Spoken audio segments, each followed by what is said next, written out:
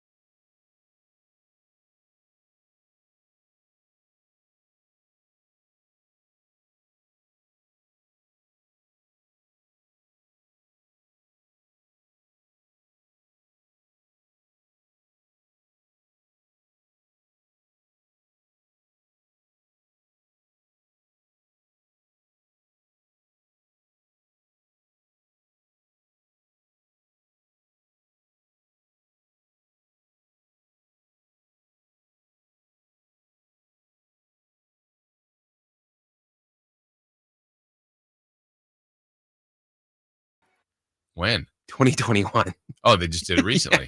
Oh, wow. Wasn't that close? Like it was, I can't remember. I think it's like the what's hot, what's not. So then I looked it up. I'm like, oh, when was the last time that they swept them? Really? 2021. Yeah. How was that possible? Wow, good for them. I was going to look this up, but I probably will at some point today. The last time, I mean, they obviously have to beat Denver tonight to do this. And to be fair, that 2021, they only played them 3 times. Yeah, still. Yeah. But I wonder when the last time they swept the defending champs has happened. Oh, that is a good question. Yeah. Get to the research. We know it wasn't Miami. No. Nope. Miami won last night, by the way. Not that I don't know what that meant. They beat Portland. Anybody else in the high? Who saw it coming? Who knew that was happening? They're in Denver tomorrow night, Miami. So Denver has the front end of a back-to-back with the Kings. Kings in action tonight. They'll head to Minnesota to close out this mini 2-game road trip. We've got a lot for you today. We will visit 1 hour from now with the head coach of the UC Davis Aggies basketball team, Jim Les. They're winding down their regular season. We'll visit with a coach in KDC. It's Katie's Wednesdays with Katie. She will join us at 9 o'clock from Denver, get her perspective on the Kings, where they are now with the most recent loss to Miami, the perspective on tonight's matchup with the Denver Nuggets. That's all coming up between now and 10. And, of course, in our final segment of the day, Styles and Watkins will be in. We'll see what they've got cooking for their show today, and we'll hit them with some celebrity birthdays. Tomorrow's Leap Day. Ready for that, Chris? Any special Leap Day plans? What is he? Is there something you're supposed to do on Leap Day? I don't know. Is there anything significant or special? I don't think so. We get an extra day in the year. Live like there's no tomorrow. I don't know. You know what? Actually, I do know what you're supposed to do. Did you ever hear there is a thing what you're supposed to do on Leap Day? No. Have a blast. You're stupid. Got him. I forgot what I was supposed to do today. Oh, that's right. Have a blast. You told me before we started here that you had a movie review. What did you most recently see? Madam Web. This was over the weekend. Oh, that's the Dakota Johnson? Yes. I don't think it got very good reviews. It's not. So I have a weird feeling that you loved it. Loved it. It's not my favorite because it was terrible. Bad movie, but it was terrible. And I was at IMAX, and there was 3 people in the Were theater. you laughing how bad it was? Yes. You were laughing in the theater, and it wasn't a funny part. Yes. Okay, so why is this so bad? That makes it good. See, and then here's where I come in, because I'm not like I know all the Marvel stories, and I know this character, and I know where they come from, and everything like that. It was really like, it feels like it should have been like an hour longer to explain everything, but there was no explanation of anything. The dialogue was real weird. Like, I think her mom, I don't know how much I should get. I'll just give it away. Nobody's saying it. So if you don't want to hear about Madam Web, just stop listening for about 30 seconds. Her mom dies in the Amazon bitten by spiders, like poisonous spiders, when she was being born. And there's a scene where she's like upset at her mom. She's like, I hope the spiders were worth it, Mom. And that right there did it for you. What were the other two people doing while you were laughing? No. Because you have a loud and contagious laugh. I think we're all there for a good time. Okay. And then what was so like so what do you know about Marvel movies at the end of the movie? What do you mean? I don't know. Like you stay through the credits. Yeah. Because there's either like a tease for like what might be there's next. usually one mid credits and there's usually one after the credits. That everyone knows and you have to like stay and watch it. And sitting there through the credits, and since it's like a bunch of special effects, there's like name after name after name, and just sitting there, and this guy just gets up. One of the guys there that gets up, and he just turns around and says like, "There's no end of credits. I already looked up," because he was doing the same thing. He knew. That's something when I've gone to the movies with my wife. She's always been stay all the way to the end. I don't think she's looking. She just likes to. Maybe, I don't know, she's not reading every name, but just, I don't know, looks at stuff. Hey, where was the movie made? Music by, all the whole thing. And so that's something, I don't know, I guess I picked up from her. Did I go to middle school with this person? Exactly. Where do I know that person? And for me, it's always, is there going to be a blooper reel, something? And usually that, on some movies, that's right at the end, boom, the end, and then here's some bloopers. I like that. But no, she'll stay all the way till like basically the lights come on in the theater. It's like, we're the last ones. They're cleaning John up. Grayson was the key grip in this movie? Wow. Or seeing names. Like sometimes she'll see that. Like you're just looking at a list of names. Like that's an interesting name. But yeah, I don't know. We're those people. They're cleaning up around our feet, So out of a 1 to 10 for you, what was it? In terms of movie or my enjoyability? Well, let's start with movie first, because I know there's two different I'd give parts. it a 3. A 3, but enjoyability was probably high. 8. Because it was so bad. See, that was so I used to have Movie Pass back in the day. Yeah. And that was the best because I would literally go and watch every single movie. Yeah. I enjoyed going and to I movies. saw some stinkers. Yes. Stinky. Stinky. I enjoy going to the movies. I was glad, like when the lockdown, not even COVID, but like when lockdown was happening, and like movies were. I was wondering if, like, would that be something we would lose? And it feels like that's coming, and it's been back, but like maybe that's coming back again, which is good. Do you remember the first movie you saw after? Yeah, I do. What was it? It was Maverick. Oh, yeah, because it had been a long time. How about you? Mine was Fast 9. Okay. And they've made another one since. Yeah. Yeah. Is there another one coming too? Probably. Okay, so the last one was Fast X. Right. The 10th one. So what do you think the name of the next one's going to be? Well, Fast X, the college years. Nope. I don't know. Fast X Part 2. Because apparently in this one, so like The Rock shows up at the very end of the movie. He's like, oh man, he's back. And so apparently the next one is going to take place at the same time, but you're getting like The Rock's experience during that time. So what he was doing when these other guys were going on, right? Yeah. Could be Fast X +1. When I went and saw it, the person that was with me, it's like at the end of the movie, and it ends like on a like, wait, what's going to happen? Like a cliffhanger? Like, yeah, just like that. I'm like, wait, no, like it's not over. Like, why is credits showing? And they said to me, we've been here for 2 hours. It's over. It's time to go. That's not a good sign. I was so disappointed. Fast X Part 2. Okay. I'm anxious for this to happen here soon, Chris. Have you gotten a higher volume of I wouldn't even say spam calls, but like voting calls and the leaflets? Like, I know we have to do it, and you have to vote. I'm not saying not to vote. Like, this is important. You cannot vote, but this is generally. I learned that I should vote from you on a PSA from the champ. Oh yeah. Yeah, the importance of voting. So Don't be a chump. Do I need to tell you about the importance of voting? But my gosh, yesterday, I think we had about 10 things in the mail, which is a lot. And they were all leaflets on vote this, vote for this person, vote. It's like, my goodness, spending a lot of money on this stuff, people. Well, see, I see that as positive Mm-hmm. because my cousin runs a printing shop. Okay. And she does a lot of those. Well, good. The business is booming. Business is booming. And then if you don't use the stuff, recycle, right? We got to do the right thing. But I'll be anxious when this cycle for us, our voting time will be done. But yeah, getting more spam risks, more calls like that. It seems like it's all kind of happening. What's crazy is we're on the light side too. I know. When I was in Cincinnati, like every commercial, and it was like an off year. It wasn't even, this was like October. And I'm just like, wait, you guys have an election? Like, oh yeah, it's for the blah, blah, blah, blah, yeah. blah.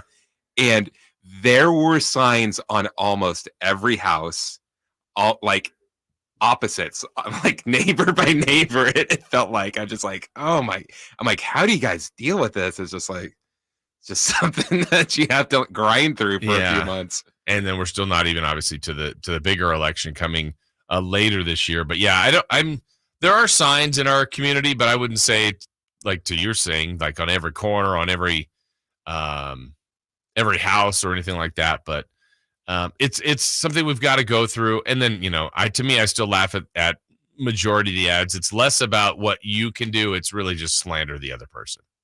Yeah. I mean, that's not new, but I would say the last 10 years, it's they did this and they did that. Do you want that in your community? Vote me because they did that. You need to vote me for me to stop them from doing what they want to do. I might not do anything, but I won't do what they want to do. But it won't be them doing that I say that they do. It's like, I think we need to start doing the voices for those commercials. Do you like fun? This person hates fun. Yeah. Do you want that? No. So vote me because I want fun. Might have it, might not, but they won't. I approve this message. This has been a paid sponsor. Yeah, exactly. I think we got it. I think we've just created it. We've got it for you. All right, we've got a full show today coming up. Like we said, we're all over the board today. We got a lot of basketball today. We've got some football too. It's Combine Week. John Lynch was speaking yesterday. We'll let you hear what he had to say. Jim Les joins us. Katie Christensen. 3 for Madness. Who's hot? What's not? We've got a 3 in the key prediction for tonight. All that and more. But let's get started with leading off. That's coming up here on Sactown Sports. On the move? Got somewhere to be? Take Sacramento Kings basketball with you. The Sactown Sports app will let you stay connected to your passion. Never miss a moment of Sacramento Kings basketball with the Sactown Sports app. This year, Dell Technologies wants to help you do amazing things with their best tech. For a limited time only, save on select next-gen PCs like the XPS 13 Plus, powered by Intel Core processors, and more. Plus, curate your dream setup with great deals on select monitors, mice, and more must-have electronics and accessories. When you shop online at Dell.com/deals, you'll have access to leading-edge technology to match your forward-thinking spirit and free shipping on everything. Again, that's Dell.com/deals. For the ones who work hard to ensure their crew can always go the extra mile, and the ones who get in early so everyone can go home on time, there's Grainger, offering professional-grade supplies backed by product experts so you can quickly and easily find what you need. Plus, you can count on access to a committed team ready to go the extra mile for you. Call, click Grainger.com, or just stop by. Grainger, for the ones who get it done. Let's do it. Leading off, the 3 top stories in the morning. Huge news. This is very important. Here's cut number 1. Step back, 19-footer. Score 2 more for De'Aaron Fox. 10 straight points from Fox, 15 in the quarter. Kings lead it 102-95. Well, that's Kings and Nuggets tonight. De'Aaron Fox was the ultimate closer the last time these two teams played in Denver. That was one of the more impressive wins of the season. It really was, based on circumstance, based on really everything that was maybe against the Kings that day. Second night of a back-to-back, going into the All-Star break. They had defeated Denver a couple of times. I just thought they were walking into a difficult situation, which they were. And Denver was leading majority of that game, but never really put the Kings away. And Sacramento took advantage of that, got it done. And tonight, they could do the unthinkable. They could get the season sweep of the Denver Nuggets. Hasn't happened in, I don't know when. 2021. Not that long ago. But something that would truly be amazing if they can get 4 wins on the Denver Nuggets. Denver this time, though, healthy or healthier for sure. The Kings have not played them in full force. That will be something to see how Sacramento handles it, and certainly how Sacramento responds to the disappointment of 2 nights ago or a night and a half ago when they lost to Miami at home, an opportunity that was laid out much better for Sacramento. Miami played great. Sacramento had their chances on a comeback, but came up short. So tonight, Kings and Nuggets, you'll be able to hear that game right here on Sactown Sports as the Kings go for the season sweep of Denver. All right, let's get to cut number 2. Cut number 2. In this situation, you can't have anybody get an easy shot. Leva has that tip by Mobley, but Doncic gets it back. Doncic dumps inside Washington, puts it in. 2 seconds left. The Cavs are out of timeouts. They have to go 94 feet. Strus from midcourt. Oh! Do you believe this? Whoa! My goodness. Max Strus from midcourt has won it for the Cavaliers. The Cavaliers calling up heaven for the player in his answer. I have watched that highlight so many times. Shot of the night, shot of the year probably. About 59 feet, I think officially is what it was registered for the game winner. And that did help Sacramento as far as giving a loss to Dallas. I love so many things about it, Chris. The fact that kind of Dallas was down. They get this play. Luka does a no-look pass, thinking, I'm sure he thought he had the game-winning play. The fact that Strus kind of shot it over Luka. And then what I'll always do on situations like this is when I rewatch, I love to look at as many people's reaction as I possibly can. And have you seen the view from like the sideline? Yes. Yeah. That's great. There's one shot from that's showing the Cavs bench. So the Cavs bench is closer to where Strus shot it. When it goes in, there's a slow-mo of Morris from Dallas, and you just see like his face slowly turns into I can't believe what I just saw. To then there's a slow-mo going the other way to the Cavs bench where there's someone on there that goes, oh, can imagine what he says. But I think my favorite, there's others. I love to see the crowd when there's there's a half-second delay when they realize, oh, and then everybody rises and goes nuts. But if you see it again, Chris, you'll have to see. So it's kind of the full side shot, like you would see how it was displayed. Max Strus shoots it. 3 of the other teammates that are on the floor go nuts. There's Jared Allen and Maxi Kleber for Dallas that are standing between maybe the other 3-point line and half court. They're both, eyes on the ball. It goes in, and they both just kind of look back like, there's no reaction at all. Not a happy, not a sad. It's like, it's a funny one. Like everybody else is moving and jumping or slumping shoulders if you're Dallas, and those two are just like, huh. How often do you think that they practice that? Because that was like a setup play. Yeah, it was beautifully done. It really was. And, sometimes people are running away too far from the ball because they're trying to get as far up court as possible.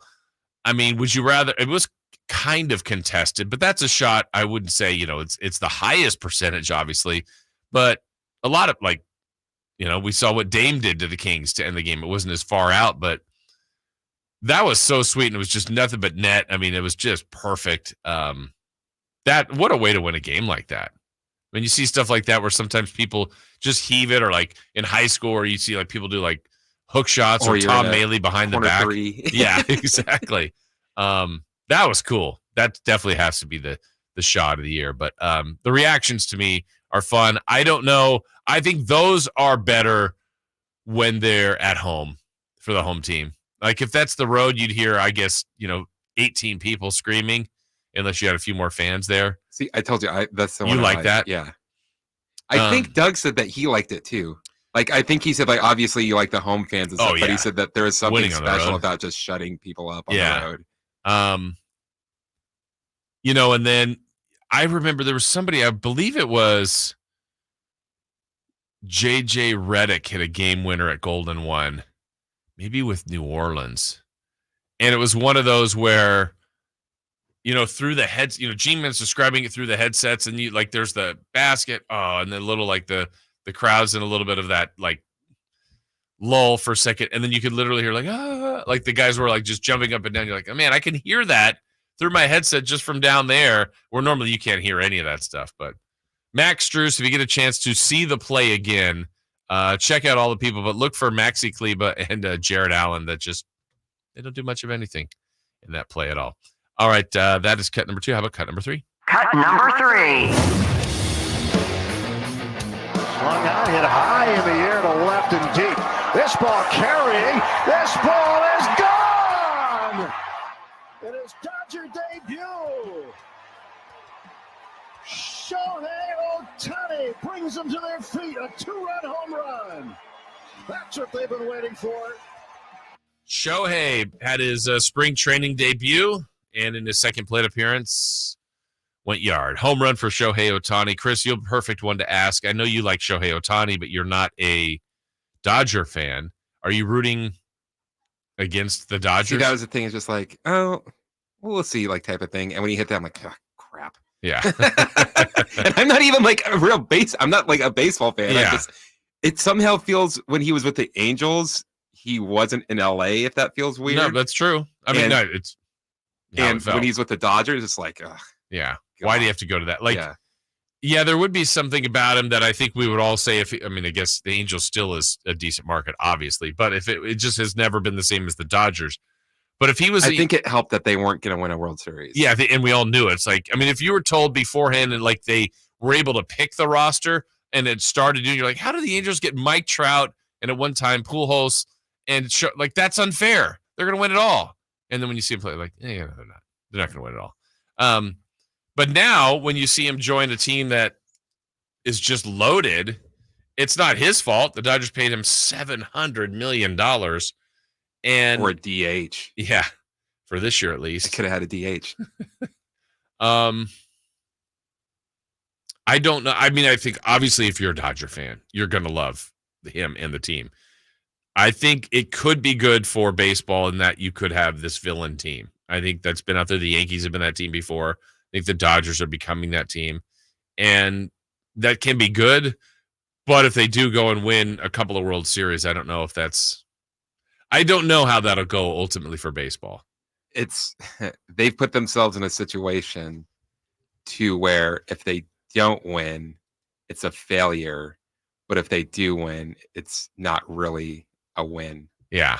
Yeah. It's expected. Yeah. And so, but there will be a lot of hype, a lot of fanfare. That lineup's going to be lethal. The question will be with them again, as always, is pitching, and will they get enough done there? But Shohei Otani makes his spring training debut, goes deep, and celebrates with his teammates as the Dodgers got a home run for Shohei Otani. Again, that lineup will be lethal. And I think over time, I'm assuming, I haven't really heard much. I think he's going to pitch again. He's going through the Tommy John part. Yeah, he has to. Yeah, that's, I think, partly of why I think there's many reasons why you signed Shohei Otani. First and foremost is talent, but I think there's a team boom if you want that. But the fact that he can be elite at 2 positions, why wouldn't you do that? And I really don't understand with Tommy John. How pitchers get better? No, how you're able to just keep on hitting even though that you had it. That is weird. But and the other thing is, I wouldn't even be surprised if over time, if he does pitch again, if the Dodgers kind of limit innings, or I still like the idea of kind of ramping him up at the end. I know we had this years ago with a guy like Steven Strasburg with the Nationals, who was on a pitch count, and they kind of ran through that and didn't have him for the playoffs. I'm like, you got to backlog that. Yeah, if you think you're not thinking ahead at all. Right. And this team, I guess, the only way is if you think you've got no chance at the postseason. Yeah. And you want him to get but the Dodgers aren't going to be in that spot. Even that, at that point, okay, he's got this many innings you want to see him in. Yeah. Have him throw afterwards. Right. And I think in this case, if you're Shohei and the Dodgers, you likely are going to be competitive every year. You could start him later, or, there are openers now, or people, maybe he pitches 2 innings early on and just, get some reps and get some comfort. And then by the end, or is he even a bullpen guy? Like, that would still be nice to have the luxury of, we're in a series, you know what? Let's bring in Shohei. He could go and pitch right now. And I really wish we could get Shohei in the outfield coming in to close a game. Yeah. Let's go to the pen, and you're like, he's just coming from center field or right field. And at the same time, him have a game-winning home run. I know. Well, except for the Dodgers. Yeah, exactly. Except for that part. All right. When we come back, the NFL Combine Week is here, but around the league, there's thoughts on some prime players, what to do with them, to trade or not to trade. That is the question, and we'll have that answer coming up next. You never know what you might hear when listening to a Sacramento Kings game. Out of Keegan, going for another triple.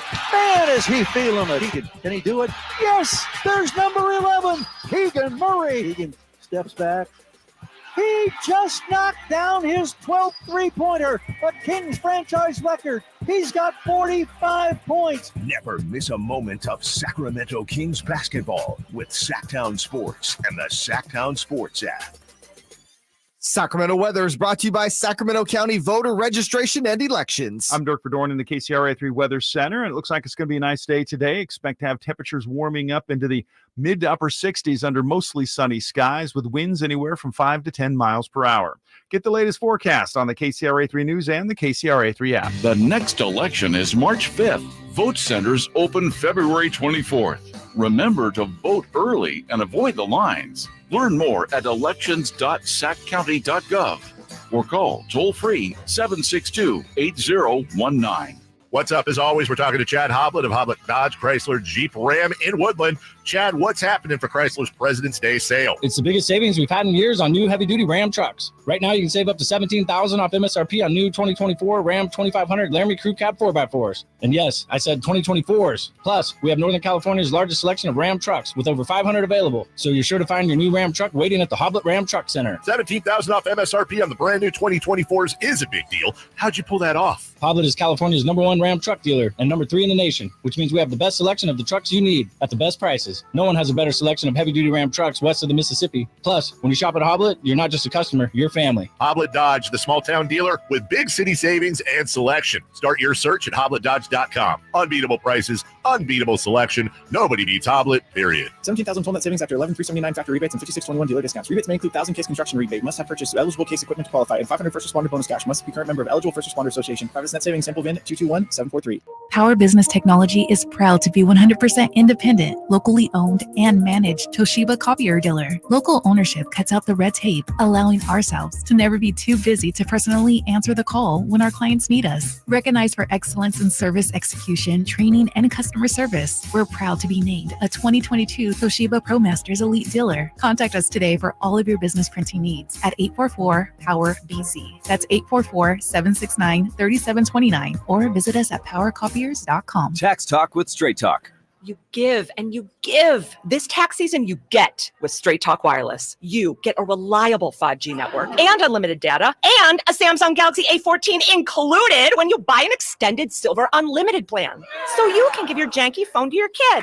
Yeah! Switch to Straight Talk for plans starting as low as $25 a line per month for 4 lines. Find us at straighttalk.com. For network management practices, visit straighttalk.com. Device offer ends 4/14/24. Online only. Family plan discount with 4 lines, all on the Silver Unlimited plan. Taxes and fees apply. And now another no-brainer money-saving tip from Progressive. That doesn't sound good. Paper shredder's jammed, but I think I fixed it. Oh, well, try shredding these $50 bills then. Seems like it's working. Better try another $400. Stop. Instead of using money, use regular paper. And here's a better tip from Progressive on how not to waste money. Don't pay too much for car insurance. Drivers who switch and save could save hundreds. Progressive Casualty Insurance Company and affiliates. Potential savings will vary. Not available in all states. At Elk Grove Honda, not only do we have a great selection of pre-owned certified cars at very fair prices, but every one of our pre-owned automobiles are treated with kid gloves with a 182-point inspection that covers everything from unibody to tires to brakes and engine filters. Then our certified cars receive a mobile oil change and fresh fill-up with full synthetic mobile oil. We know you have lots of choices of where to purchase your next car. Come to Elk Grove Honda, home of the 182-point inspection and mobile oil change. We're in the Elk Grove Auto Mall, Highway 99 at Elk Grove Boulevard. Hey, it's Carmichael Dave. I got good news. The American Energy Heat and Air $0 HVAC diagnostic has been extended to the end of January, but want to give you all an opportunity who missed out to get in. It's a $99 value.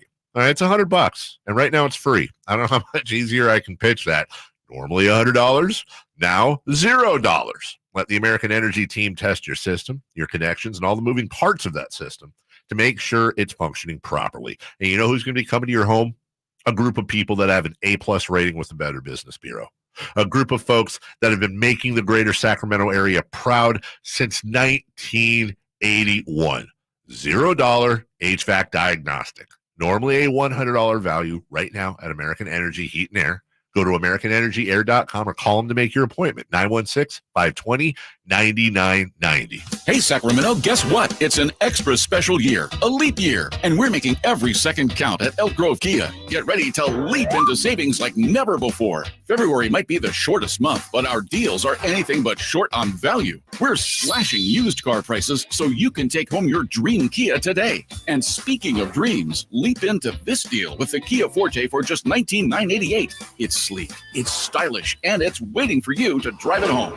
But wait, there's more. Lease the stunning Kia Seltos for only $199 per month. Yes, you heard it right. A brand new SUV for just $199 per month with approved credit and a down payment of $3,595 plus taxes and fees. This deal is too good not to take the leap. Drive away in style with the Kia Seltos. But hurry, our inventory is limited and these deals won't last forever. Visit us at Elk Grove Kia, conveniently located in the Elk Grove Auto Mall, or check us out online at elkgrovekia.com and leap into savings today. Only at Elk Grove Kia.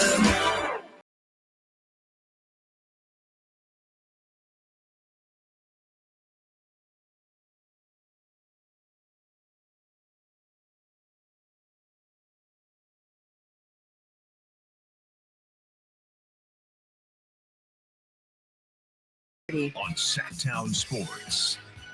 Jim Les, head coach of the UC Davis Aggies, joining us in 30 minutes for our weekly conversation with him, with the former King and current coach at UC Davis. Rolling right along here this morning. I was looking back on our text line. So our text line just keeps rolling. I mean, it's got from our show to the Drive Guys to Styles and Watkins. If you go back far, I don't know how far back it'll go here, but let me see. Do you occasionally not see like when it was sent, and then you're like, "What? What are they? Why are they yelling at me for?" Yeah, I don't understand. Else. Well, it's always funny to see the last text when you first come in, because very rare is it still from the show that we did, because we've had 2 shows in between. So yeah, the farthest back I could go is 7 days ago. So that's as far back. But right now, one of the last tweets we had was obviously from the Drive Guys. And I told you, I go, what is I didn't understand what this text was about. And you sent me what it was, which was really funny. It says, did you guys see Hawkins' Heat tweet unplugging the beam today? That's cold. This is from 13 hours ago. So you and I, Chris, are both fans of Jaime Hawkins. I'm not a fan of him lighting up the Kings, but he did. But the tweet, I was like, no, I didn't see that. You sent it to me. That's actually really clever by the Heat, but it's also, it brings up many questions. Basically, what he's doing is for Media Day, when you get these guys to do all the stuff that they do for the whole year. And they thought enough. Like when you're at the arena and you see them picking favorite candy. Right. Or like, let's go, Kings fans. Or there's one now that you see a lot with Harrison Barnes going, lights out. And then that's when they do the open. So he cut that on Media Day, likely.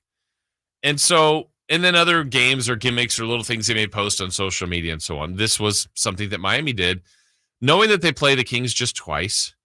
I don't think their whole roster did it. Maybe they did, but they had Jaime Hawkins have basically. Oh, I didn't even think about that. I love that idea of every single player doing it. Yeah, because I would think, and then you just pick who do we want to utilize. But he had a great game. And what does literally the tweet read? It reads, cut the lights, but we can still see the rook shine. And then kind of a smiley face with star emojis in the eyes and hashtag winning. And basically it's Jaime Hawkins unplugging what would be the equivalent of the beam. He's kind of holding the extension cords on each side, and the plug's like, huh. And then she's out. It shows outside golden one with the beam lit, and then boop, it just fades out. It's very clever, but you're thinking, you play the Bucks, the Celtics, these rivals, the Knicks, all these teams, and I'm sure they've got stuff for them, but they like, hey, the beam, we'll play Sacramento twice, and there's a chance that Jaime could have a big game against them. They called their shot, I guess. And won. But I feel like, don't you think Jimmy Butler did that? Don't you think Tyler Hero did that? Oh, now I want to see that? Jimmy Butler in his emo haircut for Media Day. Doing that? Yes. Now I'm upset that he was he didn't play that game. So good forward thinking, I guess, by the Miami Heat. But wow, interesting take there. But hey, when you support the beam and love the beam and chant "Light the Beam" in LA, you gotta wear it when other teams poke fun at you. I mean, you do, but that's okay. They're thinking about you, right? What we're thinking about is a trade season in the NFL. Will this be a thing? Should it be a thing? There's some big decisions to be made around the league on a couple of specific players. One was addressed yesterday, at least by the Raiders front office. Devontae Adams. There's a lot of talk about him. I mean, he could help a ton of teams. The Raiders specifically, he's obviously their player right now and has been good for them. They just haven't won enough probably for any of their likings. But there's an opportunity that other teams, I'm sure, could want him. I'm sure the Raiders could get a nice return. The Raiders basically came out and said, no, he is going to be a Raider. At least that's the word they're giving us right now. So that's good. The other one, though, that I think is going to catch a lot of people's attention also has to connect with the NFL draft, the Chicago Bears. They have Justin Fields. Fields at times has been perplexing for them, maybe disappointing, but other times has shown a pretty amazing ability to run the quarterback position, to be a franchise type leader. And so Chicago's in a good position, but a tough position because they pick first. A lot of people think very highly of Caleb Williams out of USC, the most likely number one pick. So do you draft him? Do you trade that draft rights, go with Fields? So Chicago right now is weighing those options. And like I said, it's a good position to be in if you're the Chicago Bears. But now you're trying to justify what makes sense. Is Caleb Williams, does he grade out higher than when you graded out Justin Fields when you drafted him? You now know what you've got in Justin Fields for the last couple of years. That can be a blessing. That could be a curse. You know where the flaws are. Maybe you don't know where all the flaws are yet of Caleb Williams. And I'm not saying there's a long list, but there are going to be some. And so what's better to do if you're the Chicago Bears? To me, you 100%, this would be my way of doing it. You take all inquiries. You run the gamut of what the market looks like would be for Justin Fields, what the market looks like it would be for the number one pick, and then try to see what is best for the organization. Now, if you clearly know and believe, I don't know that you can clearly know, if you clearly believe that Caleb Williams is that much better than Justin Fields, you take him. That's what I would do. And where my comp on this is, if we go all the way back to the Alex Smith versus Aaron Rodgers debate way back when the 49ers took Alex Smith number one and Rodgers went, 20-something to the Packers. And a lot of people ultimately gave the Niners some grief, and I totally get it. Rodgers obviously was the better quarterback, one of the greats. But what's interesting to me is I'll also push back on not only the Niners, that they deserve their share because they actually were the only other team that took a quarterback, but we have put the quarterback position at such a premium. I think there's a ton of other misses. That the teams that didn't take quarterback, to me, aren't off the hook. Oh, well, we didn't need a quarterback. Rodgers was better than your quarterback. He was. If anybody that needed one there, most likely he was better than your quarterback. So to me, those other teams missed as well. So all that to be said, if Caleb Williams truly is that good, I don't know if he's a generational talent, but if you feel like he's closer to a guy like Patrick Mahomes, every team should have taken Patrick Mahomes. Oh, but we didn't need a quarterback. Was your player you took for your team, drafted for your team, better than what you'll get out of Patrick Mahomes? Most likely not. So we know how important the position is. they've got to weigh those two things. You've got a good quarterback potentially here in Justin Fields that I think the Bears haven't put in the best of positions. So they also have to internally figure that part out. But if they can get something great in return, and there's some teams in need of QBs that will want Justin Fields and or that number one pick. So Chicago, to me, is in a great spot to trade or not to trade. That is the question. All right, how about the night in the NBA? We saw some pretty amazing things last night, including the shot of the year coming from Cleveland and Max Strus.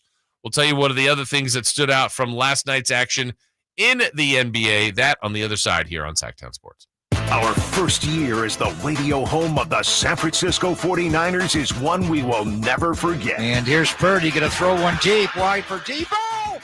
Made the catch on the back shoulder. Touchdown! San Francisco! And a back shoulder banger for Debo Samuel. Congratulations to the 49ers on a terrific year. And thank you for so many wonderful memories. Capital Casino has been serving the greater Sacramento area in the same convenient downtown location for over 20 years, with plenty of close-by, well-lit parking monitored by security staff and offering the most variety of table games in the region in a safe and friendly environment. Best food, best service, and the best action. That's Capital Casino. For more information on tournaments and gaming, check out their website at capital-casino.com. And please remember to gamble responsibly. 1-800-GAMBLER. Country in the Park is back May 17th and 18th at Cal Expo with Brantley Gilbert, Dustin Lynch, Jay Cohen, Walker Hayes, and more. Tickets start at just $46. Country in the Park, May 17th and 18th at Cal Expo. For more information, visit CITPFest.com. Brought to you by Coors Light, Garner Roofing, and Roseville Kitchen and Bath. Starting with one store in 1978, Boot Barn has become the largest Western and workwear retailer in the nation. Supporting those who feed, build, and protect America, we offer the largest selection of cowboy boots, work boots, Western wear, workwear, and outdoor gear. With over 500,000 pairs of boots and thousands of top-quality jeans and clothing, it's an honor to support the people who make our country so great. Boot Barn. Keep West.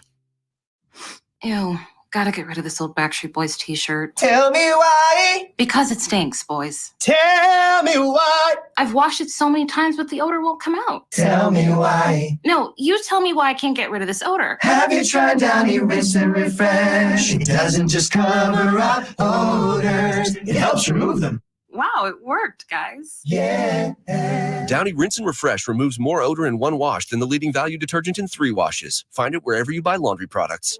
Dr. Ken Howachek and kinesiologist Kelsey Graham discuss the Good Feet store. The foot has a lot of detail. It has a lot of complexity. There's a lot that can go wrong. A lot of problems start in the foot and end up elsewhere. Knee pain, hip pain, back pain. When aligning the feet properly, we can see relief elsewhere. And that's the beauty of the Good Feet Arch support. It can place the feet into their ideal position and gives them the balance, the support, the comfort, and the relief of the pain. The bottom line is that the Good Feet Arch support can be a highly effective pain relief solution when nothing else has worked. The feet have a really big impact on how the rest of the body moves. The knees, the hips, the lower back especially. If the foot isn't properly aligned, all of these joints are going to function incorrectly. That results in a lot of muscle tension and chronic pain. What I really like about the Good Feet system is that the right arch supports can put the foot in its proper alignment. So all the joints up the rest of the body will be aligned properly as well. And when the body's aligned, we can reduce the risk of injury and chronic pain. Visit the Good Feet store in Sacramento, Roseville, Modesto, Stockton, and Vacaville for a free fitting and test walk.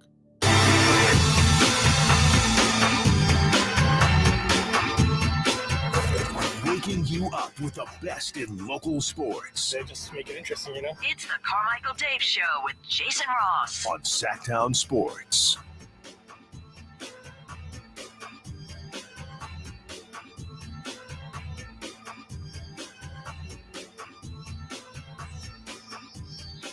So it was a relatively busy night of games last night in the NBA. And the highlights certainly came from Dallas and Cleveland in Cleveland. A well-played game all the way through, really no separation in that game. Luka had a big night, 45 points, 14 assists, just missed a triple-double. Had the key pass late that put the Cavaliers down by 1 and put them in a very difficult situation. But then this special moment happened in Cleveland. In this situation, you can't have anybody get an easy shot. Kleber has that tip by Mobley, but Doncic gets it back. Doncic dumps inside Washington, puts it in. 2 seconds left. The Cavs are out of timeouts. They have to go 94 feet. Strus from midcourt. Oh, do you believe this? Whoa. My goodness. Max Strus from midcourt has won it for the Cavaliers. The Cavaliers calling up heaven for the prayer in his answer. You know, we were talking in college, that's a storm the court. Yes. Just not even allowed. I mean, like, people are warned you can't do it before the game in the NBA. There was someone actually at the Kings game the other night. Did you see that? Wasn't there someone on the court before the game started? Did you see that? No. Yeah, I think what caught my attention was, you know, it's that time where fresh, like, you know, I got a question for you. Who's ready for, you know, I think I heard like, who's that guy? Like, and it was kind of like there was somebody that was like trying to get to him or maybe to the Heat bench. I don't know what, but the security got him and then just boom, he was gone. It was really weird. It's like, wait, what did I just see that? Okay, there was just one little isolated person. Nothing really happened much more out of that. But yeah, that would have been a storm the court situation. I love that the game changed like 3 different times in that 3 seconds. Like first Mavericks lose the ball. It's like, oh, game over. Yeah, defense got it done. Then Mavericks keep on the ball, get the dunk. Oh man, Mavericks won this. Yeah. And then insane half court shot. Yeah, and that's 3/4 shot. That's the other part too. Is in the luxury of this one is there was no timeout available, so we just played on. If there was a timeout, that would have been timeout. You know, 3 more minutes with the break and set up the play. Then maybe Dallas calls the timeout because they don't like what the setup. Sometimes the NBA can draw that out. I know it brings out a lot of. But I appreciate the games where they just let it go and like teams like even had timeouts and they just play. But that was fun. That actually did help the Kings. Have you ever been a part, like back to your youth days, high school or junior high or anything, of a game winner, anything like that? Yeah, obviously not me, but my buddy Rick, he hit a 3 at the end, like buzzer beater. Whole place goes crazy. Yeah, did you guys just mob him? Oh yeah, yeah. That's such a great feeling. That's such a great feeling. He's the one I told you about, like the best shooter I've ever like played with in my life. In practice, he made like 80 free throws in a row. To where like you would like do your sprints or whatever.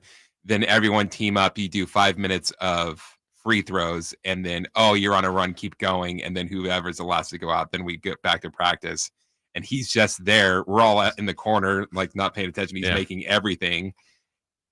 And then as soon as game happened, if there's a technical foul, obviously he's taking it because he's our best free throw shooter. Yeah. Miss. Oh my goodness. I asked him because like I ended up with a better free throw percentage. I think it was like 74% or whatever. I want to say he was like 52 or something. And I'm like, you're the best shooter I've ever seen. You've hit game winners. How come you can't hit your free throws? It's like, well, everyone's looking at me.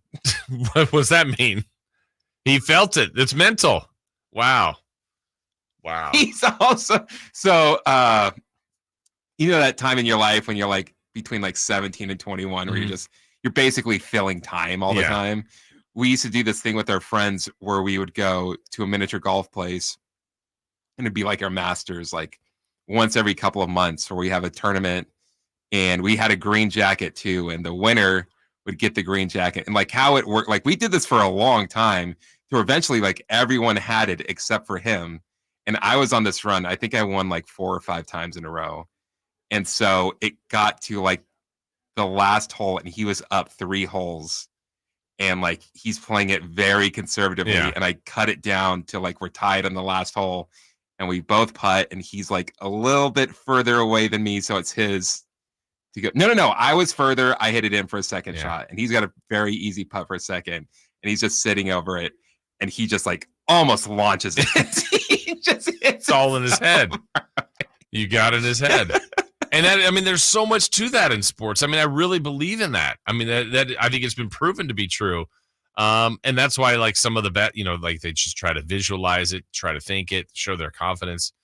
Anyway, I'm sure Strus has practiced something along those lines. Maybe not the exact way that played out, but that was amazing last night. The Cavs get that just less than three-quarters court, beyond half court buzzer beater to beat the Mavericks as far as action goes last night in the NBA. We brought up yesterday on the show who's hot, who's not. Chris, you mentioned the Wizards. They ended up losing to the Warriors, so they just had a brutal month. They're now 9-49, but the Pistons won. So Detroit is 9-49. They caught them. They had the longest losing streak in NBA history. I don't know why I'm rooting for the Pistons to not have the worst record. I don't think it's really that big of a deal. Because it's because you want to say, like, wow, they lost the most games in a row ever, and they don't have the worst record. But then I want them to win the lottery so they can get the first pick. Like, I want them to play through it. They're not tanking. They're just losing.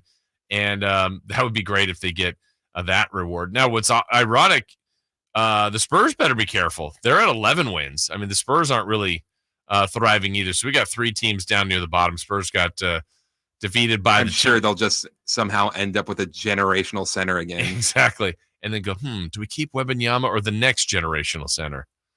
My goodness. Bucks seemingly are figuring things out as they got the job done yesterday, beating the Hornets 123-85. Again, they've been a little bit puzzling to me at 38-21.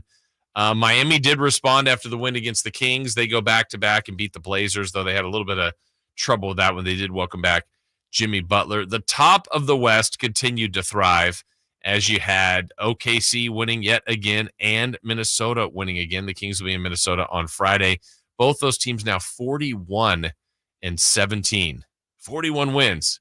So guaranteed a non-losing season for both of them, even if they were to lose out. And then maybe the one that was a bit of a surprise of the night, the Pelicans defeated the Knicks 115-92. I say a bit of a surprise because the Knicks were at home. They've been playing better. That's where maybe the Kings were looking for some help. But the Pelicans took advantage of a team being undermanned, something the Kings haven't done enough of. But the Knicks didn't have Jalen Brunson in that game. Obviously, Julius Randle, a few other guys that were out. But the Pelicans won that one 115-92. Also, the other game that I think had some cachet to it as far as what it would normally look like, Boston was hosting Philadelphia.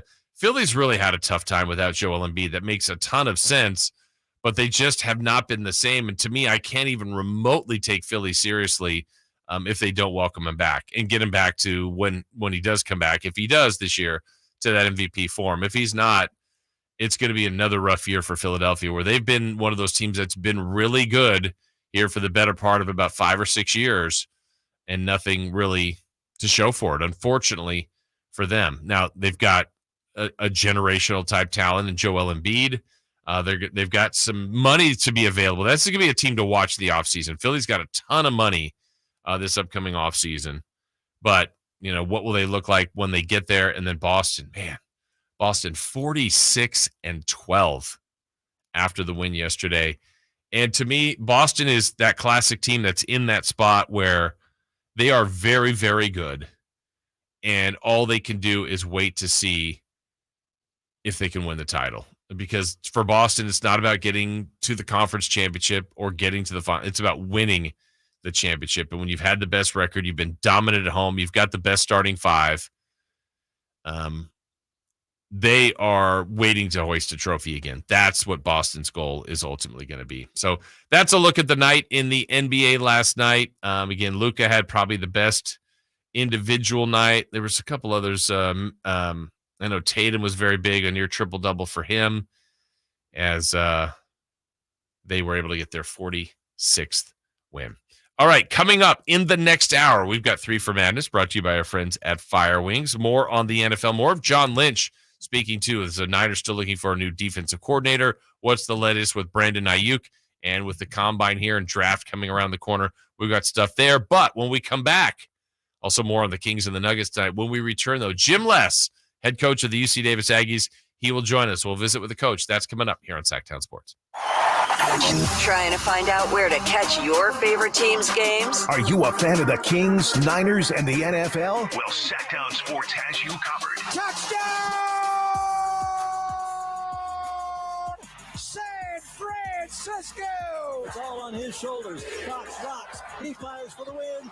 He's got the triple. Catch all your Kings, Niners, and NFL games all year long on Sactown Sports and SactownSports.com. For more than half a century, contractors and trade professionals have relied on WeatherGuard for heavy-duty truck and van storage equipment, not just to protect their valuable tools, but to protect their professional reputations. For pros, the WeatherGuard badge makes a statement about what drives them. It says, "Bring it on. Been there. Done that. We've got your back," without saying a word. And the folks at WeatherGuard, they're just as driven as the hardworking pros they serve. See what it means to be driven at weatherguard.com. When accidents turn life upside down, AutoAccident.com is in your corner. Compassionate advice, loyal support, and the courage to fight for you. AutoAccident.com. That's AutoAccident.com. I lock up my Old Spice Fiji aluminum-free dry spray to keep that 24/7 lasting freshness safe for myself. Fresh coconuts, palm trees in the wind. It's like catching waves in Fiji. Actually, I just talked myself into a refreshing spritz of Fiji. My Old Spice is missing! No!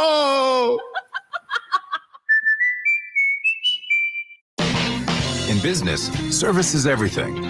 Cintas delivers what you need to better serve your customers.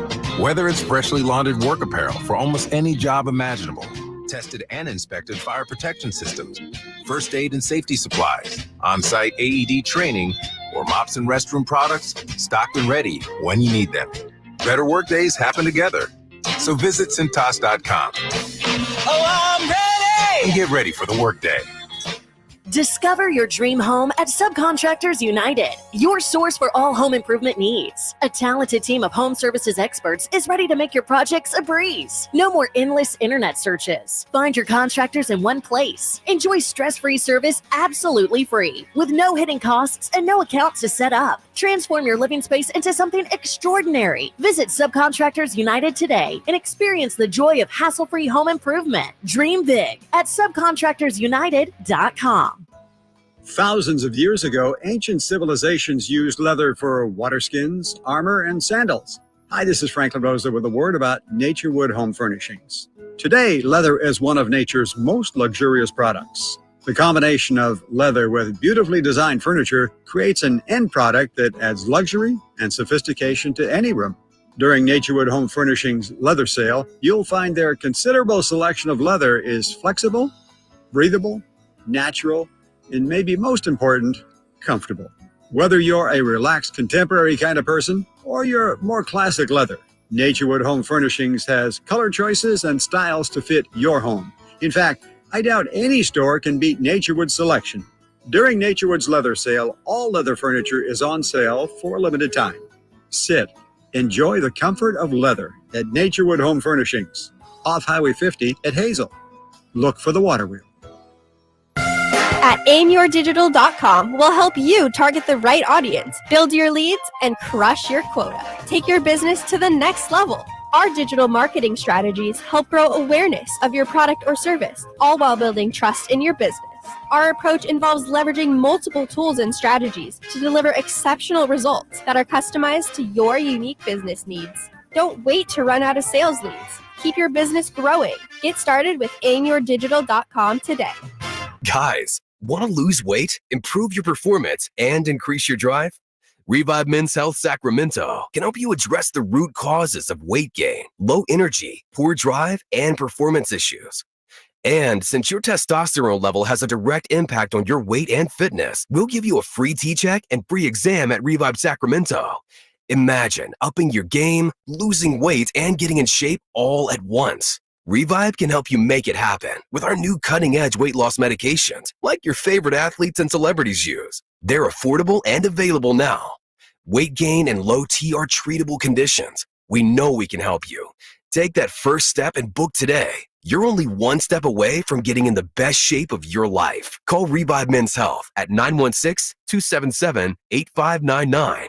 That's 916-277-8599. Or visit ReviveMen'sHealth.com. What's up? Talking to Chad Hoblet of Hoblet Dodge, Chrysler, Jeep, Ram, and Woodland. Chad, what's going on for Chrysler's President's Day sale? Huge savings on our remaining 2023 Rams as we make room for the hundreds of 2024s arriving daily. This month, you can save up to $15,000 off MSRP on new 2023 Ram 1500 Bighorn Crew Cab 4x4s. And you won't find a better selection of new Ram trucks in Northern California with over 500 Rams available. Well, that sounds like a good deal, but why drive all the way to Hoblet, Chad? For 4 generations, we prided ourselves on being the small town dealer with big city selection and savings. When you buy from Hoblet, you're family, which is why so many of our customers come back and buy from us time after time. Come to Hoblet and see what it's like to be treated like family at California's #1 Ram truck dealer. See their full selection at HobletDodge.com. Unbeatable prices, unbeatable selection. Nobody beats Hoblet, period. 15,000 total net savings after 74.88 factory rebates and 75.12 dealer discount. Rebates may include 1,000 case construction bonus cash. Must have purchased eligible new case equipment to qualify and 500 first responder bonus cash. Must be carrying a member of eligible first responder association. 5 with this net savings. Symbol VIN 7000008. This segment is brought to you by Subcontractors United, your source for all home improvement needs. Dream big at subcontractorsunited.com.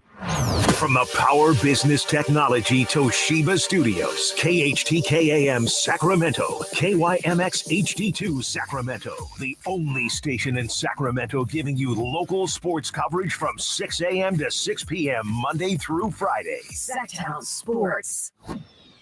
The Carmichael Dave Show. He's on the microphone when he's not on the microphone. He's playing a song, and when he's not playing a song, he's on the microphone, and then boom. With Jason Ross. No, he didn't. Yes, he did. Call or text at 916-339-1140.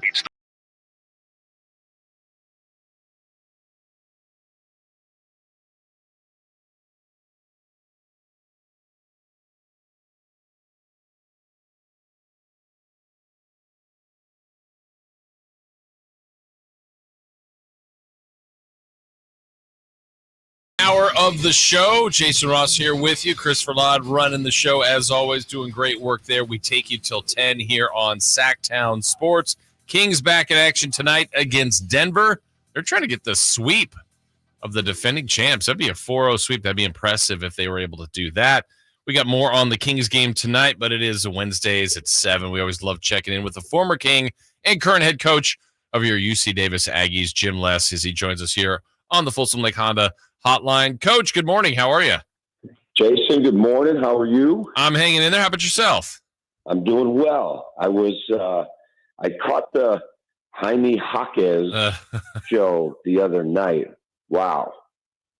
That was really impressive. I know as a coach, I mean, look, there's so many things that, you know, you probably watch it with a different lens than all of us, but I got to imagine watching a guy like that with just good old fundamentals and footwork, putting him on at a premium and high display. That's, you don't always see that. That was pretty refreshing to see. And also the myriad of defenders he saw and kind of exploited each defender based on what his strength was against each defender, which was for a rookie to process that and have that array of, you know, bag of tricks to go to was really impressive. Yeah, and, you know, I mean, look, I think we can make cases for and against, but that's a guy that went to school all 4 years, got a lot of coaching, was well coached, and to his own credit, developed his game. But also, Coach, I got to imagine if you got an NBA lottery-type talent player to come through Davis and they were a freshman and you're going, well, yeah, I'd love to have you and get more wins out of you, but if you've got the talent, like, you're missing a window of opportunity here to take your career to places that not everybody can get to. Yeah, it's, you know, and everybody develops at a different, you know, pace. And I always thought the toughest thing to do for if you're an NBA GM or a scout is those young kids, and you're trying to project out what they're going to be and how they're going to develop, and you see the talent or the potential at a young age, and where are they going to be 3 and 4 years down the road, not only physically, but also mentally.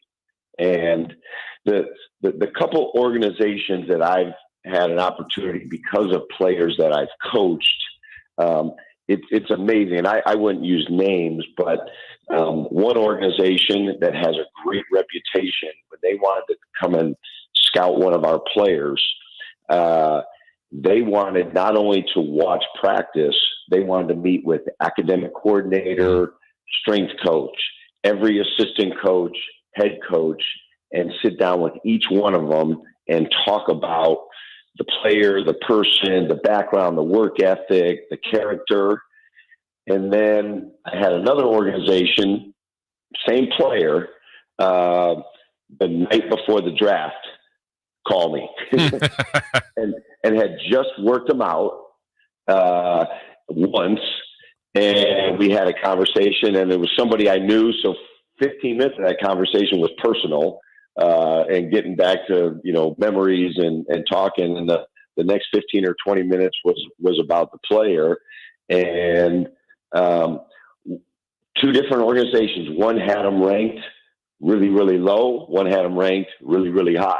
And it's just interesting to see the background. And you talk about heat culture. And I know the Kings do it this way now, but with the picks that they've gotten, it's no coincidence that you're making the right pick and getting a Keegan Murray. You're getting obviously they drafted the kid at Indiana now. Oh, Tyrese Halliburton. Yeah, Tyrese. Because you do that kind of homework, but amazingly in this day and age, you're still getting teams that are shortcut and not doing their homework, and that's the difference. Yeah, and I would think this has got to translate to you too at UC Davis, whether it's the NBA and people trying to draft and finding the player that fits. I mean, look, for Hawkes to go 19th, I'm sure 18 spots above, teams are kind of looking at that like, what did we miss? Why couldn't we have done that? And maybe the guy they drafted ultimately will develop a little bit later, to your point. But the same with recruiting. I mean, you may think you've kind of done your due diligence, you've got it right, and I don't want to say you get burned, but that has happened to programs and to teams that draft. Is there I don't know, my question, your coach, I guess, is there one key contributor to you? Like, obviously, when you made it to the NBA, there's talent that's needed, a unique skill set, size, strength, speed, whatever it might be, but some other little X factor that separates the people that can really stay and maintain, whether it's as a college basketball player or in the pros, that you've noticed, like if they've kind of got this trait, we've got a really good chance for this person to succeed. Well, I think a lot of it is the intangibles that are really tough to read. Now, you're trying to talk to as many people to get some insight, but the toughness, competitiveness, work ethic, I think those, having those at a high level give you a chance to be successful, even though maybe you're not the most talented, most athletic. And then I think IQ, especially, at our place and in our system, we're obviously getting really smart kids. They're good students. Doesn't always transfer to being basketball IQ, but the trying to read and understand and talk to coaches about their ability to understand and see the game is really helpful. We ask our guys to remember quite a bit in a scouting report. We run a lot of different actions and sets, and we've had guys that can easily pick it up and run those things, and we've had guys that have struggled to remember those plays. We'd like to play ball screens a little bit differently, maybe for different guys, ball screens a little bit differently on sides of the floor. So that puts a premium on the IQ. And those to me are probably the toughest things to evaluate. As we're talking with Jim Less, head coach of the UC Davis Aggies. Coach, you got the home finale tomorrow. You still have, a couple road games and a tournament ahead, and you still hope to get to the big dance. But when it's the final game at home, and you've coached a guy like Eli Pepper for these years, what's it going to mean to see Elijah there playing his final home game? Yeah, it's really emotional. It's you have these young men, in your life almost every day. for the last 4 or 5 years. And, they become an integral part of you and your life and your family and vice versa. And the culmination of their career and all the memories and some of the struggles and the great moments, it's emotional. And so we're excited to celebrate that night with, we'll have 5 seniors and their families. But it's always very emotional, and you worry about your guys because it's, there's a lot going on, and there's a ceremony, and there's family in town, and there's distractions, and then trying to keep guys grounded and centered for the game. So it's a special night. As a head coach, you always worry about all the extras that are going on and being able, because we're still in the hunt and trying to play for positioning for our conference tournament, but really looking forward to it and appreciative of these young guys who have given a lot to our program and have done some great things. They've been awesome ambassadors for our university, and so looking forward to it. Yeah, it's a big game too, right? You've hit a little bit of a skid here that you can correct. You still want to get right, like you said, positioning for the Big West tournament, and Hawaii's a team that beat you before, so you owe them, and just, kind of weighing all that, knowing that it's going to be an emotional night, but it could still end with a pretty good emotion by the end of the evening. Yeah, we're hopeful, and that's part of it is directing that emotion towards great energy and positivity, and guys feeling like, hey, we want to end this thing and finish our time on the court with a great showing and playing well. So we're fired up. So if you can get out to the UCU tomorrow at 6 p.m. against Hawaii. Really good basketball team. It'll be a really good basketball game. And your last chance in person to see Elijah Pepper. Mm-hmm. And I mean, what he's done for the program, what he's done, the records that he has set. I know records are meant to be broken, but I mean, he's putting some distance now on that scoring record. No, it's going to, I hope we have another one come down the road.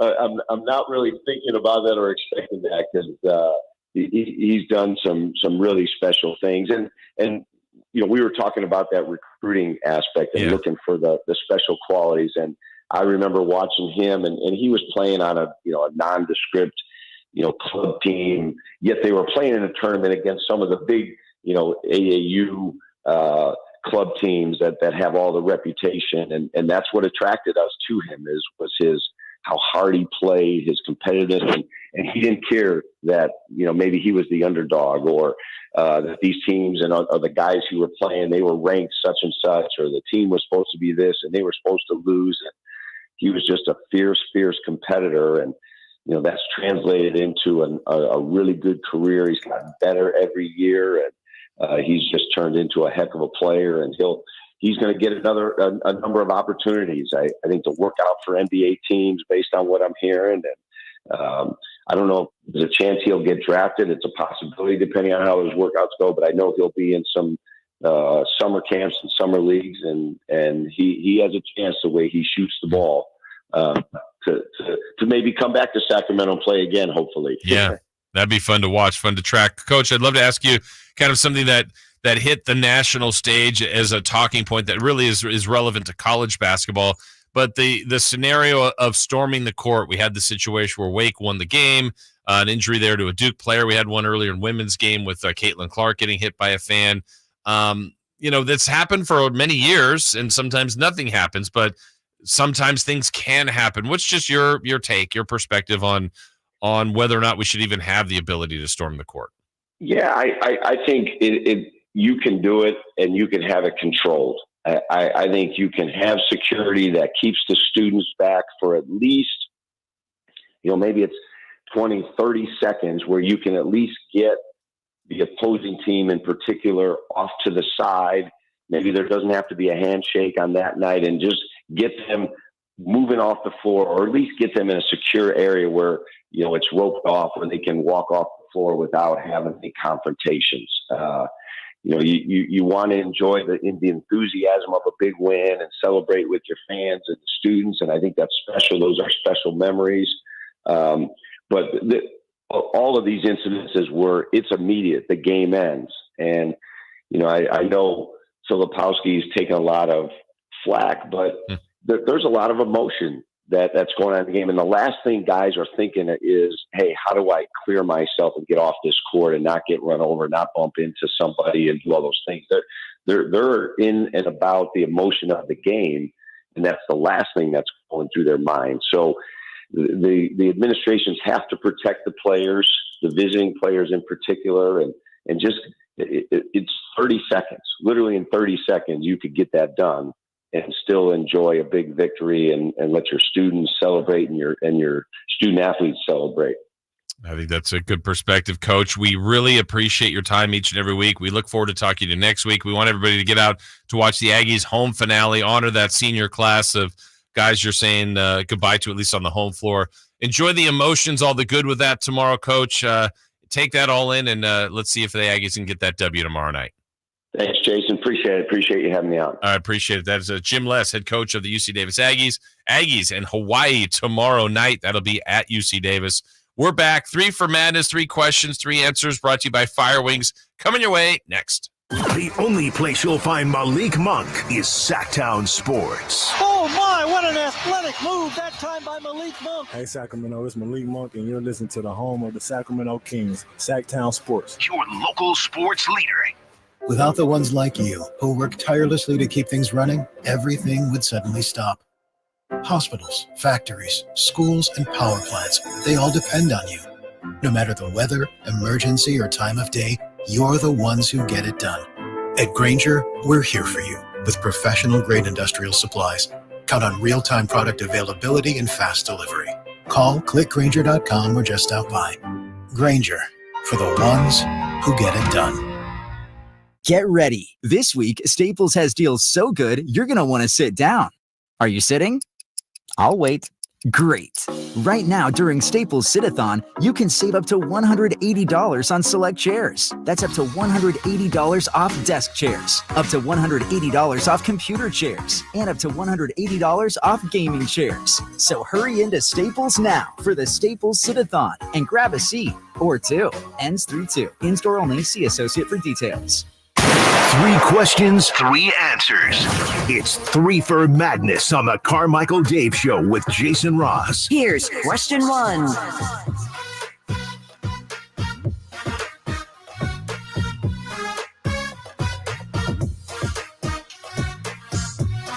Thanks again to the head coach of the UC Davis Aggies, Jim Les, for joining us.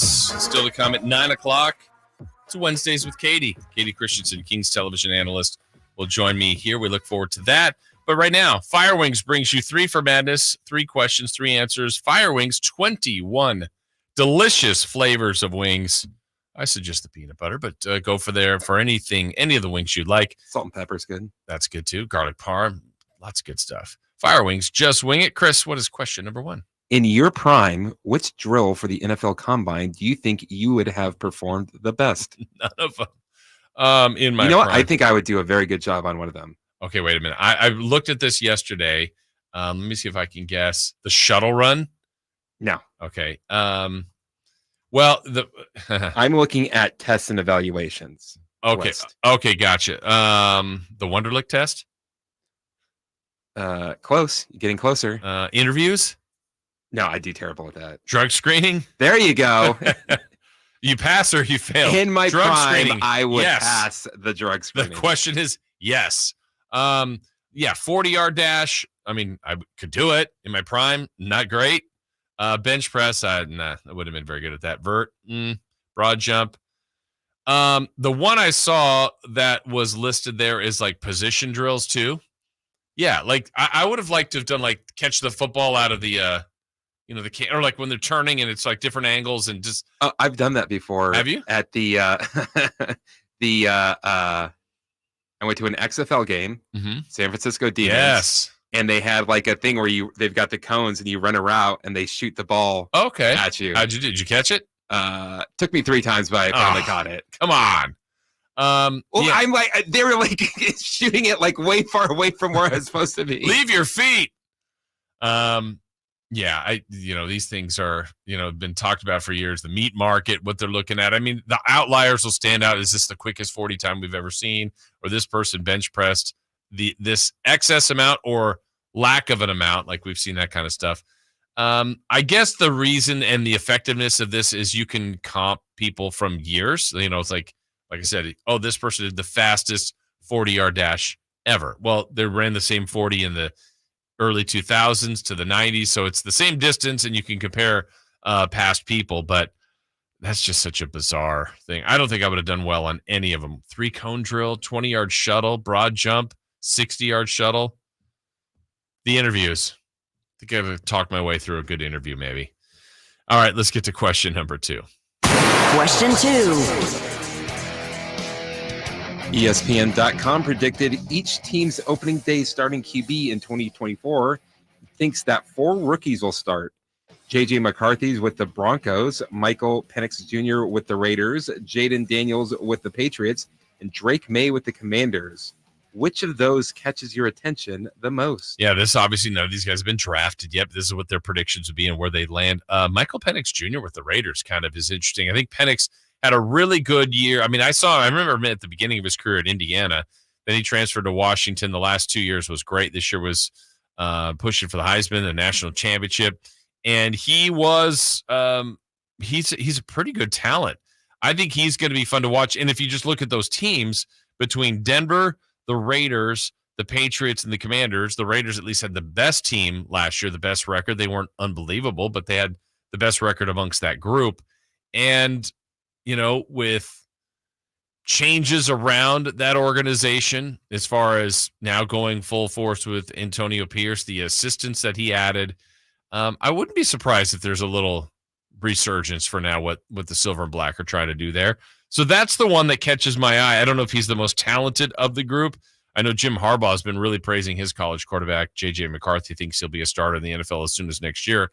No, it won't be with his team because they've got Justin Herbert. But there's some teams that have openings. There's some teams that need to make some switches. And this happens every year where everybody drafts a QB believing that they've got their next franchise guy until they realize, most of them, that they don't, and they move on from that quarterback. But it looks like these 4 will get their opportunity and, possibly could be starting for these teams. But to me, the one that jumps out the most would be Penix Jr. All right, question number 3. Question 3.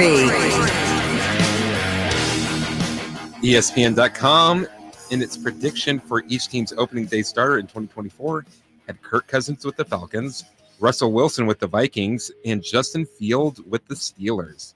Which of those predictions stood out the most? Okay. I was a little surprised that they predicted Cousins would be gone. Who knows? It may not happen, but they have him going to the Falcons. You said Russell Wilson to the Vikings, Justin Fields to the Steelers. Is he going to be healthy enough to start? Cousins? Yeah. Yeah, that's a good question, too. I mean, that would be a concern if I'm trading for him, too, right? Or signing him as a free agent. Fields. I think Pittsburgh is the most ready-made team right there amongst that group, too. They've always been good, consistently well-coached. And it feels like there was a run there for a while where they were a really good offense under Roethlisberger and had a good defense. Now they've got a good defense, and their offense just hasn't been – there's just not enough of a spark there.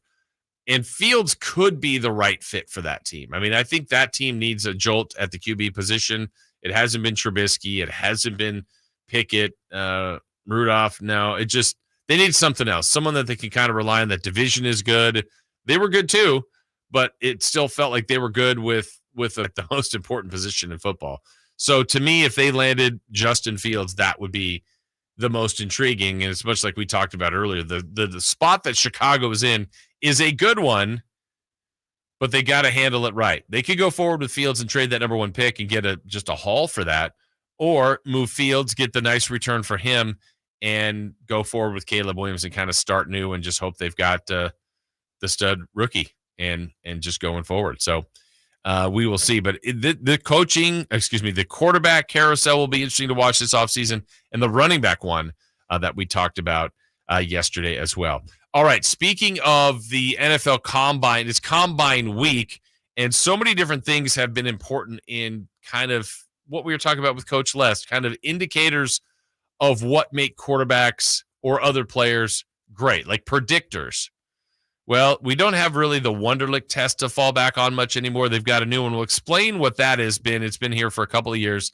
And is that a true indicator, the S2 cognition test, for how to really find what a great quarterback will be? We'll tell you some of the scores and the results that may match up, may not. We'll have that when we come back here on Sactown Sports. Did you miss any part of our live local shows? Don't worry, you never have to miss them again. Check out SactownSports.com and search our podcast page and play our shows when you want. The Carmichael Dave Show with Jason Ross, Stiles and Watkins, and the Drive Guys. Plus, other podcasts like Return of the Empire, Return of the Roar, the Stingers Up podcast, and Golf to Go with Frank LaRosa. They're all available right now on SactownSports.com. Hello, Sacramento. I'm Emran Pilati, owner of True Sports Cards and Collectible Store here in Rockland, California, and the host of the True Sports Cards Show that airs right here on Sactown Sports 1140 every Saturday from 10 to 11 a.m., where we discuss the latest trends, hottest products, and deliver exclusive interviews with other industry leaders. And don't forget to visit our shop, True Sports Cards, at 6661 Stanford Ranch Road in Rockland and see what we have for all your sports card and memorabilia needs. With RT Painting, our name says it all. We are a reliable and trusted commercial and residential painting company serving the Sacramento area since 1998. Employee-owned, our attention to detail is second to none. Put our decades of experience serving our community to use for you. Get a free quote today. Call us at 916-900-8112. That's 916-900-8112. Or go online to rtpainting.com. That's rtpainting.com. RT Painting, your trusted and reliable painting contractor of choice. Hello, saver. Whether you're saving for that trip to the tropics or saving for an emergency, now is the time to take advantage of Wells Fargo's savings options. Wells Fargo offers savings accounts that can help you save towards your goals. So, what are you saving for? Visit a Wells Fargo branch or wellsfargo.com/save to open a savings account today. Wells Fargo Bank, N.A., member FDIC. Sactown Sports is home to the Kings, Niners, and now the business of sports. Hosted by Kelly Brothers and brought to you by Cap Trust, offering customized, independent financial advice at captrust.com. Join Kelly Brothers, Carmichael, Dave, and Jason as they look at the business of sports every Thursday at 7:40 a.m. You want to know how sports really work? Follow the money with Kelly Brothers from Cap Trust on Sactown Sports. Hey, it's Carmichael Dave asking you, are you feeling the pain of paying more and more for your gas? PG&E has increased their rates 4 times in the last 5 years, and the new forecast says PG&E customers may see their bills increase 32% by 2026. The good thing is there are steps you can take to protect yourself from these rate hikes, and better yet, American Energy may be able to help you completely eliminate your gas bill with a new ultra-high efficiency comfort system. Did you know SMUD offers huge rebates to eliminate your old gas guzzler? They can help you guide through the whole process. Seriously, listen to me. You go to the SMUD website. There's tons of rebates available, but it is confusing on how to do it. Listen to these rebates. $2,500 from American Energy, $3,500 from SMUD, $1,000 from Caltech, $2,000 home system upgrades. That's $9,000 in rebates. Let American Energy help you out at 916-520-9990. Call 916-520-9990 now. All guests come to you from the Folsom Lake Honda hotline. Folsom Lake Honda, your one-stop Honda shop.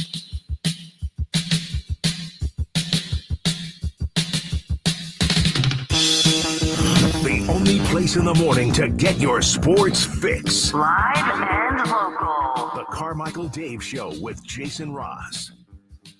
So one of the things I've always been fascinated about is kind of what I was talking about with Jim Les. And Chris, I'd love your input on this. Whether it's recruiting, drafting, free agency, when you add someone to your college, to your organization, trying to find the right fit. Look, we talk about draft busts all the time. And I was trying to figure out why. Now, if a player got injured, that's one thing, and just the career got shortened. It just rotten luck. But I'm trying to put my finger on what that separation is of. There's very smart people that do this for a living and have done it for years and are looking and identifying talent. And then you go, wow, that guy was a bust. Why? Why did the bust happen? Is it that they just haven't seen them against the competition that they face in the pros? I don't know, and I know I shouldn't say for a fact, but for pretty good knowledge that sometimes situations change in people's lives. And I think we all have different motivations at different times. And I think when you're young and you're growing up and you're like, I want to be a professional athlete, just kind of as a blanket statement. Then if you've got the talent enough to do it, and then Chris, we do know this, that like sometimes, look, that's always been my goal. I'm going to leave college early. I'm going to go to the pros. I get to the pros. I've made it. And then it's like, I made it. Well, no, you work so hard to get there. You have to probably work the same or harder. And, well, I mean, yeah, I might get shade thrown at me and people say I'm a bust, but I'm also making X amount of millions of dollars. Like, this is what I kind of wanted to do. Was it Marvin Hagler? He said it's hard to wake up at 5 a.m. and run when you're sleeping in silk sheets. Yeah. Like, that imagine if someone gave you like, hey, Jason, here's $20 million. Just keep doing what you're doing. Yeah. It would be kind of tough to come in here. Right. Or the first time you get a little bit of a pushback on, okay, I mean, I feel like it's a little bit in my DNA to keep coming in and work, but then it's like, hey, why don't you do this for your show? Or I don't like this, or stop talking about this. You know what? Why?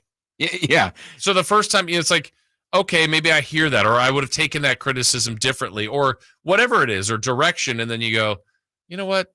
I'm making more than the person that's telling me that. And I'm going to make that no matter what I do. Oh, and if you fire me, I'll just still be completely fine. And I'm not saying that. Oh, you're going to continue paying me? Yeah, I'm not saying that's what always happens. No. But I think it does to some level. And it would be hard to make that type of money and not get comfortable. Yeah. And I've used this example before. One of my favorite interviews or examples of this, and it's not to slight the player, but I will say their name because it happened on the station. I've said this before, but Chris, this would go all the way back to when Kevin Martin of the Kings was drafted. I was here with Coase. Coase is interviewing night of the draft. And I think Coase did kind of like a fun, like, well, what are you going to do? You know, that first NBA paycheck, like, what car do you drive? What are you going to drive? And he said something like, and I'll have the year wrong, but he's like, oh, I don't need a new car. I've got he might have said like a 95 Nissan Sentra or whatever. And he was more than comfortable getting around college with it and happy with it. And I think in his mind, logically, he's like, I don't need a new car. I'm going to be paid X amount of dollars, but I got a car. Yeah. So that was a raw, not even raw. That was an authentic answer. Felt truthful. And I bet he came out here in that Nissan Sentra or whatever. I think I have the right car. And then he probably sees player X, player Y. They're like, you can't drive that. And then before long, he had a tricked out Hummer. And you go, and there's nothing wrong with that either. But his answer was terrible this. For the environment. It's true. But his answer was this, but there was other pressures. And it's like, he technically didn't need that car. But it's like, well, I'm an NBA player. I can't drive this car. Why not? Why can't you? But I think there's different things that happen. And some get a taste of that and want that. Now, Martin had a nice career. But why do some players not work? Where is he? Kevin Martin now? Yeah. Is he back in Zanesville, Ohio? I don't know. Like, he kind of just like disappeared. He did. He played his years, did his thing, and kind of went off the map. Good for him. Yeah, absolutely. So in the NFL world, they used to have the Wonderlic test, and they did that to quarterbacks, and you'd always hear about, oh man, the outliers, like we always do with the 40 time. This guy was so fast or so slow. Wonderlic, this guy was brilliant. I think it was still to this day. Who's the QB from Harvard? Ryan Fitzpatrick, I think, tested the highest on the Wonderlic test. And then you have others. I do remember like a really, really low score for a guy like Vince Young. Now, Fitzpatrick had a long career, a nice career, nothing, Hall of Fame worthy or anything, but a nice career. Vince Young, drafted very high, didn't play very well. But is that because of the Wonderlic test? Is that because of other reasons? That I don't know the answer to. So they've kind of gone away from the Wonderlic test and added this other thing for quarterbacks called the S2 cognition test. And kind of what it does is it measures different things that they hope are predictors to really gauge a quarterback's game speed, cognitive abilities down to the millisecond level. So what's interesting, I'm going to just take you back again. These are pro scouts, decision makers, GMs, people that have to select in the draft. So last year's class of quarterbacks that took the S2 cognition test, the highest grade was 98% by Bryce Young. He went number 1 to the Carolina Panthers. Didn't have a great year. I'm not saying it's because of this or not because of that. What's interesting is, go down the list, Jake Hayner, who was taken, I think, by the Saints, 96%. Will Levis, Kentucky, was 93%. Jaron Hall, going down the line. Anthony Richardson, who was taken pretty high, was 79%. But at the bottom at 18% on this score, was C.J. Stroud. And here is a quote from one executive who interviewed or was talked about Stroud's score. He said, quote, "This is a red alert. You can't take a guy like that. That is why I have Stroud as a bust." That in conjunction with the fact that the name of Ohio State quarterback has never done it in this league. I hope that person works for the Panthers. Exactly. So I am poking fun of this person, but I believe they're a smart person. I believe. That could be wrong.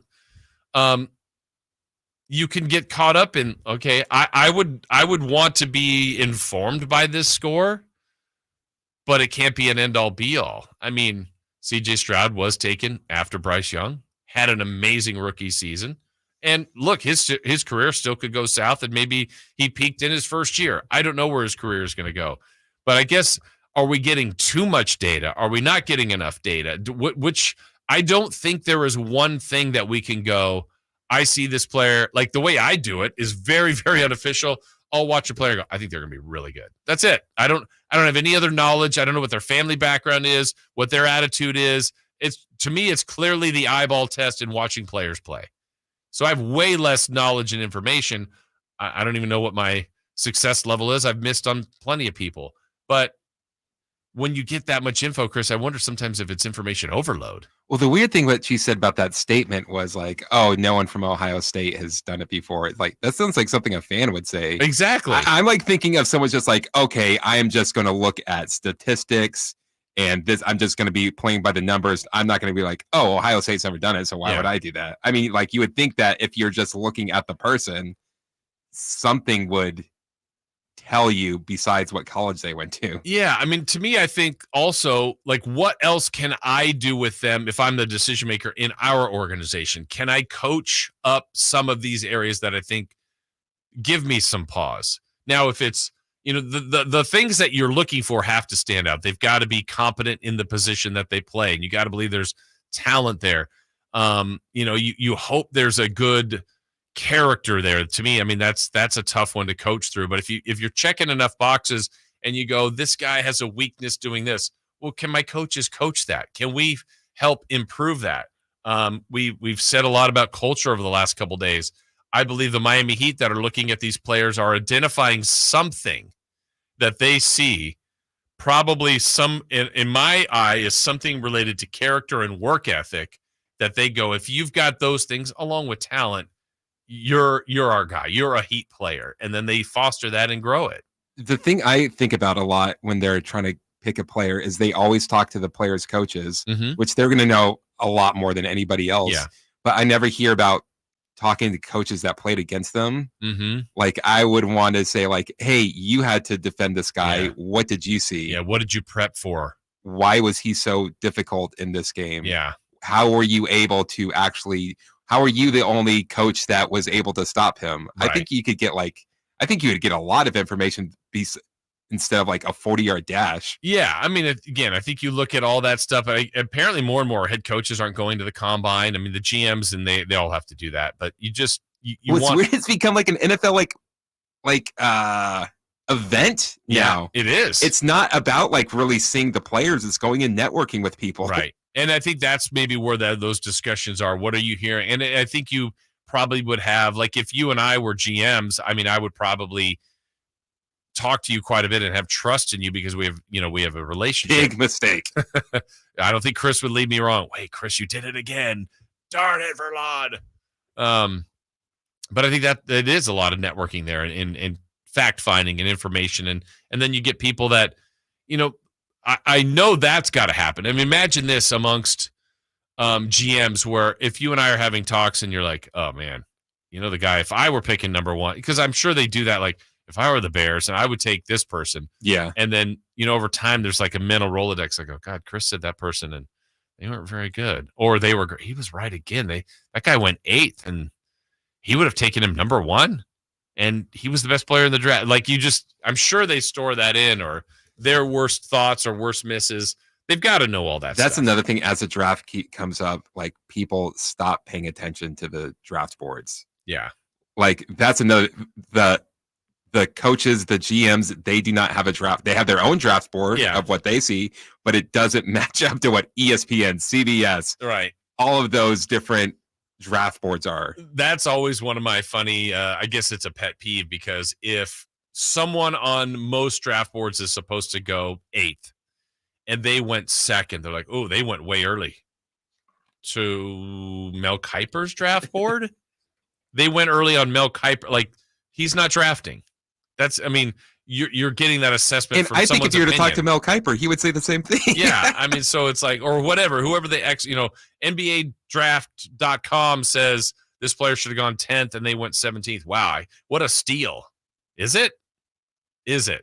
So that it's obviously not an exact science. We'll see what the S2 cognition test reveals for the upcoming draft class as well. How about the 49ers? They're going to be checking out a busy offseason. They still got to figure out defensive coordinator, Brandon Ayuk situation, what they're going to do at the NFL draft as well. John Lynch spoke a bit yesterday. We got some of his reaction to what's going on with the 49ers as they're trying to get back to the Super Bowl. We've got that. We've got Katie Christensen still to come on the show, and so much more straight ahead here on Sactown Sports. De'Aaron Fox plays here. Stolen by Fox. Breakaway coming up for De'Aaron. And a simple, casual spike to the left hand. The Kings lead by 3. Sactown Sports is your proud home of the Sacramento Kings. For the ones who work hard to ensure their crew can always go the extra mile, and the ones who get in early so everyone can go home on time, there's Grainger, offering professional-grade supplies backed by product experts so you can quickly and easily find what you need. Plus, you can count on access to a committed team ready to go the extra mile for you. Call, click Grainger.com, or just stop by. Grainger, for the ones who get it done. Get in the zone, AutoZone. Welcome to AutoZone. What are you working on today? Brakes? We can save you 15% on that. We have OE quality Duralast brake pads and rotors in stock, ready for pickup or delivery. We also have calipers, brake fluid, tools, and anything else you'll need to do the job right. When you get Duralast pads and rotors together, you'll save 15%. It's just part of what makes us America's #1 brakes destination. Get in the zone, AutoZone. 37,000, 25, 1. These are the 3 numbers to remember to get the visibility and control you need to make the right business decisions instantly. 37,000. That's the number of businesses which have upgraded to NetSuite by Oracle. NetSuite is the #1 cloud financial system, streamlining accounting, financial management, inventory, HR, and more. 25. NetSuite turns 25 this year. That's 25 years of helping businesses do more with less, close their books in days, not weeks, and drive down expenses. 1, because your business is one of a kind, so you get a customized solution for all of your KPIs in one efficient system with one source of truth. Manage risk, get reliable forecasts, and improve margins. Everything you need to grow, all in one place. Right now, download NetSuite's popular KPI checklist designed to give you consistently excellent performance absolutely free at netsuite.com/company. That's netsuite.com/company to get your own KPI checklist. netsuite.com/company. Discover your dream home at Subcontractors United, your source for all home improvement needs. A talented team of home services experts is ready to make your projects a breeze. No more endless internet searches. Find your contractors in one place. Enjoy stress-free service absolutely free, with no hidden costs and no account to set up. Transform your living space into something extraordinary. Visit Subcontractors United today and experience the joy of hassle-free home improvement. Dream big at subcontractorsunited.com. What's up? We're talking to Chad Hoblet of Hoblet Dodge Chrysler Jeep Ram in Woodland. What's happening, Chad, for Chrysler's President's Day sale? I haven't been this excited about a deal in a long time. Right now, you can save $18,000 off MSRP on new 2023 Jeep Gladiator EcoDiesels. This thing can get up to 28 miles per gallon on the highway, and it's the perfect combination of off-road fun and work truck. Plus, it's the #1 new quality vehicle among mid-sized trucks, according to J.D. Power. And you're selling them with an $18,000 discount? That seems a little crazy. Well, we do things a little different here at Hoblet. We're here to help you find the vehicle you need at the best possible price. That's why we don't have a bunch of dealer markups, surprise add-ons, or fees. At Hoblet, you get the small town experience with the big city savings and selection. There's no better time to take advantage of this savings at Hoblet. See their full selection at HobletDodge.com. Unbeatable prices, unbeatable selection. Nobody beats Hoblet, period. At Hoblet, you get the small town experience with the big city savings, selection, and no surprise hidden fees. 18,000 total net savings after 11,096 factory rebates and 6,904 dealer discounts. Rebates may include 500 first responder bonus cash. Must be current member of eligible first responder association. Qualify 5 with this net savings. Sample VIN 553-385. See dealer for details. Country in the Park is back May 17th and 18th at Cal Expo with Brantley Gilbert, Dustin Lynch, Jay Cohen, Walker Hayes,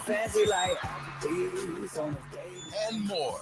Tickets start at just $46. Country in the Park, May 17th and 18th at Cal Expo. For more information, visit CITPFest.com. Brought to you by Coors Light, Garner Roofing, and Roseville Kitchen and Bath.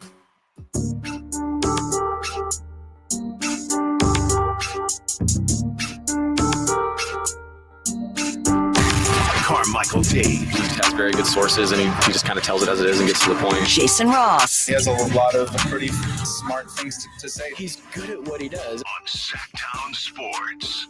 Coming up at 9, Katie Christensen will join us live from Denver, Kings and Nuggets. Much more of a preview on the Kings and Nuggets matchup tonight, including if the Kings got any help on their night off. We'll explain that, the latest in our standings watch coming up. A little bit more here on the NFL with Combine Week here. John Lynch was speaking yesterday. We got some of that audio, but let's check in with Jeff. Jeff, what do you know about this cognition test that the NFL is doing? Well, I don't know much about this cognition test, but I wouldn't rely on it to draft a quarterback, that's for sure. I have a theory about quarterbacks in the NFL, and I think I'm pretty close on this. It's a crapshoot. Nobody knows. And the case studies are Brock Purdy, Tom Brady, and all of the first-round draft picks that have flamed out. And here's the deal. This is why this is. Nobody knows how that quarterback is going to process at the NFL speed because they play at the college speed. They haven't been tested at that speed. And they're either going to be able to do it or they're not going to be able to do it. And the cognition test is not going to show that. How well they performed in college may give you a hint one way or the other if they're going to be able to do it, but you don't know until they're thrown into the fire, period. They can either process at that level and make plays or they can't. Yeah, and then even a guy like, what the game's best quarterback right now is Patrick Mahomes. His draft, he went 10th, if I'm not mistaken, and Mitch Trubisky went 2nd. And you just think, Chicago, again, seemingly smart people saw something and thought, no, he's got more of the stuff we need to be our franchise quarterback. And the stuff you heard about Mahomes, well, throws off weird foot, weird angles. Now it's all praise. Look at what he can do. And he's been able to process that with success and turn into one of the game's great quarterbacks. So I believe that any quarterback who makes an NFL roster has the physical tools. They can make the throws. They understand football. It's between the ears. I really believe that. I believe they're all super athletes. They're better at their job than any of us are at our job. If you're on an NFL roster, you're elite. But it's the processing speed. It's between the ears. Yeah, and it makes me wonder too, Jeff, and this is a great point, that maybe that's why every year there's so many taken in the first round, just because maybe the thought process is, we don't know. We really don't know, but if we take as many bites out of the apple, maybe one time we'll hit. I mean, that could be. Your time, guys. All right, thank you, Jeff. I appreciate it. I mean, that might be the philosophy. It's just, and that would be like, I think the year was when Philadelphia, or the Rams in Philadelphia, traded up for 1 and 2 to get Wentz and Goff. And the thought process was, or Goff and Wentz, was maybe Goff is the number 1 pick, maybe, but Wentz wasn't considered to go that high. And then those two teams traded up. It's like, we got to get a quarterback. So I think they weren't rated as high as the top 2 picks, but then it's like, hey, for quarterbacks, they were rated that high. But then it's like, hey, we're moving up. We got to make sure we get our guys. And it's just a sense of desperation to get first-round quarterbacks, but a lot of them miss. Also, I think it depends on the situation that you're putting the Absolutely. quarterback in. Yeah. Like, remember, Aaron Rodgers dropped way down, and Alex Smith was picked by the Niners. Yeah. Like, what if that was flipped? Right. And, Smith had to come in and play, basically. Rodgers didn't, knew he wouldn't. Same with Jordan Love. And now we're seeing Jordan Love. It's like, yeah, he's learned. He was pretty talented, but he wasn't in a spot where he could start. Brock Purdy a little bit, too. It's like, he was drafted last. We also go, is he even going to be on this team? Then makes the team. And when he's given a chance to play, first part, you have to respond. He did. But he was on a team that was like, hey, just kind of come in there and don't screw it up. But now he's gone in then from that mode to, hey, he's pretty darn good. He's helping this team win. So the Niners think they've got their quarterback. At least that's what they think. They've got a lot of other important pieces around him. Will they have Brandon Ayuk? That's a big decision to make. Look, this team has got a lot of money tied up to its core players. The cap went up a little bit higher than I think some people thought. Here's John Lynch yesterday talking about many things, but including the thought on Brandon Ayuk. Well, it's, I think that was a welcome sight that, that the cap was going up. I think the thing you have to understand, it went up for everyone. So it's not like unique to our team, but we have some challenges. We have a lot of good players who we've rewarded. Brandon's one that we think incredibly highly of. One of my favorite just guys around our building, the way he approaches the game. He's a competitor. He's a warrior. He plays with such a physicality, also with a grace, the way some of the positions his body can get into. And then he's got a flair for making plays when it mattered most. And he's served us very well as a franchise. And, I think we've got a nice track record of extending the players that are important to us. And Brandon's a guy we want to keep around for a long time. Again, no definitive word there, but I think everything he's saying leans towards a return of the two pairings together. And Ayuk is important to what they do. Receiving wise, it's so hard to separate who's the most important piece, but they all kind of go together. You kind of need all of it. And I think McCaffrey's threat as a runner, combined with Debo's threat as a runner and a runner after the catch if he's a receiver, Kittle's playmaking ability, certainly Ayuk as just a consistent every game receiver. It's a really good combination that the 49ers have. And to me, after watching a full season of them and coming up short of the Super Bowl, offensive line is an area that needs to be addressed, some areas on the defense, and certainly who's running the defense. I know they talked about how much they liked kind of some of the core principles they have in place, but who's going to be the one calling the defensive signals? They talked to guys like Brandon Staley and a few others. Here was John Lynch asked about that. Defensive coordinator, does that change the way you evaluate defensive players in this upcoming class? No, because I think we have a great idea who we're going to be and continue to be and the things we believe in. So is it important? Sure. And we're working towards that. Kyle's working towards that. And that will come in due time here. But we want to be true to the process and learn a lot from it. Identify, some of the changes and tweaks we want to make while still staying kind of to our core.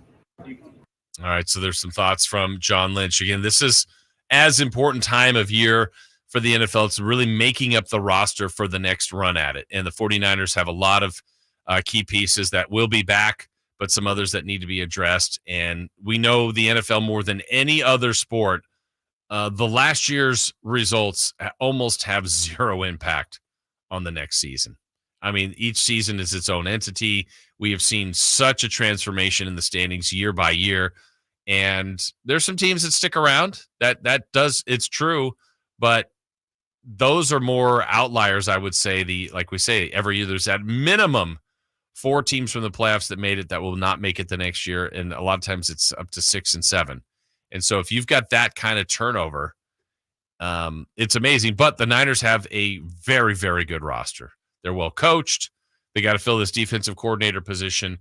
And, when that happened with Steve Wilks, I don't think ultimately it was that big of a surprise. It just seemed like there was, from the get-go of being upstairs to downstairs to that game against Minnesota, there was some questioning of calling the blitz when they did before the half. It just didn't seem like there was the right pairing and the right partnership internally. Now, they still got good results, still have won a ton of games. I don't think it was in spite of it. They Steve Wilkes did help. I don't want to make it sound like he did nothing, but I think there wasn't the right bond, and you got to have that as a head coach. Kyle Shanahan, it's more on his record.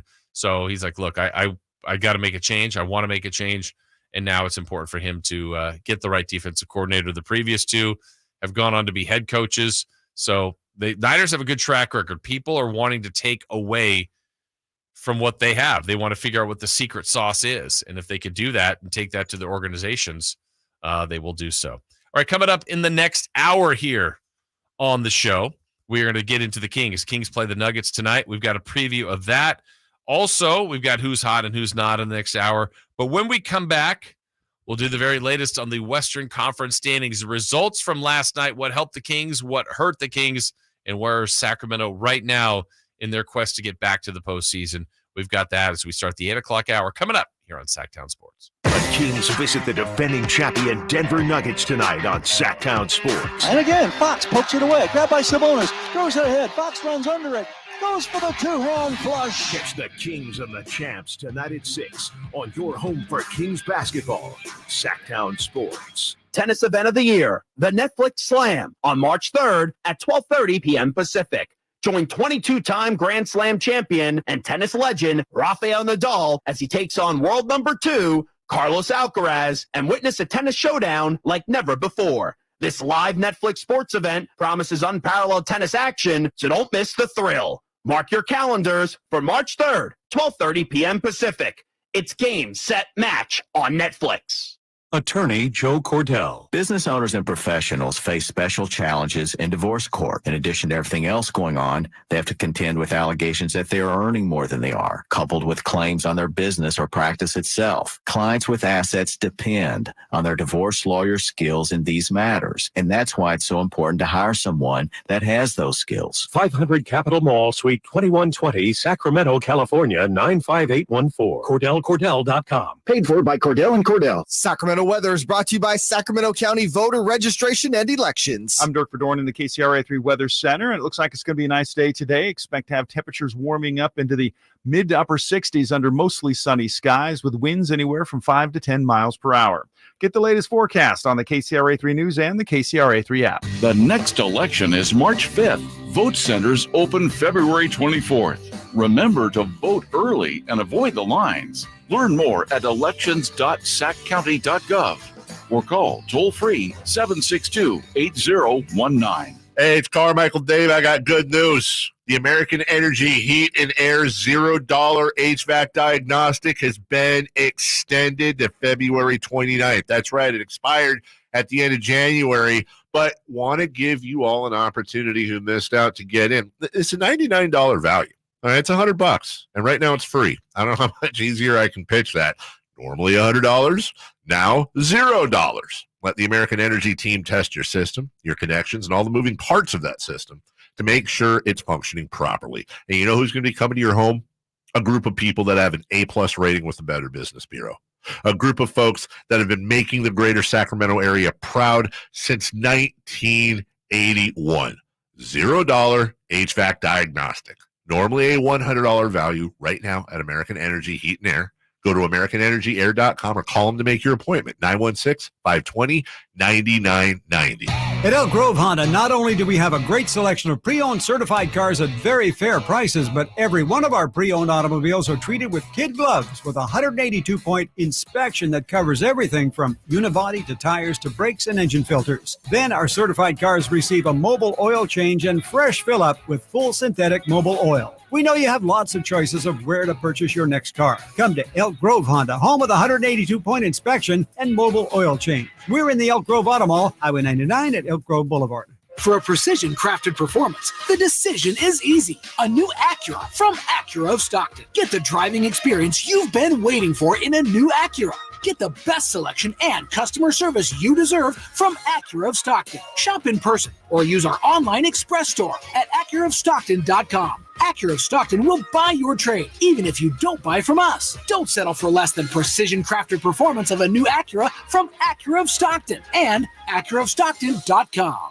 Golf to Go is brought to you by the Hagen Oaks Golf Super Shop. Here's Frank LaRosa. You're faced with a long shot in the heavy rough. Now what? Jessica Marksberry writes in Golf Magazine that while hybrids have made these shots a bit easier to deal with, lengthy shots from heavy rough are still a significant challenge. Top 100 teacher Tina Toombs says the first thing you need is loft and a specific mindset over the ball. You need to hold onto the club firmer with your left hand to prevent the club from grabbing the grass. You can elect to play in the back of your stance or play it forward. Now, playing it forward makes the swing a bit steeper so it can stay open more and the ball comes out of the rough better. She says a 7-wood makes it easier than a hybrid for longer shots. The ball comes out low, but rolls a long way because of topspin. And if all else fails, she says bailing out is an option too, and there's no shame in taking your medicine to avoid compounding your initial error. If you're really not sure, take your 9-iron and get it out. Don't risk topping it and leaving it in the rough. Good luck out there.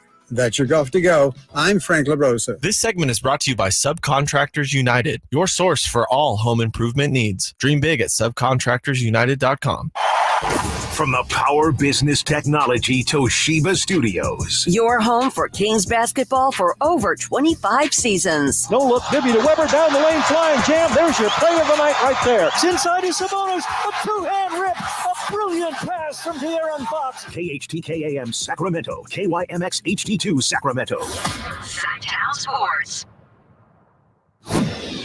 The Carmichael Dave Show. He's on the microphone when he's not on the microphone. He's playing a song, and when he's not playing a song, he's on the microphone. And then boom, with Jason Ross. No, he didn't. Yes, he did.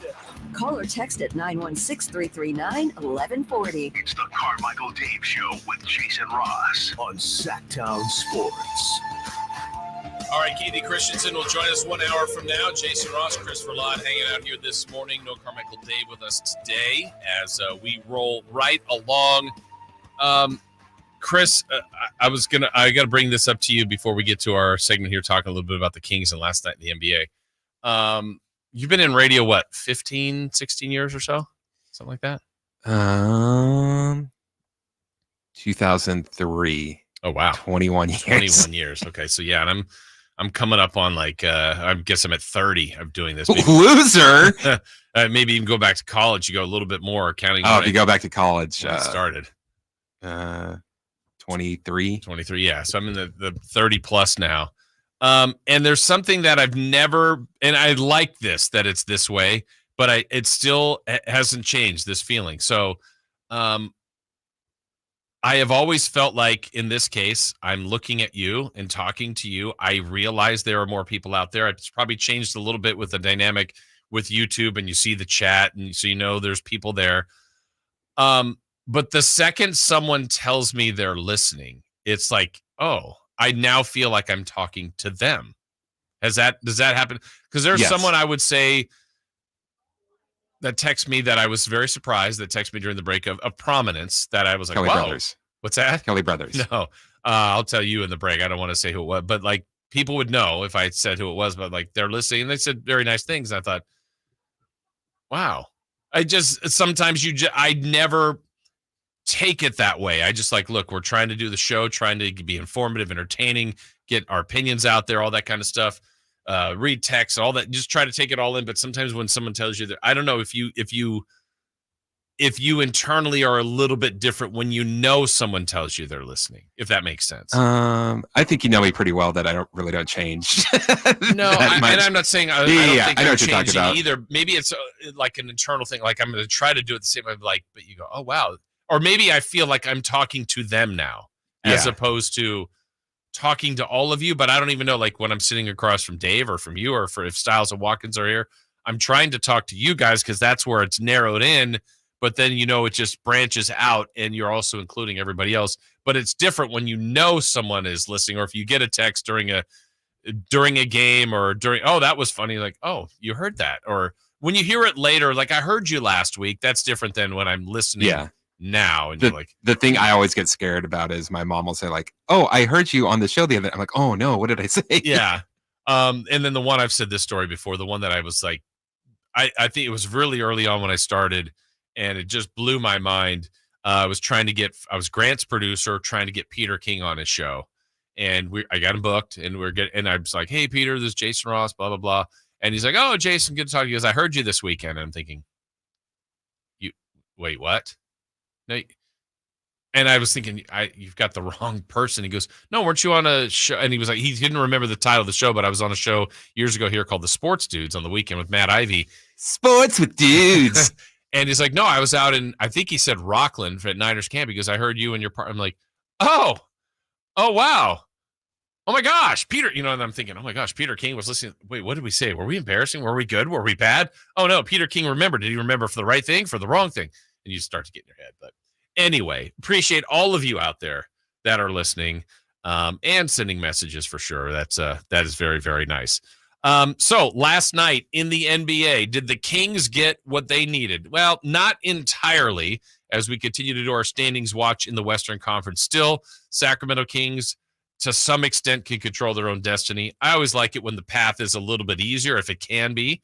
Last night, if you go in the Western Conference games of relevance, Minnesota won at the top of the Western Conference. They stayed there. OKC matched them with a win. Denver obviously was off. They get the Kings tonight. Clippers did not play.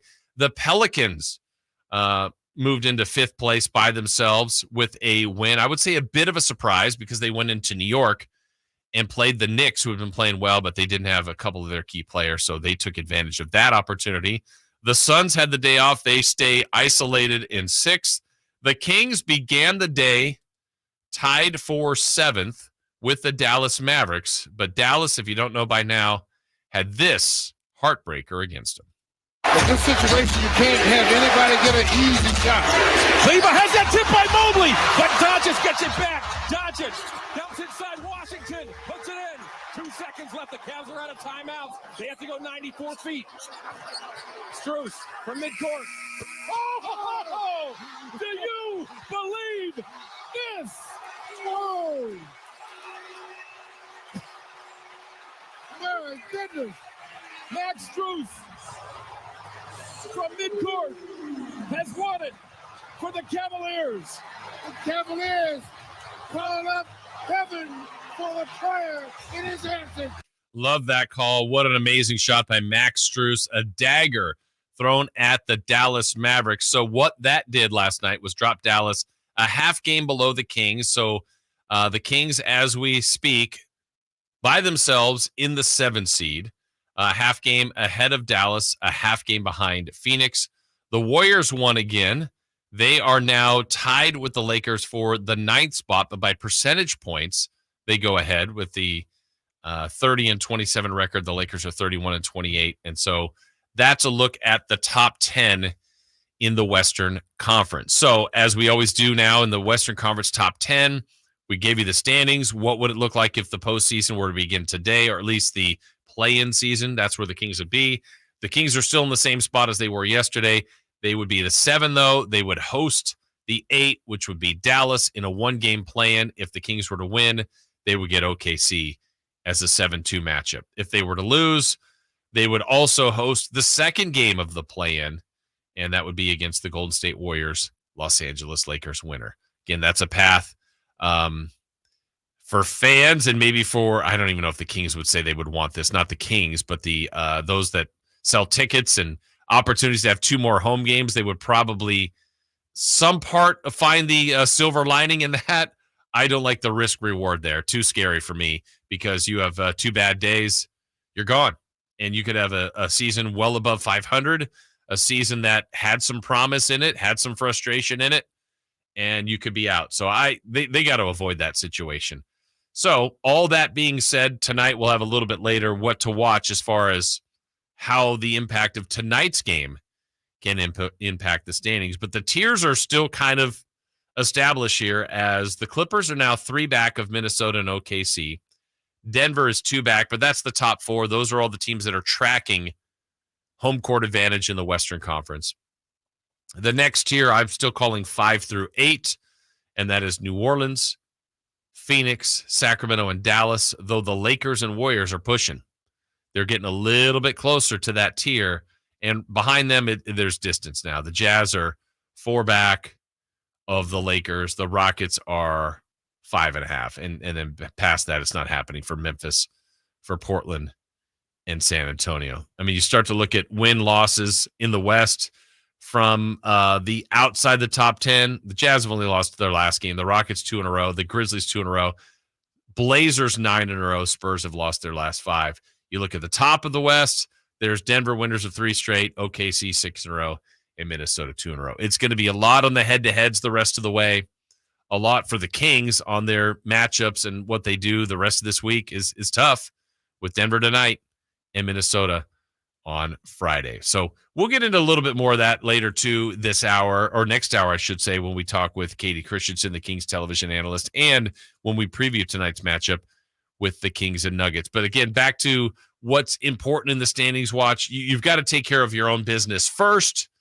And, if the Kings can consistently do that, I know we didn't necessarily have a number when they had 28 to go since the break, but said the closer they got to 20 would really boost their chances of getting to that first goal that Monty McNair had addressed. He wanted top 6, certainly to avoid the play-in, and then top 4 if at all possible. So the first one's doable. The second one, I think, is going to be really, really tough to the Kings to get into the top 4. All right, when we come back, we've got more to get to on this. And, we've been talking about trying to get respect for the Sacramento Kings. I feel like this has been a conundrum of a season, but also a situation that we've been talking about for a while, where we want the love for guys like Sabonis and Fox, and then we also get mad at this team when they come up short and they play under man. Like, we're in this weird kind of no man's land. Well, the Kings are still searching for their love, and some of the fans are as well. But do they deserve it? We'll discuss that in another area where it's not showing up for the Kings nationally. We've got that next. You never know what you might hear when listening to a Sacramento Kings game. Out of Keegan, going for another triple. Man, is he feeling it. Keegan, can he do it? Yes, there's number 11, Keegan Murray. Keegan steps back. He just knocked down his 12th three-pointer, a Kings franchise record. He's got 45 points. Never miss a moment of Sacramento Kings basketball with Sactown Sports and the Sactown Sports app. It's Coach Doug Christie here to remind you, if you want a deal that's a slam dunk, go see the winning team at Folsom Lake Ford. Folsom Lake Ford is your truck headquarters with all your American-made favorites, like America's best-selling F-Series, F-150s, and Super Duties, or spacious new Explorers and Expeditions, plus a huge selection of Broncos and Bronco Sports, all in stock now at Folsom Lake Ford, right here in Sacramento. You can buy any new Ford with zero down on approved credit, save big with low interest finance rates, and Folsom Lake Ford always pays top dollar for your trade. Check out the huge selection of inventory online at folsomlakeford.com or stop by the dealership to see their most recent arrivals. Looking for something special? Give them a call and tell them Doug Christie sent you. They'll help you out. Hurry to Folsom Lake Ford in the Folsom Auto Mall, your trusted dealer, my trusted dealer for over 35 years and counting.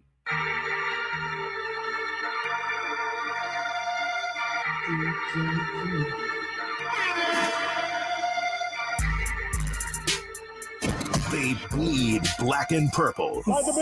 It's the Carmichael Dave Show with Jason Ross on your local sports leader, Sactown Sports.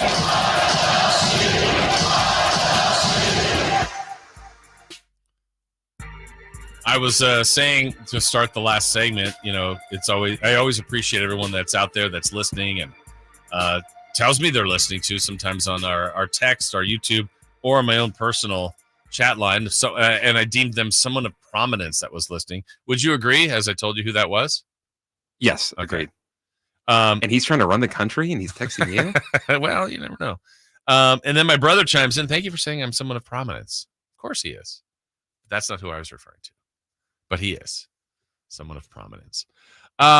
We are. I always marvel at us in Sacramento. I think this is kind of a universal thought about us as Sacramentans. I would say, Chris, we do as a community. We really run we play both sides of the fence in a lot of our things. Oh yeah. We're not LA. We're not LA. We're small town here. Oh no, but we're big time. We're big town. We're like you'll hear arguments like, "Oh no, we're not a little town. We're Sacramento. We're the capital of California." Wait, we're saying we're not LA. We're saying we're not San Francisco. We're a smaller town. But then at times we want to be like, we're big time. We deserve We should have an NFL team or whatever other things you think big towns have and big communities have. We really play both sides there. I think we have it a lot with the Kings. It's like, hey, we're the ones that can say the things that people say about us, but I don't like that the media, when they say about the Kings, they don't give us any love. And then when there's, why don't we get enough national TV games? And we get a national TV. I don't like what they're saying about us. It's like we're all over the place sometimes on how we feel about how we're portrayed, don't you think? And it makes sense to me. Yeah. That's how I feel. Yeah. No, I mean, I think we're all in that kind of line of thinking. Here's how, when I see those things like best places to live in America and Sacramento is on there, I'm just like, yeah, of course. But then second, I'm like, don't tell everybody about it. Well, and then when you read it, you're like, that's not what it's like here. When they like maybe the description of Sacramento is like this. I'm like, nah, it's some of that, but not that. And then sometimes you'll run into, oh, there's so much to do here. And then you get someone, well, we're an hour away from everything. It's like, wait, is there a lot to do here or is it somewhere else? Or an hour or so away from Tahoe, an hour or so away from San Francisco, or there's Napa and there's like, well, wait, Sacramento I'm asking about. I do like to tell people, oh, this happened with Nick too, because he's like, oh yeah, we got our big Napa trip planned out. I heard that's the place to go. I'm like, oh, I would never go there. That's way too expensive. Oh man, we're so funny here. We're a funny lot. I gotta agree. So I like to keep Sacramento a secret. I do too, and in some sense, look, I don't know that I enjoy that guys like Fox and Sabonis didn't get the national love for the All-Star game, but then my quest has kind of been here lately. Well, you know what they're going to end up being? They're going to be on that list of people that maybe don't make the All-Star game, but can they make the All-NBA team? And when Embiid got hurt, I'm like, oh, Sabonis made All-NBA as a center last year. He's a lock this year now. That's my thought. I go, he's probably going to be second team All-NBA. So that was my thought. Read an article yesterday from CBSSports.com. So here's back to that. Hey, talk about us more. But wait, don't talk about us in that way, wanting the praise, but then when you don't get it, getting frustrated. So here's what I saw. So projecting the all-NBA teams, first team, this is according to an article from CBSSports.com. Luka Doncic, no problem with that. Shai Gilgeous-Alexander, look, he's in the MVP race. Giannis Antetokounmpo, Kevin Durant, and Nikola Jokic. Good. I mean, Durant's the only one that kind of I go, is there someone else? But that's the only one in my mind, I thought. And really, I'm not even trying to, because I thought maybe Tatum there. Okay, second team. Kawhi Leonard, Jason Tatum, Jalen Brunson, Donovan Mitchell, and Devin Booker. Wait, who's the big? Who's the center? Do they have to have a center? What's going on? Where's Sabonis? I think that's a guaranteed. Okay. For whatever reason, he's not on the second team. I don't know. And maybe they structurally has to have a big and they don't have one there. I'm like, all right, this is faulty, but they're going to have him in the third team. Steph Curry, Tyrese Halliburton, Anthony Edwards. Uh-oh, here's a big Anthony Davis. Rudy Gobert. Wait, what? What? And then they have still in the hunt, Tyrese Maxey. I'm doing this for drama in the order they have it, but still in the hunt. Tyrese Maxey, Jamal Murray, Paul George, LeBron James, James Harden, Victor Wembanyama, De'Aaron Fox, Domantas Sabonis. Why don't we get any love? I don't get it. I don't get it. You can't put up the numbers on a winning team and then for whatever reason they're hollow, empty calories. They don't make sense. Domantas Sabonis has been out of this world. 21 triple-doubles, that leads the league. Do they not matter? Is that not an important stat? All right, double-doubles. He could break the record for, at least this year, passing Kevin Love.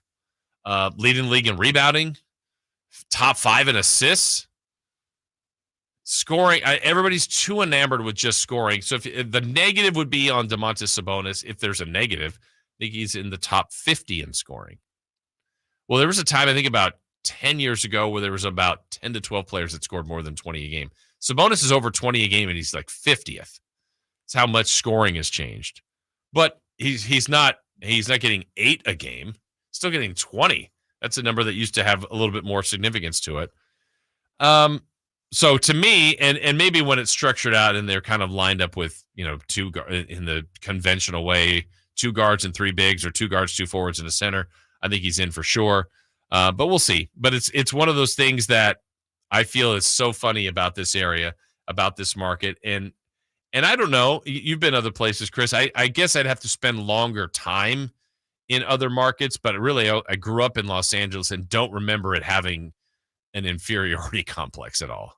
Probably thinking too highly of itself would be what it was guilty of. Do you know of any other market that you would have as any other place that you would say is a comp, not in lifestyle to Sacramento, but more of that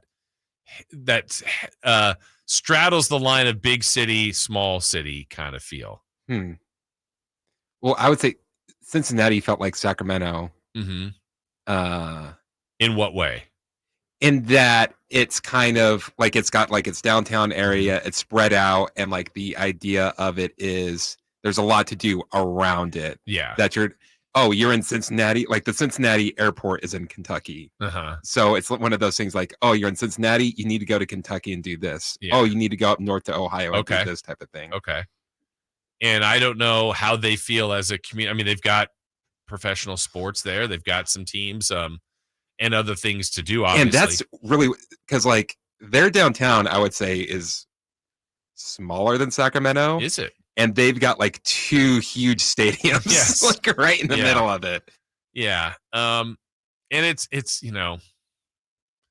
I don't know that will change here for the near term. I mean, it could also be deemed as a charm of this area. It's like sometimes it's like, I know I've been guilty of it. It's like, I don't want, a ton more traffic or all this much more stuff, but I like what we've got. Yeah, I think about that a lot. Yeah, it's like you want to expand, you want to be bigger at times, but then, it is nice to drive around this area. Sometimes you could be in, congested 5-lane highway, and then you go, wow, there's acres of land over here and farms. And I mean, it just depends on where you are. You could be in different pockets of just general communities here, and you're like, there's horses, there's livestock, there's trees.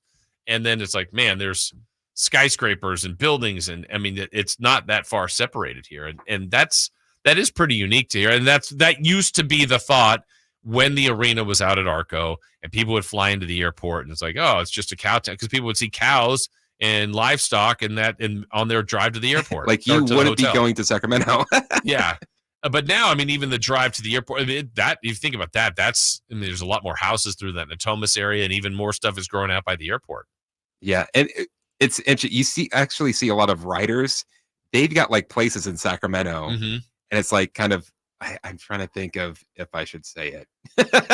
Well, what? Okay. The announcer for the Jazz. Like I've gone out with him a couple times, and he's got a couple spots around Sacramento. It's like, how did you find out about these places? Like, I know them, but like, how do you, as an outsider, know about these places? Good intel, right? Being here enough and finding out areas to go, like hanging out with the right people.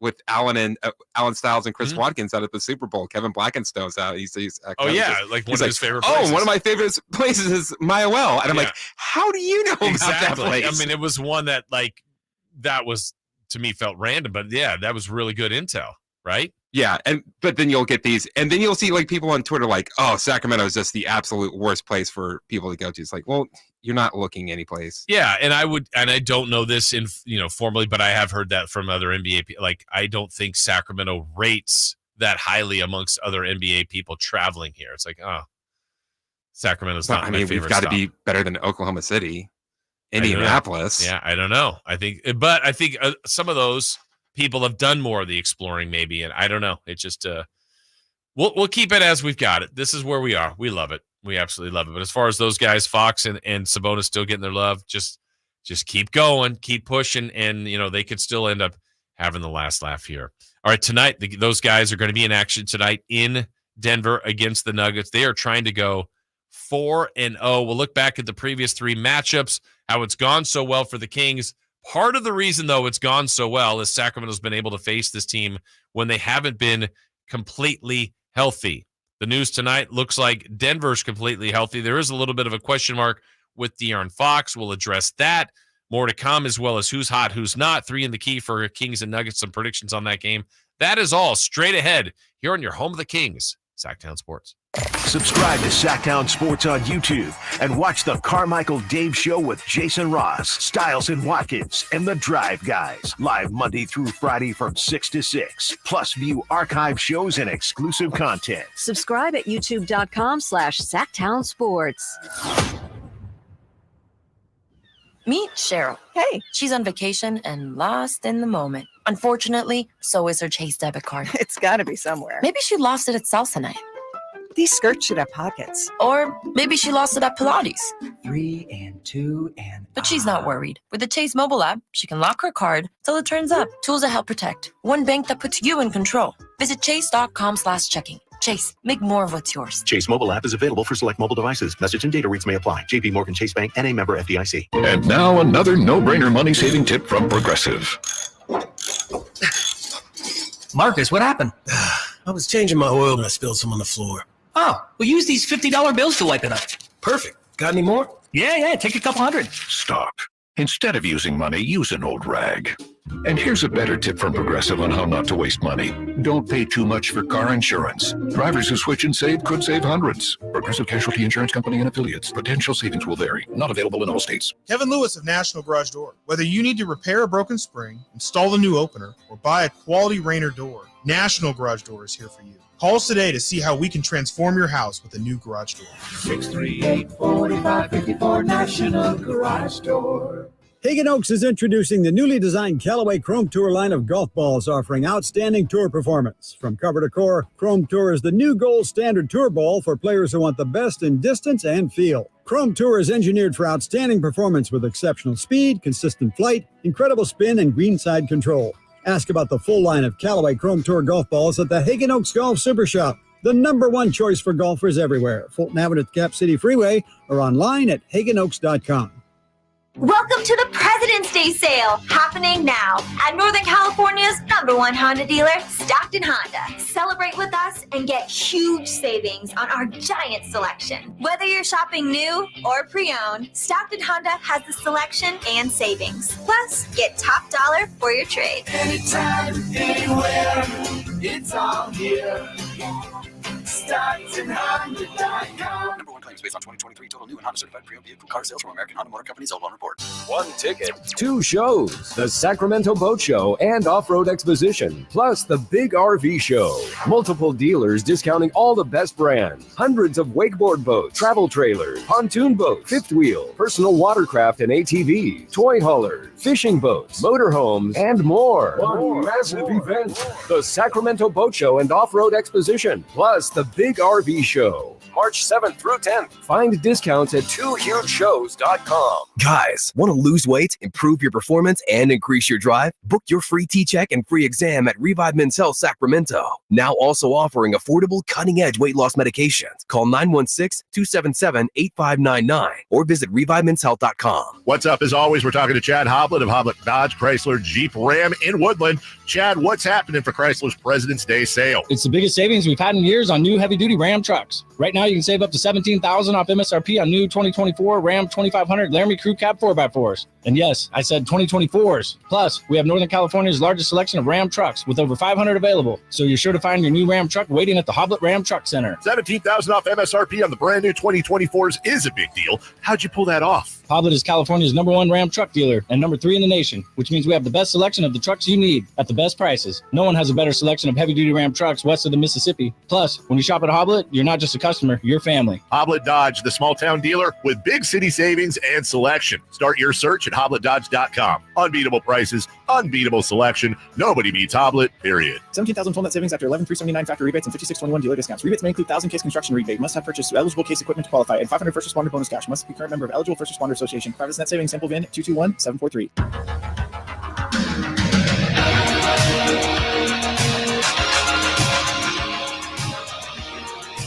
The Carmichael Dave Show with Jason Ross. Call or text at 916-339-1140 on Sactown Sports.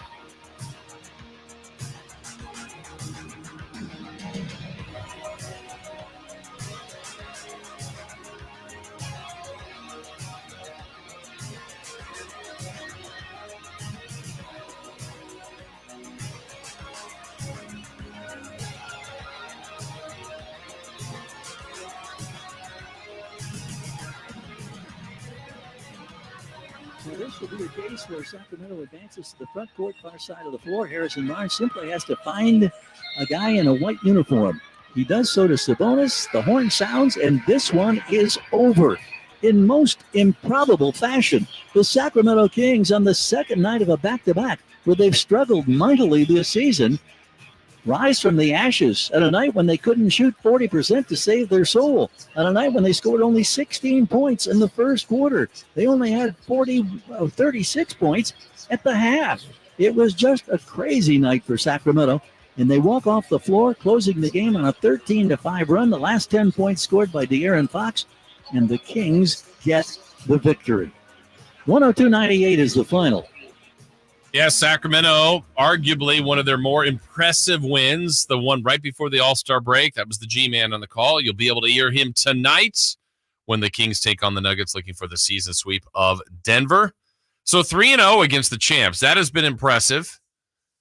And you have to look into the why and the factual part of it. They have yet to face Denver with that starting five that is, to me, one of the best next to Boston, the best starting fives in the league. Now, there might be more talented fives, like Denver has just the one all-star in Nikola Jokic, but Jamal Murray plays like one.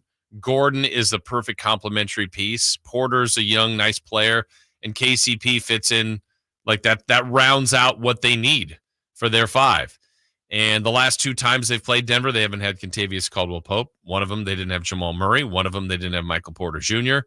The first time they played him, they didn't have Jamal Murray either. So the Kings have been able to take advantage of that, back to that kind of narrative where we said the stat yesterday. I think there's 29 times the Kings now have played an opposing team that didn't have at least one starter or more. And that Miami game dropped them to 18-11 in those games. But 3 of the wins have come against Denver when they're missing a piece, a key piece. And to me, I think when you play Denver, there's always the initial strategy is how are you going to handle Nikola Jokic? And what I mean by that, there was a game here a couple years ago in which the Kings, if I'm not mistaken, won, and Jokic went for 50. One of the highest scoring games at Golden One Center. He had 50. But I don't think he had the high level number of assists. Like the argument could be, hey, if he goes for 50, just gets a number and has 4 assists, let's say, and you try to clamp down everything else, are you better off to win? I mean, that's a strategy. I think ideally you always try to limit everybody. But I think to me where Denver is lethal, much like the Kings can be, when Sabonis is getting in the mid-20s but also getting 13 or 14 assists, I mean, he's responsible for so much offense. And you know by 13 to 14 assists, he's getting other people involved, and you're getting a pretty good version of those guys. That means maybe 6 or so of those are assists to Fox or Herter or Barnes. That's getting them going. And so I think, the lower range triple-double numbers for Jokic would be ideal, obviously. He's had some monster triple-doubles, had one recently where he didn't miss a field goal attempt, went 10 for 10.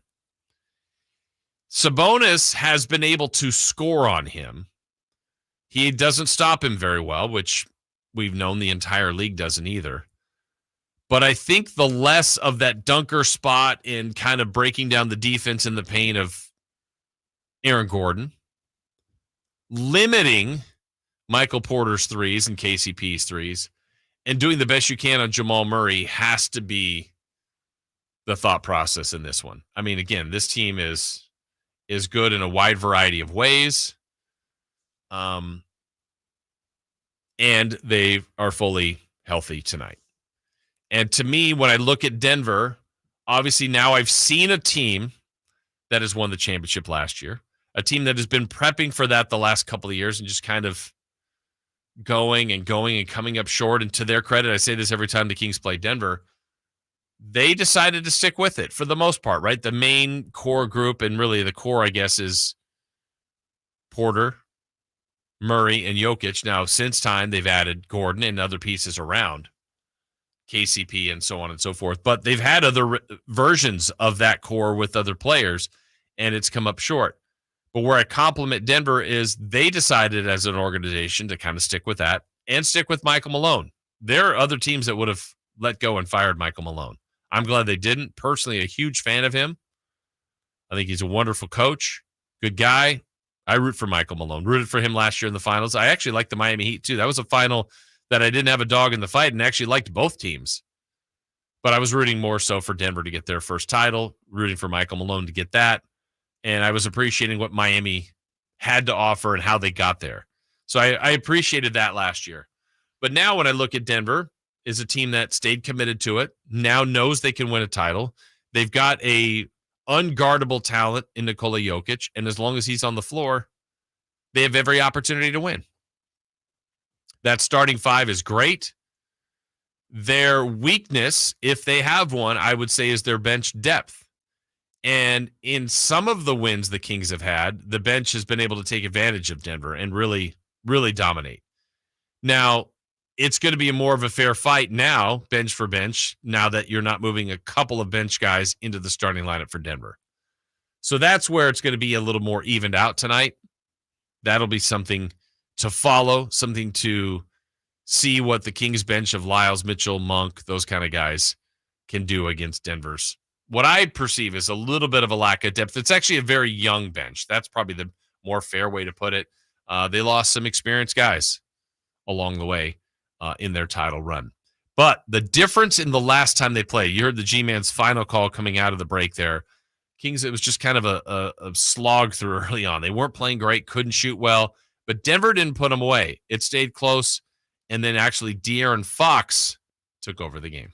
Reggie Jackson will put the ball in play. Ball fake to the left, inbounds pass to Holiday. Back to Jackson. Pocket pick by Fox. Breakaway coming up. De'Aaron spikes it with a left-hand rip, and the Kings have scored 9 straight. Here come the Nuggets right back. A run to the rim. Shot missed by Holiday. Rebound Sabonis. Gives it up to Malik Monk. 1:10 to go in this one. Sacramento leading 98-93. Now they space the floor, spread things out now, try to milk a little bit of clock. We hit the 1 minute mark. It's Fox into the paint, circles to the left, goes high glass. He scores again, and the Kings have hit the century mark, and they lead by 7 with 58.7 seconds to go. Denver takes another timeout.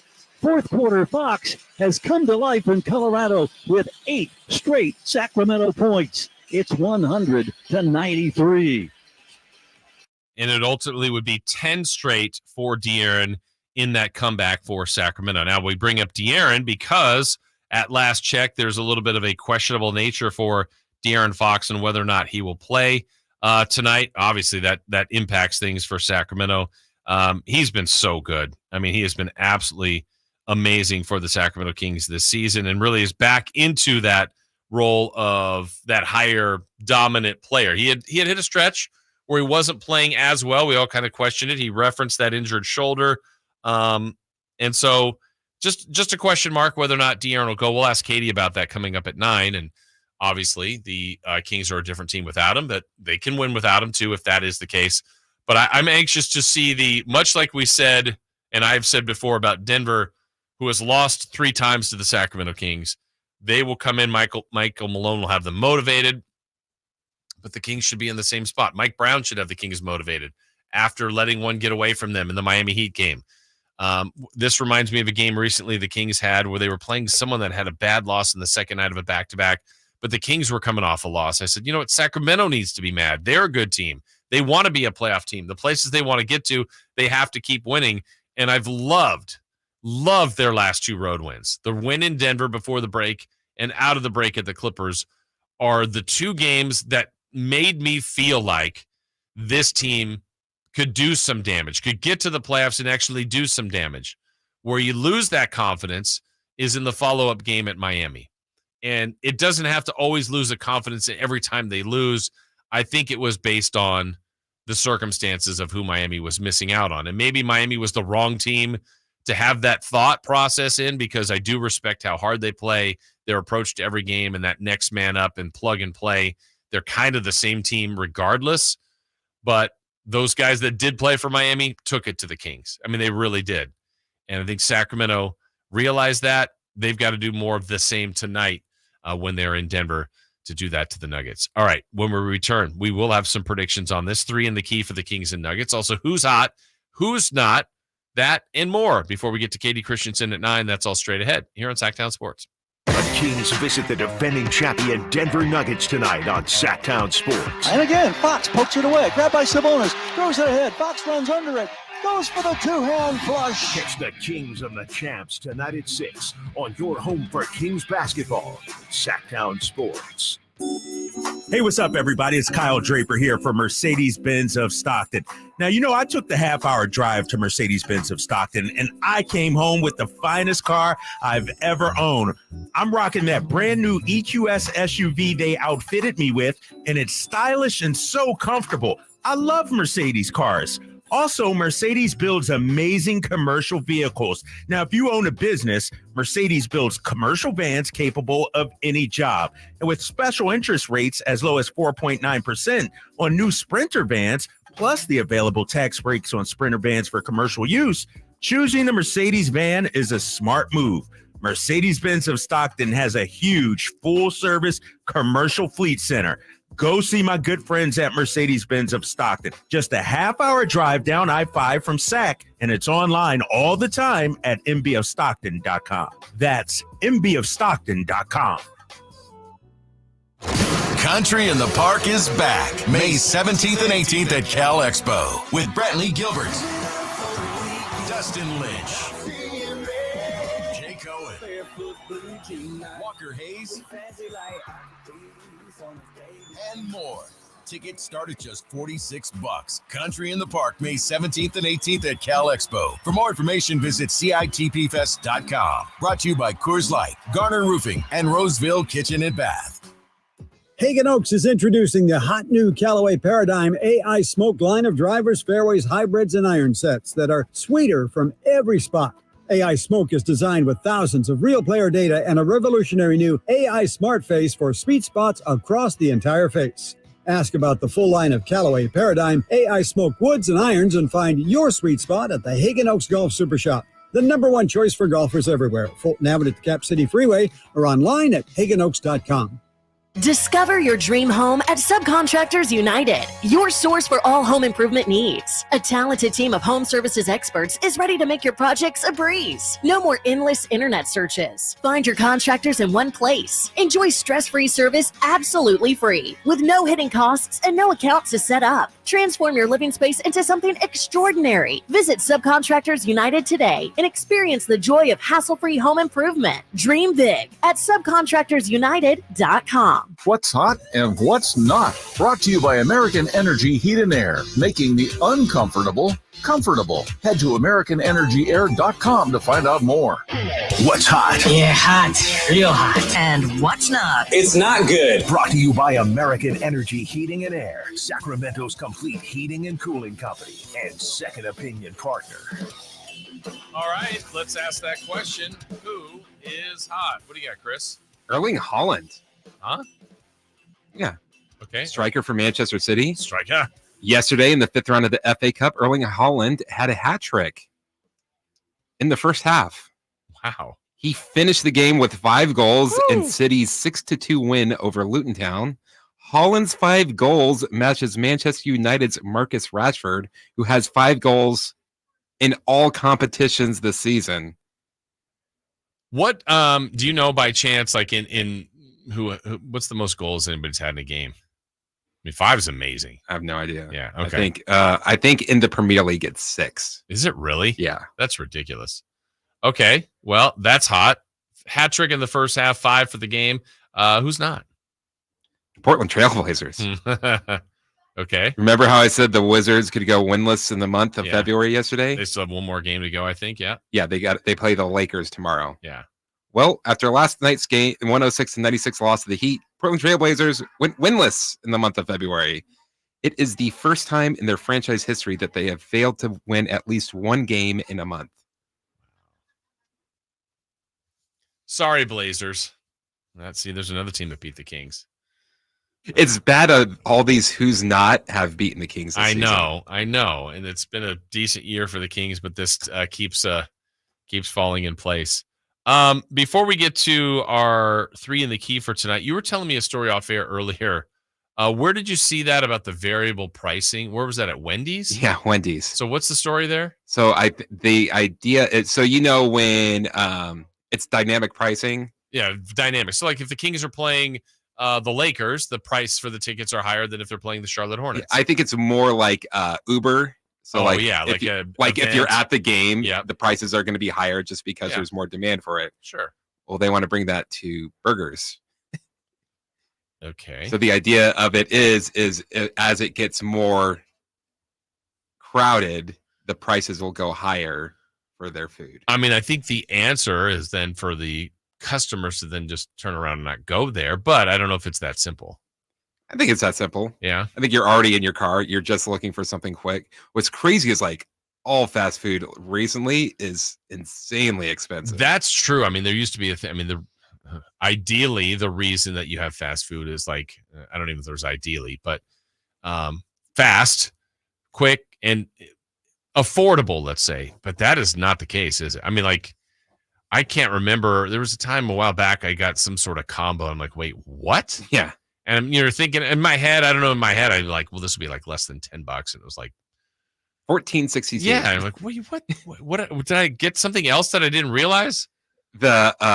Yesterday I was coming back from the doctor's office, and it's one of those things like, oh man, I just need something to eat. So I'm like, and I'm going past these places and I'm just like, no, that's too expensive. That's too expensive. Then I remember, I'm right next to Stockton Boulevard. There's this banh mi spot, Duck Wong's. It's like this huge banh mi. They bake their bread in-house. Okay. $6. Oh, wow. Yeah. It's like the best deal in Sacramento. Yeah, absolutely. And that thing was probably lunch and dinner. Yeah. And it was like amazing. Yeah. And great. Yeah. I mean, look, I don't know. We're not going to ever retreat back to lower prices, I would say, but it's just the rise is pretty drastic compared to where we are, seemingly. Just that's crazy how much some of those things have jumped to. I think In-N-Out does a pretty good job. They are very good. That's been relatively consistent. And I'm not a restaurant owner or a business model guy, but it just seems like if you've got a good product and you can hit that sweet spot of like, look, you got to make money, but can you also get to where like people go, yeah, it's comfortable. I'll pay that because it's worth it, and I'm not.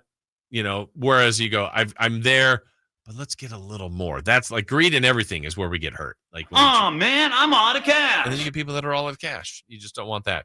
Dynamic pricing at Wendy's. That was some boardroom guy coming up with that idea. And even like that doesn't go to fast food. Yeah.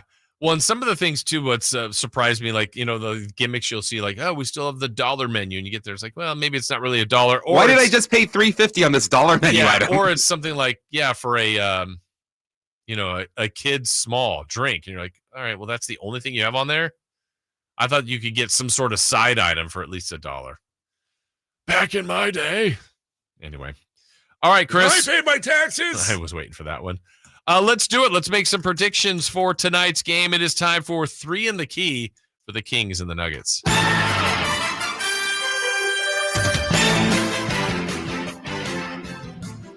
All right, our first of our predictions today in 3 in the Key. Well, the Kings are playing the Nuggets. I talked about one of the key things to watch for tonight might be the benches. So we're looking for bench points for the Kings, bench points for the Nuggets. I will go with Sacramento is going to score 48. Denver is going to have 22. I will say Kings. 48 might be too high. 34. I don't know. Monk might have 30, Jason. Yeah, that's true. I'm going to say 34 for the Kings and 25 for the Nuggets. Yeah, I might be second-guessing my Kings pick, but I'll leave it there. I put it first reaction. I won't say it's always right, but that's what I was leaning towards. We're going to say, wow, Monk and Lyles just went off tonight. Let's go with the battle of the big men. 2 of the best in the league, Domantas Sabonis, Nikola Jokic. The stat line for those 2, both are always on triple-double watch. I will go with Sabonis tonight. I'm feeling a 20, 14, and not a triple-double tonight, 20, 14, and 7. Jokic will get there. He's going to have 28, 10, and 10. I've got Sabonis, 22, 14, and 11. Okay. And I will say that Jokic will have 33, 11, and 7. Only 7 dimes. What happened to him? Thought he was the best passing big man in the league. He still is averaging a few more assists, or a little bit percentage points better than Domantas Sabonis. Lastly, Chris, we are looking for a random stat, something different, something odd, something we don't expect to have happen in this game. Let me see on mine. What was I had one earlier in the day I was thinking of, and I blanked on it. So I'm gonna have to come up with one here. Let's go with, if I got those bench points, I'm gonna say that Monk has 20 or more off the bench. I'm going to say Keegan is catching a body. Ooh. He's throwing it down on somebody. Will he celebrate? We'll give like a try not to smile. What did you think of the other night when he had, what game was that? There was the Clippers. When the ball went off Kawhi, and like right away, he's like, that's the most animated. Like, hey, coach, I don't even know what happened because live I thought it was off Keegan. Live when I watch it, I'm like, oh yeah, it went off Keegan. Yeah. And then when he's like, no, review, I'm like, oh no way. Yeah, right away I would have gone challenge. I don't even know. I don't even have to look back at the coaches. Keegan has never done that. I don't know that how many times he ever will. And I think Keegan would be more upset if he got it wrong. Exactly. Coach, I'll never do that again. Sorry, I'm down here.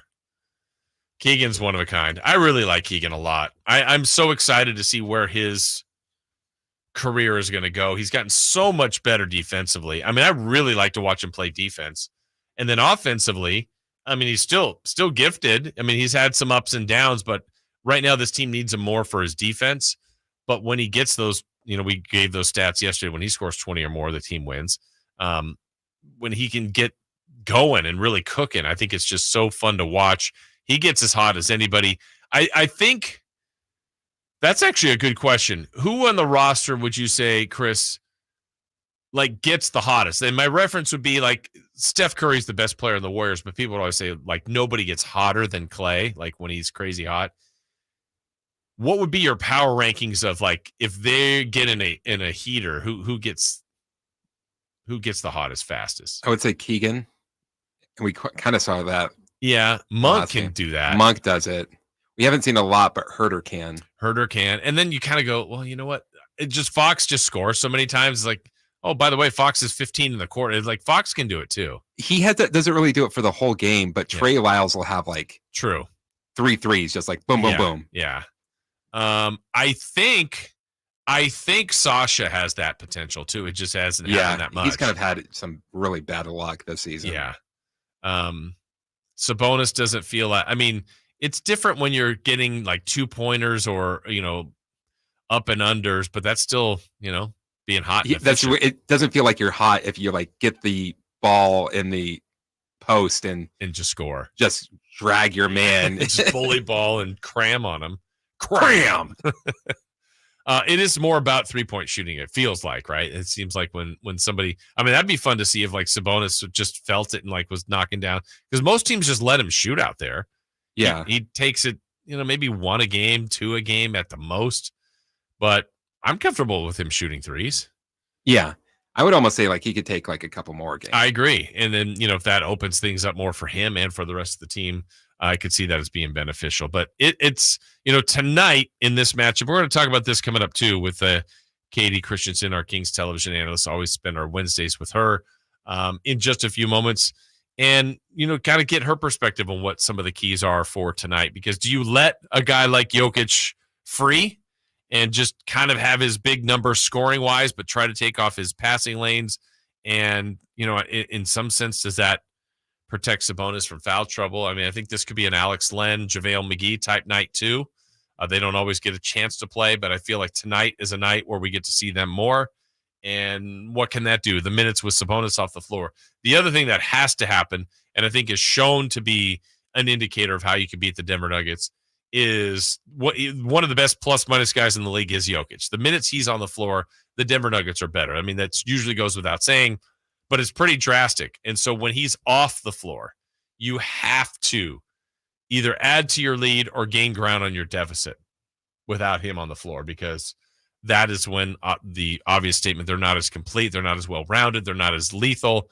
And he'll probably go out for one segment in the first half and one segment in the second half, and that's it.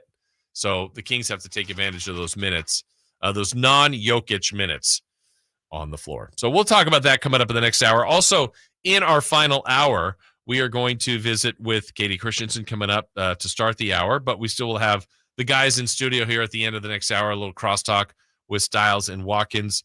We will have celebrity birthdays. Also, tonight in the NBA, some games of note besides the Kings. Obviously, the Kings are first and foremost on our mind, but there's some things that could help Sacramento, some things to root for tonight around the NBA. We'll have that for you coming up in our final hour as well. So all that is coming up. Katie Christensen, though, to join us when we return for the final hour of the show today. That is coming up right here on Sactown Sports. The NFL's leading rusher plays here. The handoff to McCaffrey, walks in the end zone. Handoff to McCaffrey, takes it right down to the goal line.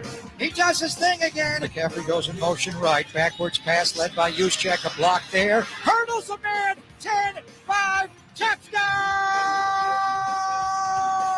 CMC! You can hear all of Christian McCaffrey's touchdowns on your home for 49ers football. Sactown Sports. For the ones who work hard to ensure their crew can always go the extra mile, and the ones who get in early so everyone can go home on time, there's Grainger, offering professional-grade supplies backed by product experts so you can quickly and easily find what you need. Plus, you can count on access to a committed team ready to go the extra mile for you. Call, click Grainger.com, or just stop by. Grainger, for the ones who get it done. Hello, Sacramento. I'm Emran Pilati, owner of True Sports Cards and Collectible Store here in Rockland, California, and the host of the True Sports Cards Show that airs right here on Sactown Sports 1140 every Saturday from 10 to 11 a.m., where we discuss the latest trends, hottest products, and deliver exclusive interviews with other industry leaders. And don't forget to visit our shop, True Sports Cards, at 6661 Stanford Ranch Road in Rockland and see what we have for all your sports card and memorabilia needs.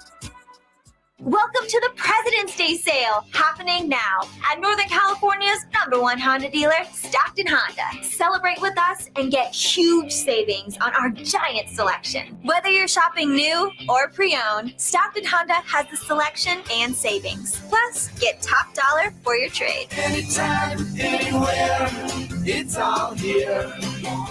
StocktonHonda.com. #1 claims based on 2023 total new and Honda certified pre-owned vehicle car sales from American Honda Motor Company. Sold on report. Guys, want to lose weight, improve your performance, and increase your drive? Revive Men's Health Sacramento can help you address the root causes of weight gain, low energy, poor drive, and performance issues. And since your testosterone level has a direct impact on your weight and fitness, we'll give you a free T-check and free exam at Revive Sacramento. Imagine upping your game, losing weight, and getting in shape all at once. Revive can help you make it happen with our new cutting-edge weight loss medications, like your favorite athletes and celebrities use. They're affordable and available now. Weight gain and low T are treatable conditions. We know we can help you. Take that first step and book today. You're only one step away from getting in the best shape of your life. Call Revive Men's Health at 916-277-8599. That's 916-277-8599. Or visit ReviveMen'sHealth.com. Dr. Ken Howachek and kinesiologist Kelsey Graham discuss the Good Feet store. The foot has a lot of detail. It has a lot of complexity. There's a lot that can go wrong. A lot of problems start in the foot and end up elsewhere. Knee pain, hip pain, back pain. When aligning the feet properly, we can see relief elsewhere. And that's the beauty of the Good Feet Arch support. It can place the feet into their ideal position and gives them the balance, the support, the comfort, and the relief of the pain. The bottom line is that the Good Feet Arch support can be a highly effective pain relief solution when nothing else has worked. The feet have a really big impact on how the rest of the body moves. The knees, the hips, the lower back especially. If the foot isn't properly aligned, all of these joints are going to function incorrectly. That results in a lot of muscle tension and chronic pain. What I really like about the Good Feet system is that the right arch supports can put the foot in its proper alignment. So all the joints up the rest of the body will be aligned properly as well. And when the body's aligned, we can reduce the risk of injury and chronic pain. Visit the Good Feet store in Sacramento, Roseville, Modesto, Stockton, and Vacaville for a free fitting and test walk. This segment is brought to you by Subcontractors United, your source for all home improvement needs. Dream big at subcontractorsunited.com. KHTKAM Sacramento, KYMX HD2 Sacramento. From the Power Business Technology Toshiba Studios, your new home for 49ers football in the 916. Sactown Sports. The Carmichael Dave Show. He's on the microphone when he's not on the microphone. He's playing a song, and when he's not playing a song, he's on the microphone. And then boom, with Jason Ross. No, he didn't. Yes, he did. Call or text at 916-339-1140. It's the Carmichael Dave Show with Jason Ross on Sactown Sports.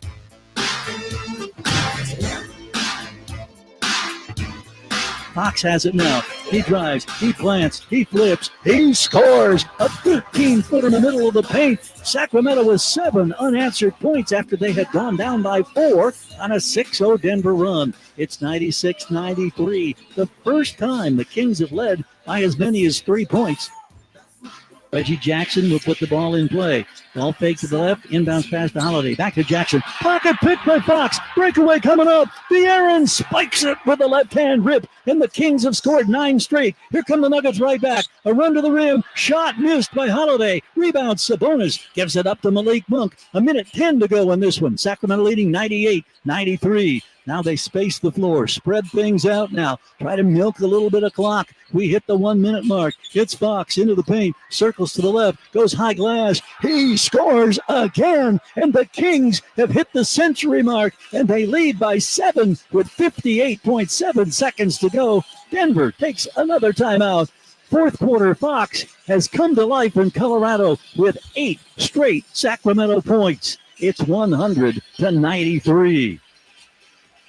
One of the more impressive wins of the year. The last time the Kings were in Denver, right before the break, was not their best night of game action, but they were up for the challenge late, and Fox took over. Kings got the win. They're back in Denver tonight, just a couple of weeks removed from that game, as we head to Denver now and join our next guest here on the Folsom Lake Honda Hotline. We love to spend our Wednesdays with Katie Christensen, Kings television analyst. Good morning, Katie. How are you?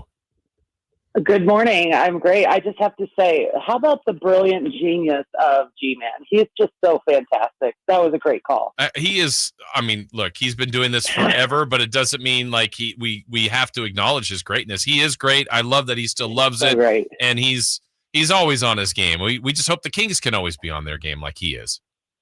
Yeah, and, this is a team that the Kings have played incredibly well against all season. They have the trio advantage on them, and no matter how tonight's game goes, it's nice to have the tiebreaker. But, you look at this league and you look at teams, and it's crazy, how matchups kind of can be in favor of you. And a team like Denver, defending champs, and for them to have played them so well this year.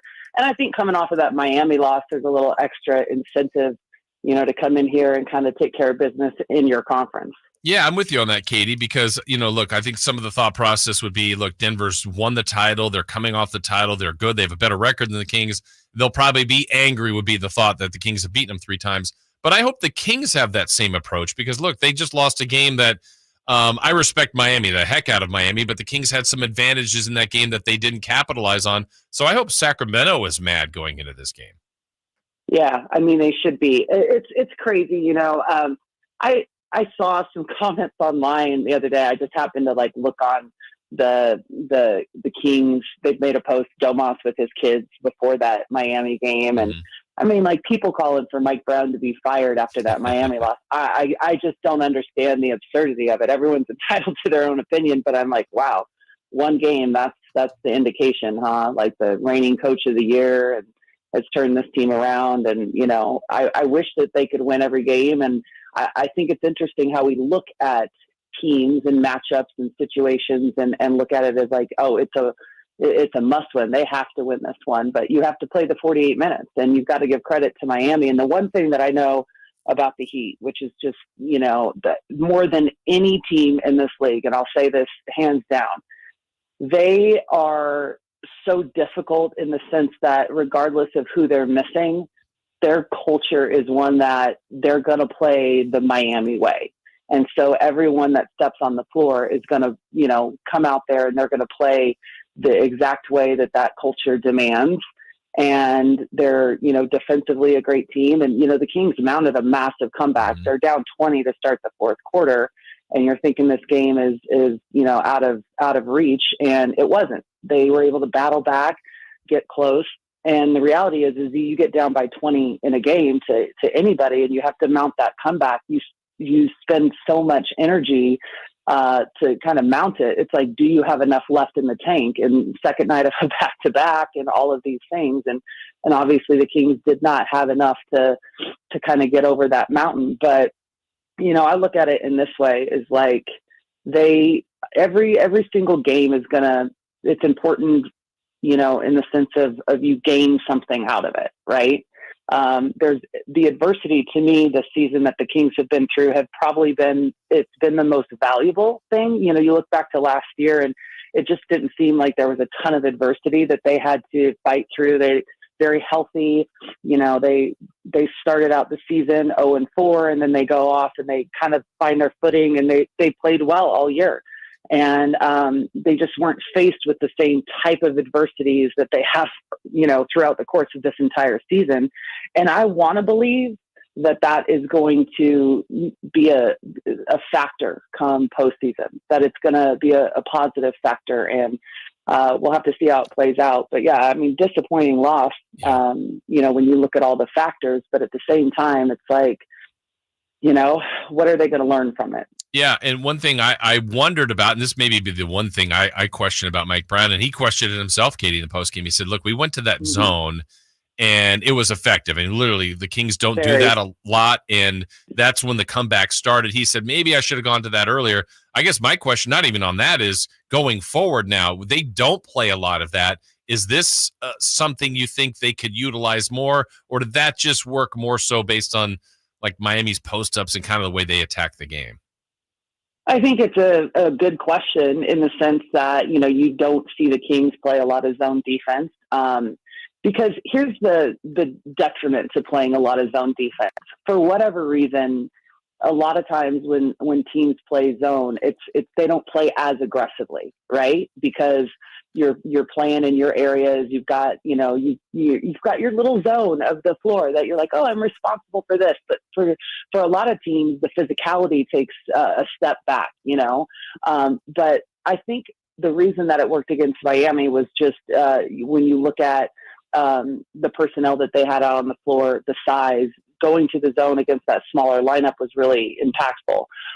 They had a lot of problems guarding kind of some pick and roll action earlier in the game. And, you look at Bam and what he's able to do, and he was the main option offensively for them. And I just thought, like, when you get Bam in a high pick and roll, they had Domas in that drop, and they were just picking them apart. And then when they brought Domas up and they kind of had him at the level, then he was split, the ball handler was splitting the two defenders, and they were getting downhill. So that's why I think the zone kind of worked against them, because it took away those lanes for Miami. And maybe they could have gone to it sooner, but again, this is a team that doesn't play it a lot. And when I talk about learning things and losses, it's not just the players, it's the coaches too, right? And so that's something that, probably is you look back at that Phoenix loss in Phoenix when the Kings were up in the fourth quarter, and they went small and they just started picking the Kings apart, and they had Kevin Durant guarding Domantas Sabonis, and for whatever reason they started to try and ISO, and all of a sudden that's just not how the Kings play. So the next time they played, the Suns, they were ready for it, and it did not impact the game. It did not have the impact that it had in the first matchup. So, I think you look at this as like, okay, is this an example kind of like that Suns game, whatever it was, a month or so ago? I can't even keep track of what month we're in right now. Yeah. But yeah, so, it's curious. Will we see more zone defense? Because they actually did a great job. They did a great job of staying physical, wreaking havoc, lots of rotations and actions. And I thought that it looked really good. So we'll see. I don't know that playing zone against Denver would be as impactful, but again, it's just about what 5 guys the opposing team has out on the floor. Yeah. I don't know if you know this, as we're talking with Katie Christensen, Kings television analyst. There was some word yesterday about De'Aaron being a little questionable. Just a bit, everybody's banged up at this time of the year. Do you know of anything at this moment, whether or not we expect to see De'Aaron tonight? I don't know of anything. Technically, here in about 6 minutes, they've got a film session, and then they're going to go to shoot around. And a lot of times, it comes down to kind of how they feel going through shoot around and then pregame warmups. Yeah. But one thing I have to say, and I have to give credit to these 2 stars specifically, Domantas Sabonis and De'Aaron Fox, they don't miss games. I mean, De'Aaron has missed, I think, 5 games total this season. And when you look at it across the board of other players of his caliber on other teams, that's just not the case. And so De'Aaron has been playing through some shoulder issues and stuff for a while. Yes, he's banged up.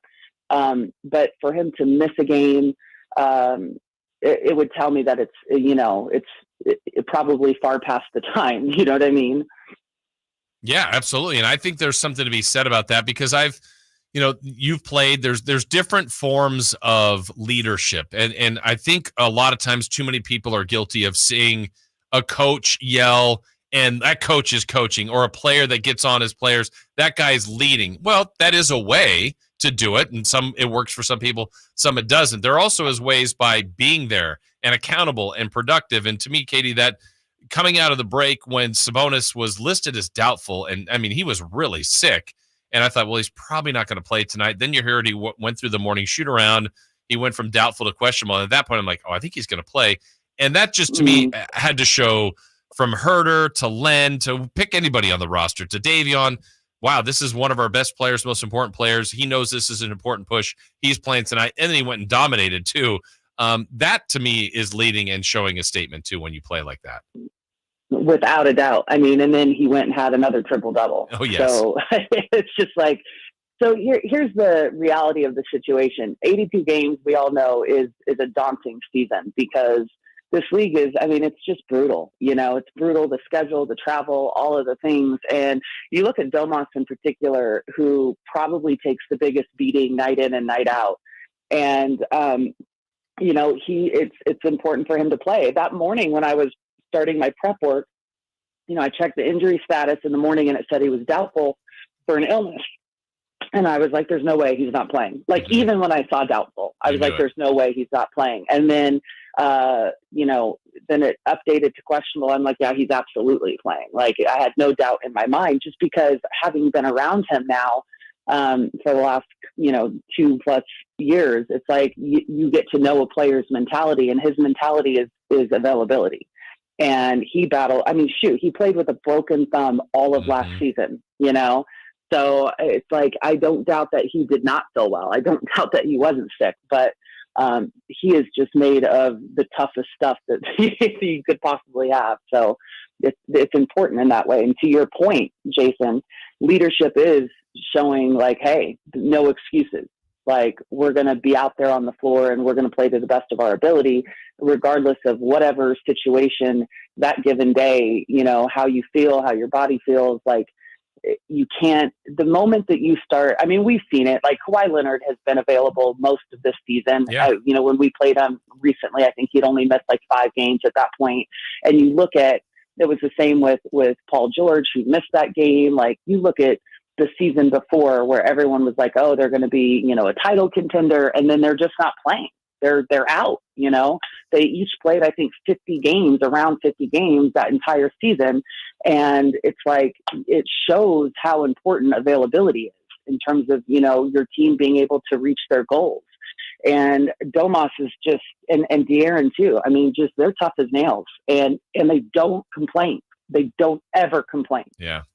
The team dynamic, Katie, is always interesting to me. And I think personally, my observation, one of the strengths of this team is their love for one another, their bonding, the genuine, seemingly appreciate being around each other. And when you're on the road, you are really locked in together. And I don't know if that fits into their strength. And maybe I'm reading too much into this, but it feels like they've had some of their better games on the road. Is there something better than, because of that unity? You're all together in Denver. There's nowhere else to go. practice or film or eating together, whatever, and it just brings out the best of the Kings on the road? Is there something in that line of thinking right now with the Kings? Yeah, to a certain degree. I mean, from my playing days, the most fun I had was when we were on the road, because you get to be around each other. When you're at home, everyone has their lives, they have their families, they have their, responsibilities and that kind of thing. And so it does go a long way being on the road to be able to bond and kind of have that time with each other. And they genuinely enjoy being around each other. But here's the thing. I asked Mike Brown about it, within the last week. I want to say maybe it was when we were last in Denver. Again, I can't remember what day today is. But I asked him about their performances on the road, and, kind of not having as good of a home record as, you would hope that they would have, especially playing in front of that crowd at Golden One. I mean, which hands down, not blowing purple smoke up your butt at all. It's the best in the league. Without a doubt, it's the best in the league. It's really, really impressive to have that kind of a home court advantage. And he just said, there's something to knowing that when you're on the road, that you're going to have to fight through a ton of adversity, and that you have to muster a different type of performance, because you're battling against a lot of different factors, and they're not in your favor. And he praised his team for their ability to kind of do that on the road and to have that mentality. But he followed it up by basically saying, like, we have to figure out how to do the same thing at home, because how do you waste this crowd, this fan base, and the momentum that they can give you. And I think sometimes, without knowing that you're doing it, you can relax a little bit mentally, and think that, okay, we have an advantage today. We're at home. But I mean, really that is all for naught. It doesn't really matter in the end. Like, you have to go out there and play with that same type of, intensity. And so, the Kings are about to have a nice chunk of games on the road, or I mean, rather at home. Yeah. So it's we'll see how that changes, and if they're able to really start to build some momentum. I was looking at it yesterday, standings and stuff, and I just happened to look at home court records and road records and that. And I'm sitting here going like, wow, we've played 5 more games on the road already than we have home games, and we're on a 2-game road trip. So by the time they get home, it's like they've played 7 more road games on the season than they have at home. And then you're going to start this homestand where you sprinkle in a trip to LA, and then you sprinkle in a 3-game road trip kind of in the middle of the month of March. But other than that, you're at home, and you have to start truly focusing on what do we have to do to be able to use the month of March to our advantage, because you look at the standings and it's just, it's brutal. The Western Conference is so brutal. Everyone is healthy for the most part. And the difference between like 9th, 10th and first place is really not, it's not monumental, and you look at the Eastern Conference. And when I looked the other day, it was like, I think that Cleveland was 7.5 games in back of Boston, and they're second place in the East. Well, that's the difference between like 9th and 10th in the West and first. It's not a big differential. So the Western Conference, and when people really look at like, wow, like the Kings are not where they expect them to be. They were in like 3rd place in the West around this time last season. Like, why are they not playing as well? Well, they are. They're actually playing better pace-wise and looking at their record. But the difference is the Western Conference is way more healthy. Yeah. Than it was a year ago. And that's where the difference is. For sure. And the results are showing it. So tonight it's Denver. They've beaten them 3 times. We addressed that at the beginning, but they have not played Denver with their starting lineup. Looks like that group will be there tonight. So when they've got their 5, Katie, they're as good as anybody. It obviously starts with Nikola Jokic. I was bringing up this thought earlier. I know there was a game maybe a couple years ago, you might remember at home, where I think the Kings' game plan was kind of let him have his night, let him go for a number. And I think he got 50 and they lost. He didn't have a big assist number. I don't think you ever want to let anybody get that comfortable. But the fact that he's like Sabonis, he can have 30 with also 15 assists. Where do you even start with a guy this gifted, this skilled, and how you defend him?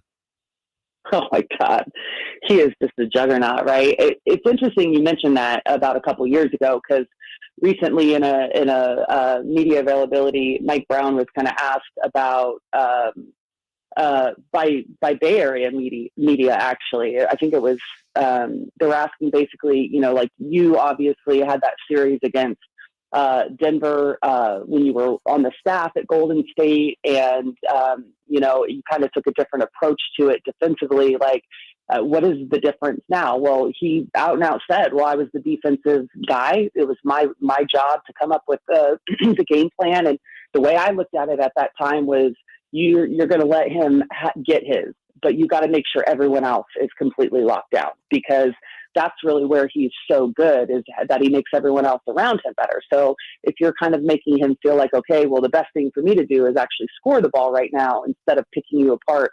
And it worked for them in that series. But then he followed it up and said, hey, like, Jordy is my defensive guy, and I trust him completely to make the decision on how we're going to game plan for Jokic and how we're going to do it. And, it's a little bit different than it was then. And you also have to realize that was a few years ago. Mm-hmm. Like, you know what I mean?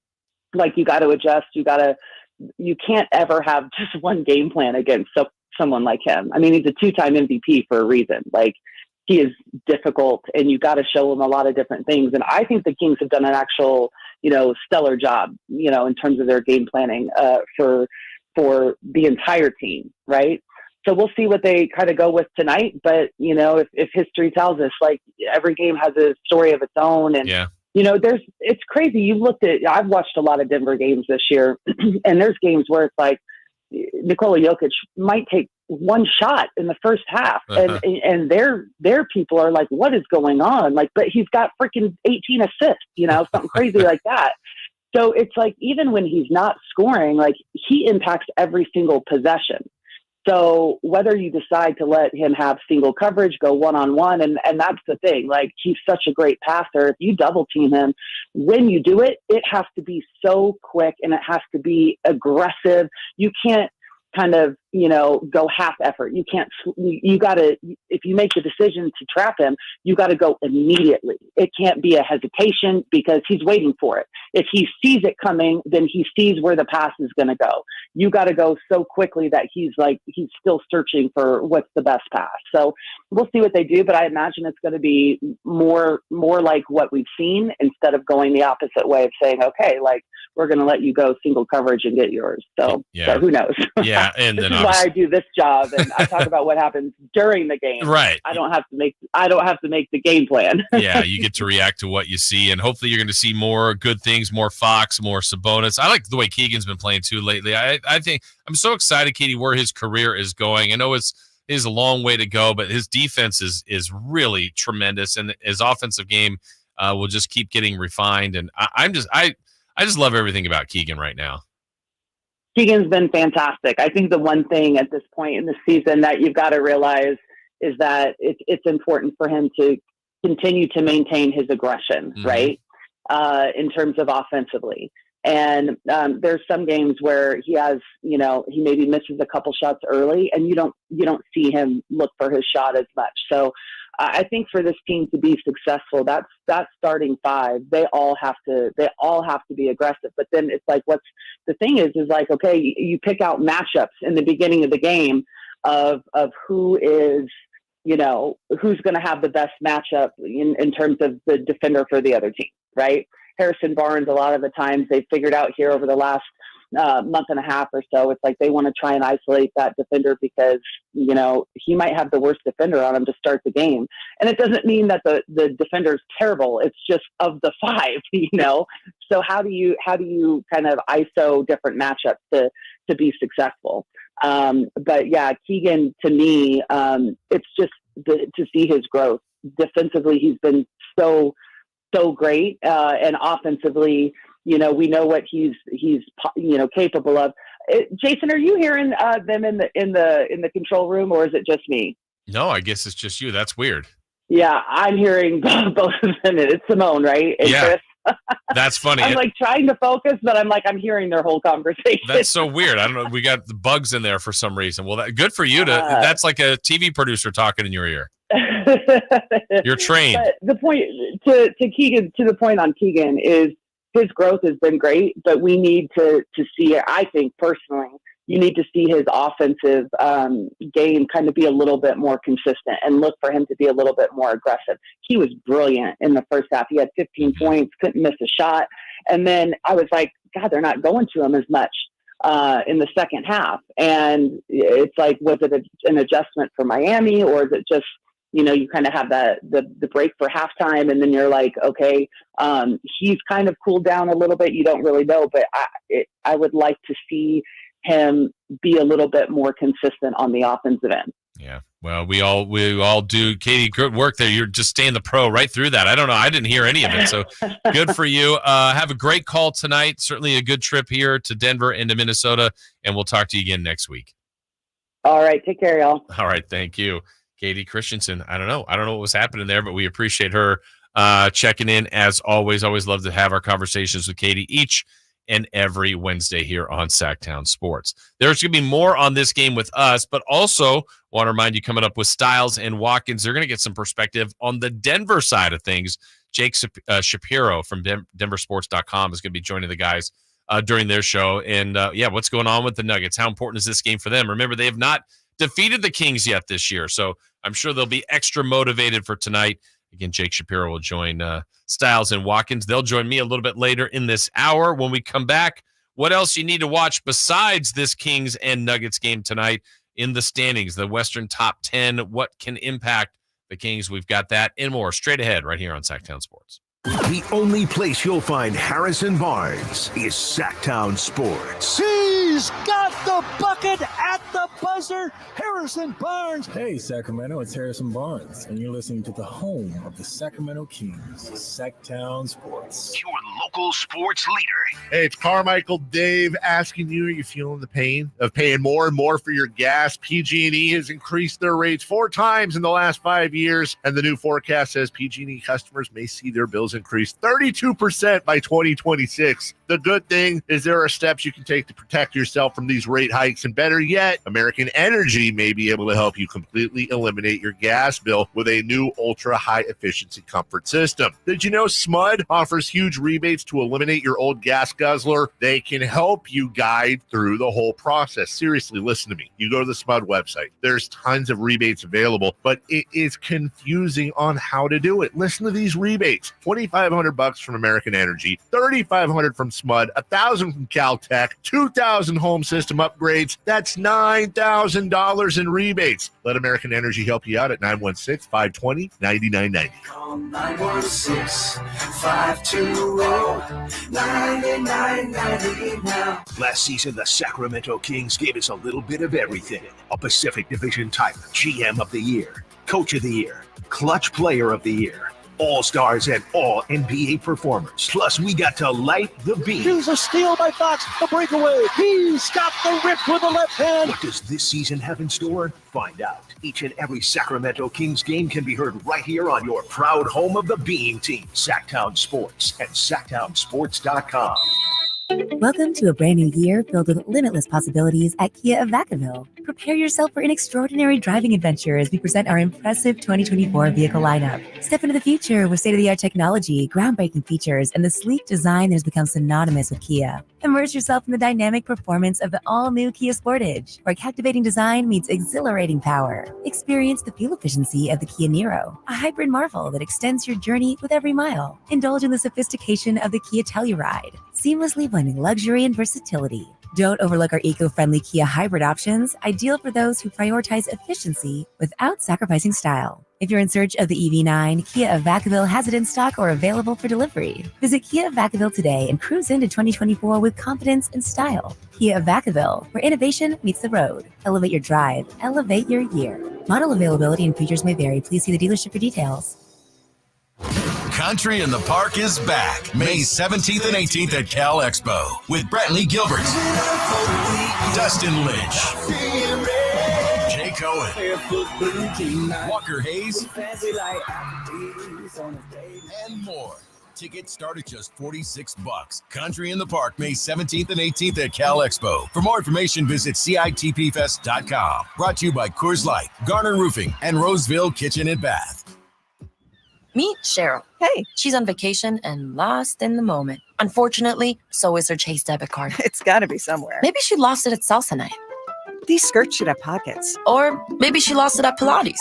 3 and 2 and... But she's not worried. With the Chase mobile app, she can lock her card till it turns up. Tools that help protect. One bank that puts you in control. Visit chase.com/checking. Chase, make more of what's yours. Chase mobile app is available for select mobile devices. Message and data rates may apply. JP Morgan Chase Bank, N.A. member FDIC. And now another no-brainer money-saving tip from Progressive.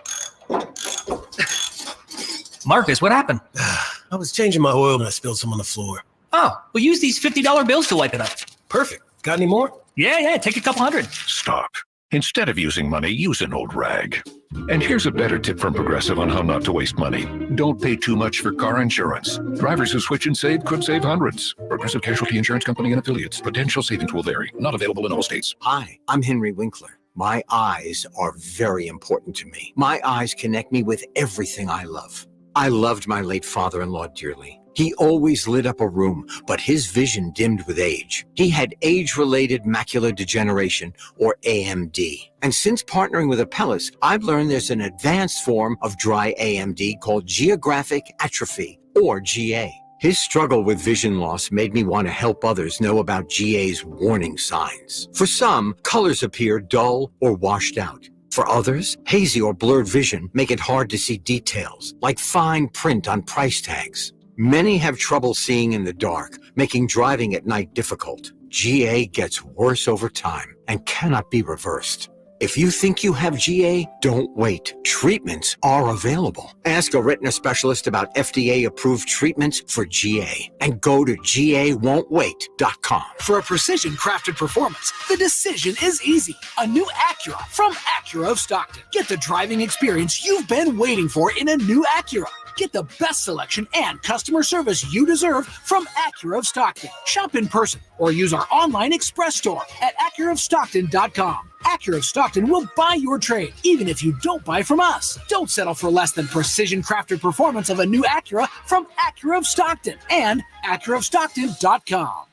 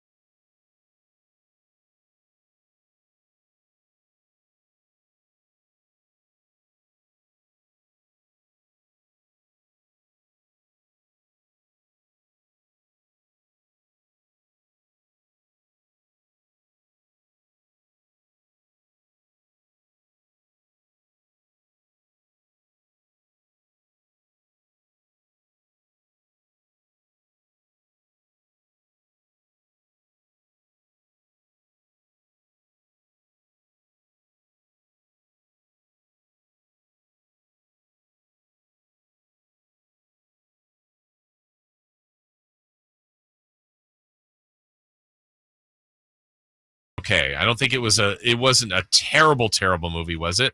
To make it good, was fine. It's fine. Yeah, exactly. I thought it'd be fine. That type of movie is kind of trying to be terrible. Well, I don't even know what they're. No, trying it's not for. trying to. It's like it can't be like. I think a movie that does a really good job of that is Piranha 3D. Yeah, that's a really good movie. Okay. Well, I mean, it's long enough that we're not doing spoilers here. Obviously, I know the title. What happened? Like, what happened? Was there a cargo of a bunch of snakes or what? I think it was someone on the plane that they were trying to kill.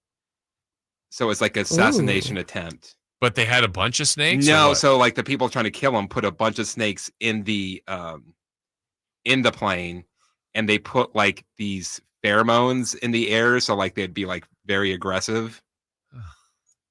Goodness. I think. I don't want anybody saying like, "Oh, that's not what happened, Chris." Someone's definitely going to come for you later. Yeah.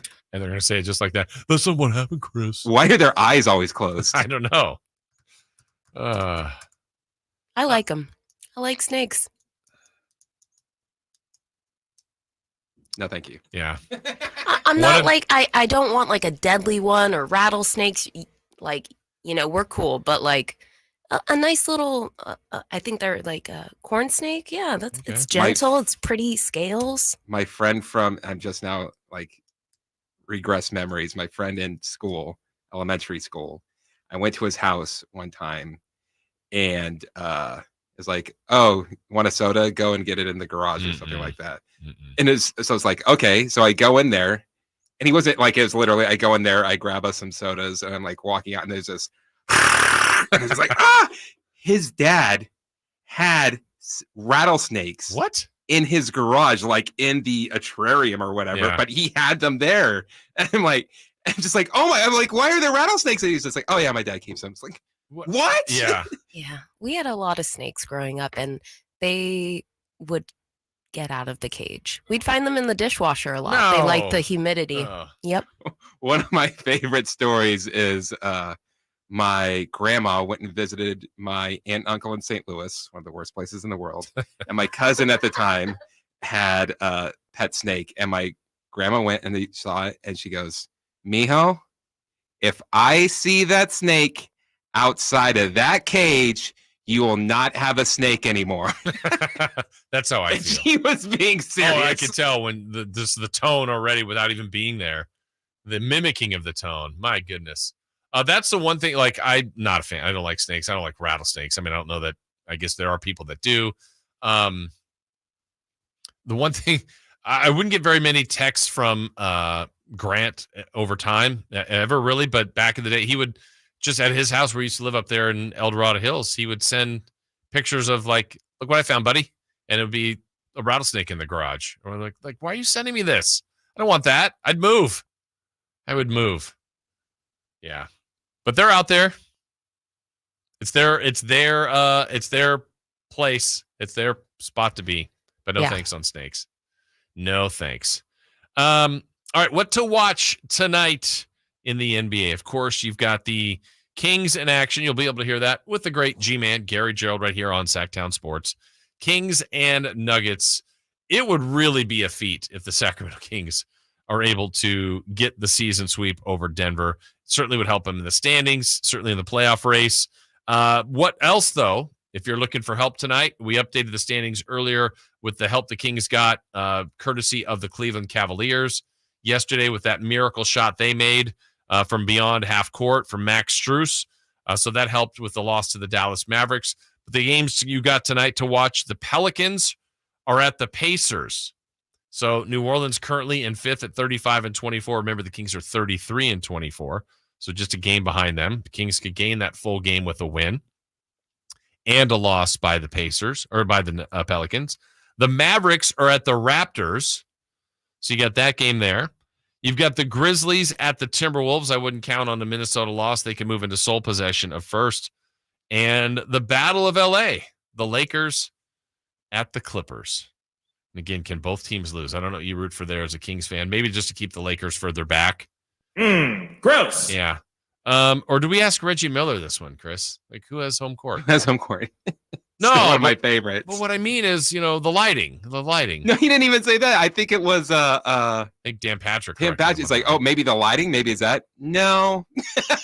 What is it? They both at that time play at Staples. It was called Staples. They both still play in the same building, but that was a bizarre take for sure from him. All right, Dave usually does this, Chris, so I'll ask you. Point spread tonight. What do you think? Kings are at the Nuggets. What do you think Vegas has established the line as? Nuggets minus 5.5. Okay, keeping in mind the Kings have swept them. Both teams have right amount of rest. Nobody's playing on the back-to-back. They've got Denver at 7.5. The champs, 7.5 point favorites. You think they're going to be angry? Yeah, exactly. And you wouldn't like the Kings when they're angry. So we'll see how that goes tonight. Of course, tomorrow we'll have a full recap of all that. Also, if you are so inclined and have watched or care to watch any preseason spring training baseball, we've got it today. We always like to check in on what the Giants and A's are doing. Well, they're playing each other today. Giants and A's from Hohokam Stadium in Mesa, Arizona. Giants haven't won yet. A's, I know have a win or two. Yeah, 2-2, I think. So there you go. If you want to check out spring training baseball. Yesterday in spring training, I guess the highlight, maybe one of the highlights, was Shohei Otani going deep in his first game playing for the Dodgers. He wants to be at around 50 at-bats. That's what the Dodgers are saying.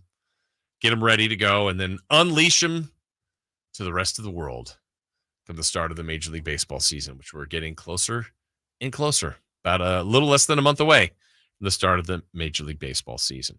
All right, we will step aside. When we return, it's Crosstalk. Styles and Watkins will be in studio with me. We'll see what's coming up on their show. We'll hit them with some celebrity birthdays, and we'll wrap things up here on Sactown Sports. Last season, the Sacramento Kings gave us a little bit of everything. A Pacific Division title, GM of the Year, Coach of the Year, Clutch Player of the Year, All-Stars and All-NBA performers. Plus, we got to light the beam. Here's a steal by Fox, the breakaway. He stopped the rip with the left hand. What does this season have in store? Find out. Each and every Sacramento Kings game can be heard right here on your proud home of the Beam team, Sactown Sports at SactownSports.com. It's no secret to golf enthusiasts that Timber Creek and Sierra Pines in Roseville are one of the region's most unique and scenic places to enjoy a great game of golf. 27 holes, boundless options. Elevate your game on our newly renovated driving range, putting green, and chipping area. Whether you're aiming for fun, lower scores, or all-around growth, we've got you covered. Experience golfing dreams in Roseville and book your tee time at timbercreekgc.com. Timber Creek and Sierra Pines, your ultimate golf haven.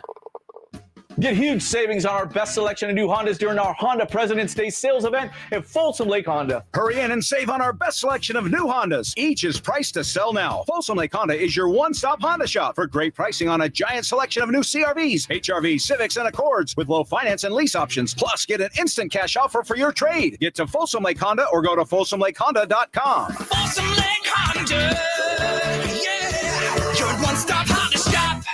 Dr. Ken Howachek and kinesiologist Kelsey Graham discuss the Good Feet store. The foot has a lot of detail. It has a lot of complexity. There's a lot that can go wrong. A lot of problems start in the foot and end up elsewhere. Knee pain, hip pain, back pain. When aligning the feet properly, we can see relief elsewhere. And that's the beauty of the Good Feet arch support. It can place the feet into their ideal position and gives them the balance, the support, the comfort, and the relief of the pain. The bottom line is that the Good Feet arch support can be a highly effective pain relief solution when nothing else has worked. The feet have a really big impact on how the rest of the body moves. The knees, the hips, the lower back especially. If the foot isn't properly aligned, all of these joints are going to function incorrectly. That results in a lot of muscle tension and chronic pain. What I really like about the Good Feet system is that the right arch supports can put the foot in its proper alignment. So all the joints up the rest of the body will be aligned properly as well. And when the body's aligned, we can reduce the risk of injury and chronic pain. Visit the Good Feet store in Sacramento, Roseville, Modesto, Stockton, and Vacaville for a free fitting and test walk.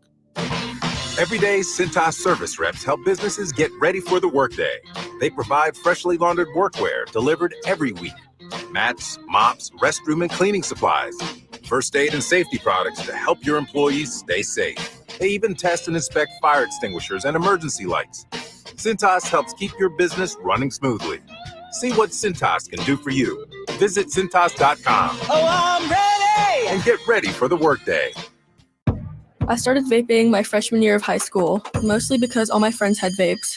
I wanted to fit in with them and look cool and be a part of everything that they were doing. The hardest part about quitting for me was all my friends still hitting their vapes right next to me.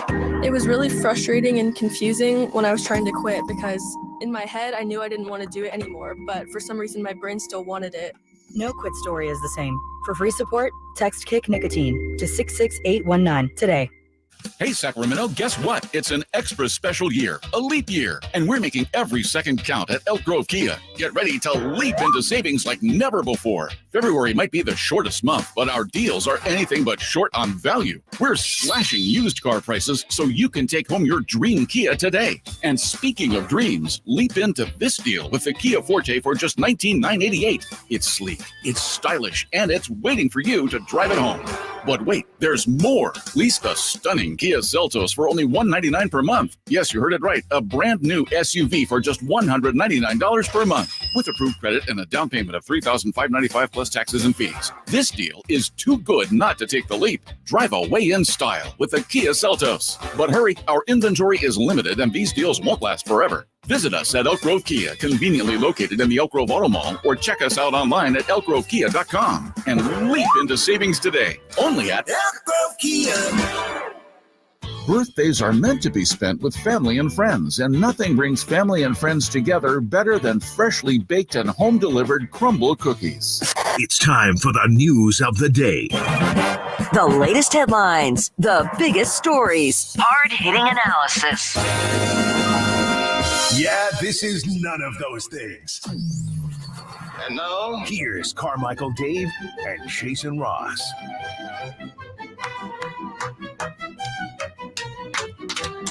Yeah. Woo! Here we go. It is time for Crosstalk. Styles have walked into the building. What's up, guys? Hello. How you doing? Great. How are you? Great. Yeah. You guys good? Yeah. Mm-hmm. What's coming up today?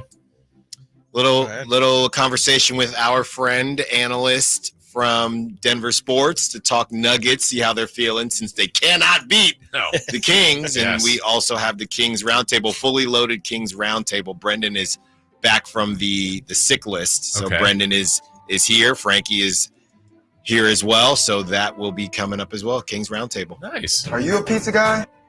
Frankie Clicks. Mm-hmm. Frankie Clicks. He's by far got the most nicknames. Yeah, for some reason. I don't think he wants any of them, but he's got nicknames. Is it easier to have a nickname with a certain first name? Like Alan something that you don't need that. You're not going to put anything after that. But I mean, or like Joey Blank. Right. Joe Blank. Right. Super easy. But sometimes it's like an alliteration. So F and F, like that's not even it. He's been the pizza guy, the cowboy, the Frankie Clicks now. It's like Frank Casparelli.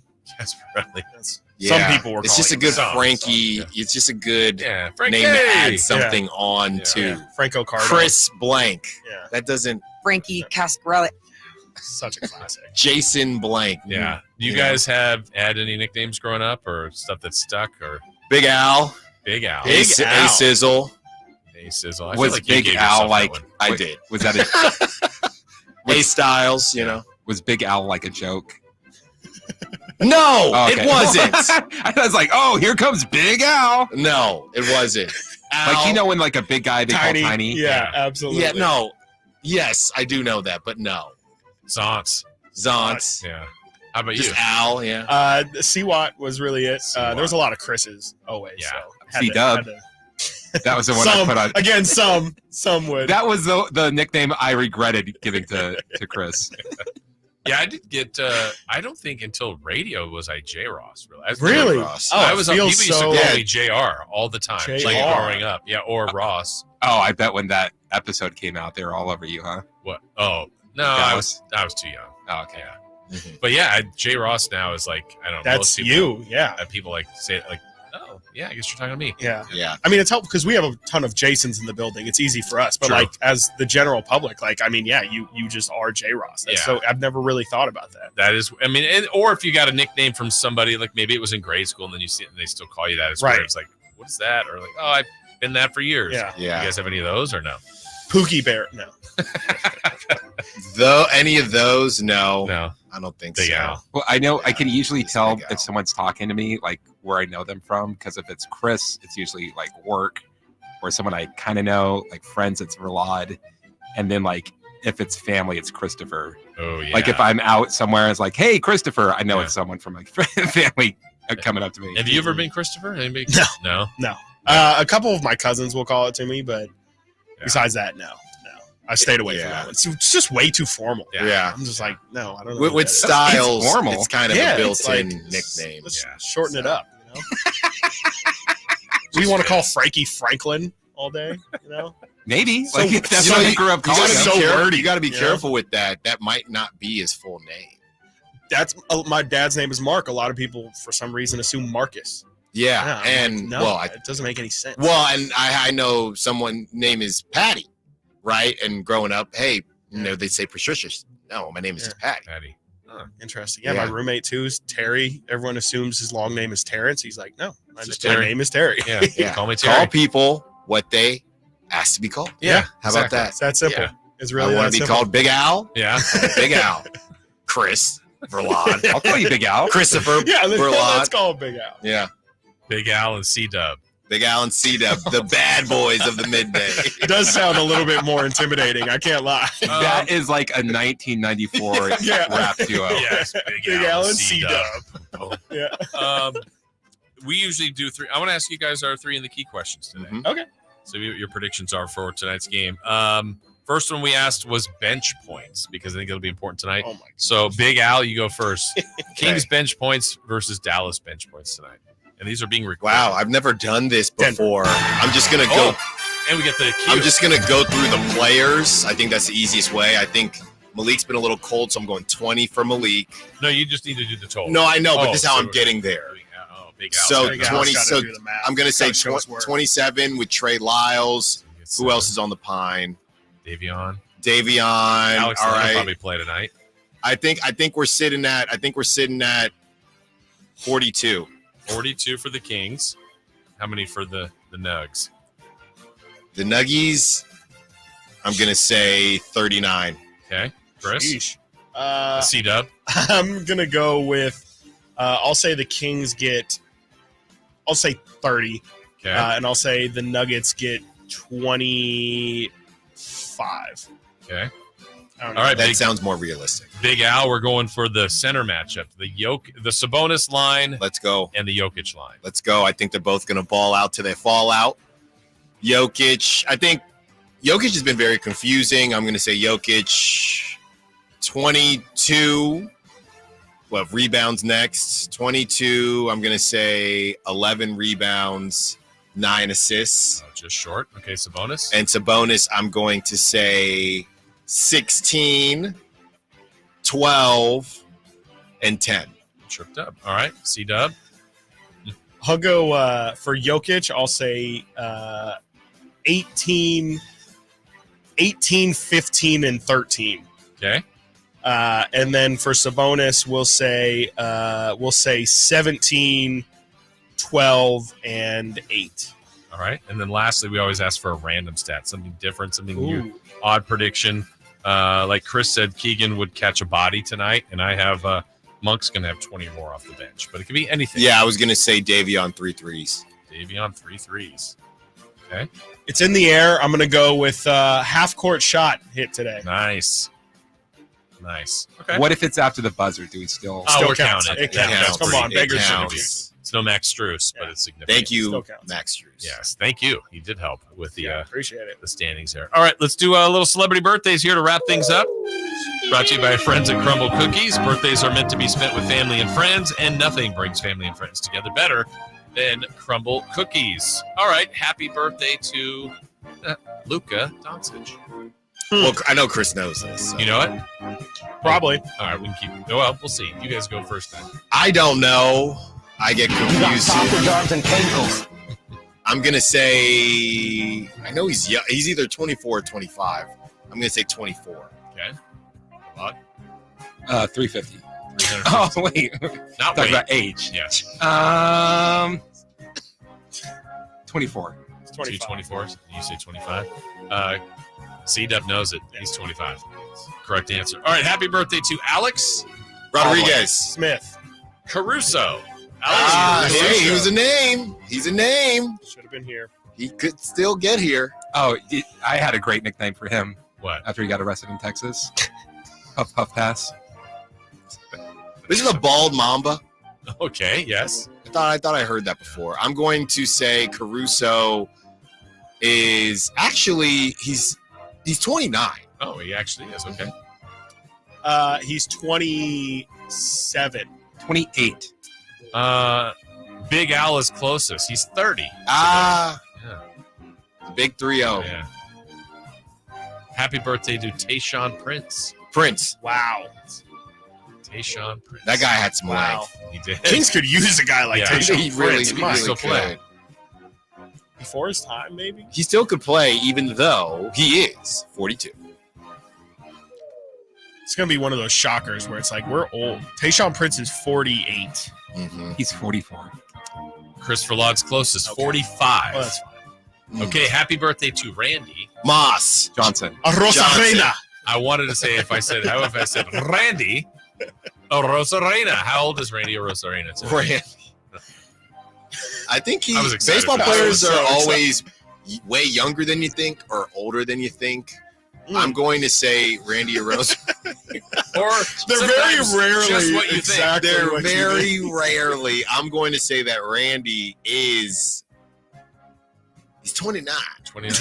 What's his last name? Rosarena. How old is he? Randy is I'm trying to think of a number that has a lot of R's in it. 30. 31. Okay. He is 28. We've got a correct answer, and it is Big Al. Yeah, I told you. Well, sometimes Either older or younger. or right on. Or right on. Happy birthday to Aroldis. Chapman. He's Chapman. Now, he's been around. But maybe he's younger than you think. Or is he older than you think? Or right There's no there. way he's right there. I think I'm tempted to go higher, but I'm going to stop Jason at 36. Okay. Ooh. I'll stop at 35. It's the top at 34. These are good stops, but Big Al is right on it. There you go. He stopped on the right number. Happy birthday to Icky Woods. Shuffle. Icky Woods. Who did the Icky shuffle? Wow. I forgot what Icky's first name really is. But we're going with Icky. Yeah, right. There's no way that's short for Xavier. Icky might be 60. We'll say 66. Yeah, 64. 62. We're not in the right decade. Yeah, probably 58. Told ya. For Icky Woods. Told you. Younger than you think. Told you. Younger than you think. Let's go with Big day today. former coach, Super Bowl winning coach, Brian. Boitano. Super Bowl winning coach. Yeah, he's on the team, right? Brian Billick. Yes. Yeah. Ravens. What do we got for age for him? Oof. He does NFL Network? Oof. I think so. Or somewhere. Somewhere's he's out there. Maybe 13. Brian Billick. 62. Yeah, around there. Older, though. Yeah. 65. 60. Big Al's the closest. It's a Told ya. big one. 70 today. for Really? Brian Billick. Yeah. Happy birthday. I guess he looks Happy good. birthday. Yeah, exactly. All right. Well, I hope you guys have a great show. Thank you so much, No need to hope. Jason. It's going to happen. It's happening. gonna happen. Yeah. It actually, it's already happened. Oh, yeah. It's already happened. Yeah, I have it's seen already it. I heard I've it. listened to it before. It's really good. It's today. the best, Yeah. actually. Wait for that part of the round tape. Well, I don't want to spoil it. Yeah. When Did we talk about the fight or? Yeah. Also, They'll see. they'll know. Also, it builds up. later in the show, this is last 30 minutes or so, I got a question about Girl Scout cookies. And I received some information yesterday that I was not aware of. You're not going to want to miss this. Is this slanderous? You're not gonna want to miss I don't know, but I have to speak Will my we truth. see you tomorrow after your I hope statement so. on I hope Girl so. Scout cookies? Yeah. I hope so. I'm intrigued. Last 30 minutes, huh? That's We right. have 1:30. right next door, don't we? Or did they move out? Oh, yeah, you're right. I don't know. You better watch out. Yeah. Better watch out. 1:30. The cookies might be. Yeah. 1:30. Might I've be received some gangs outside your information. That is According to sources. Something else. According to Big Al's sources. Yes. Cookie sources. Find out at 1:30. Styles and Watkins coming up next. Did you miss any part of our live local shows? Don't worry, you never have to miss them again. Check out SactownSports.com and search our podcast page and play our shows when you want. The Carmichael Dave Show with Jason Ross, Styles and Watkins, and the Drive Guys. Plus, other podcasts like Return of the Empire, Return of the Roar,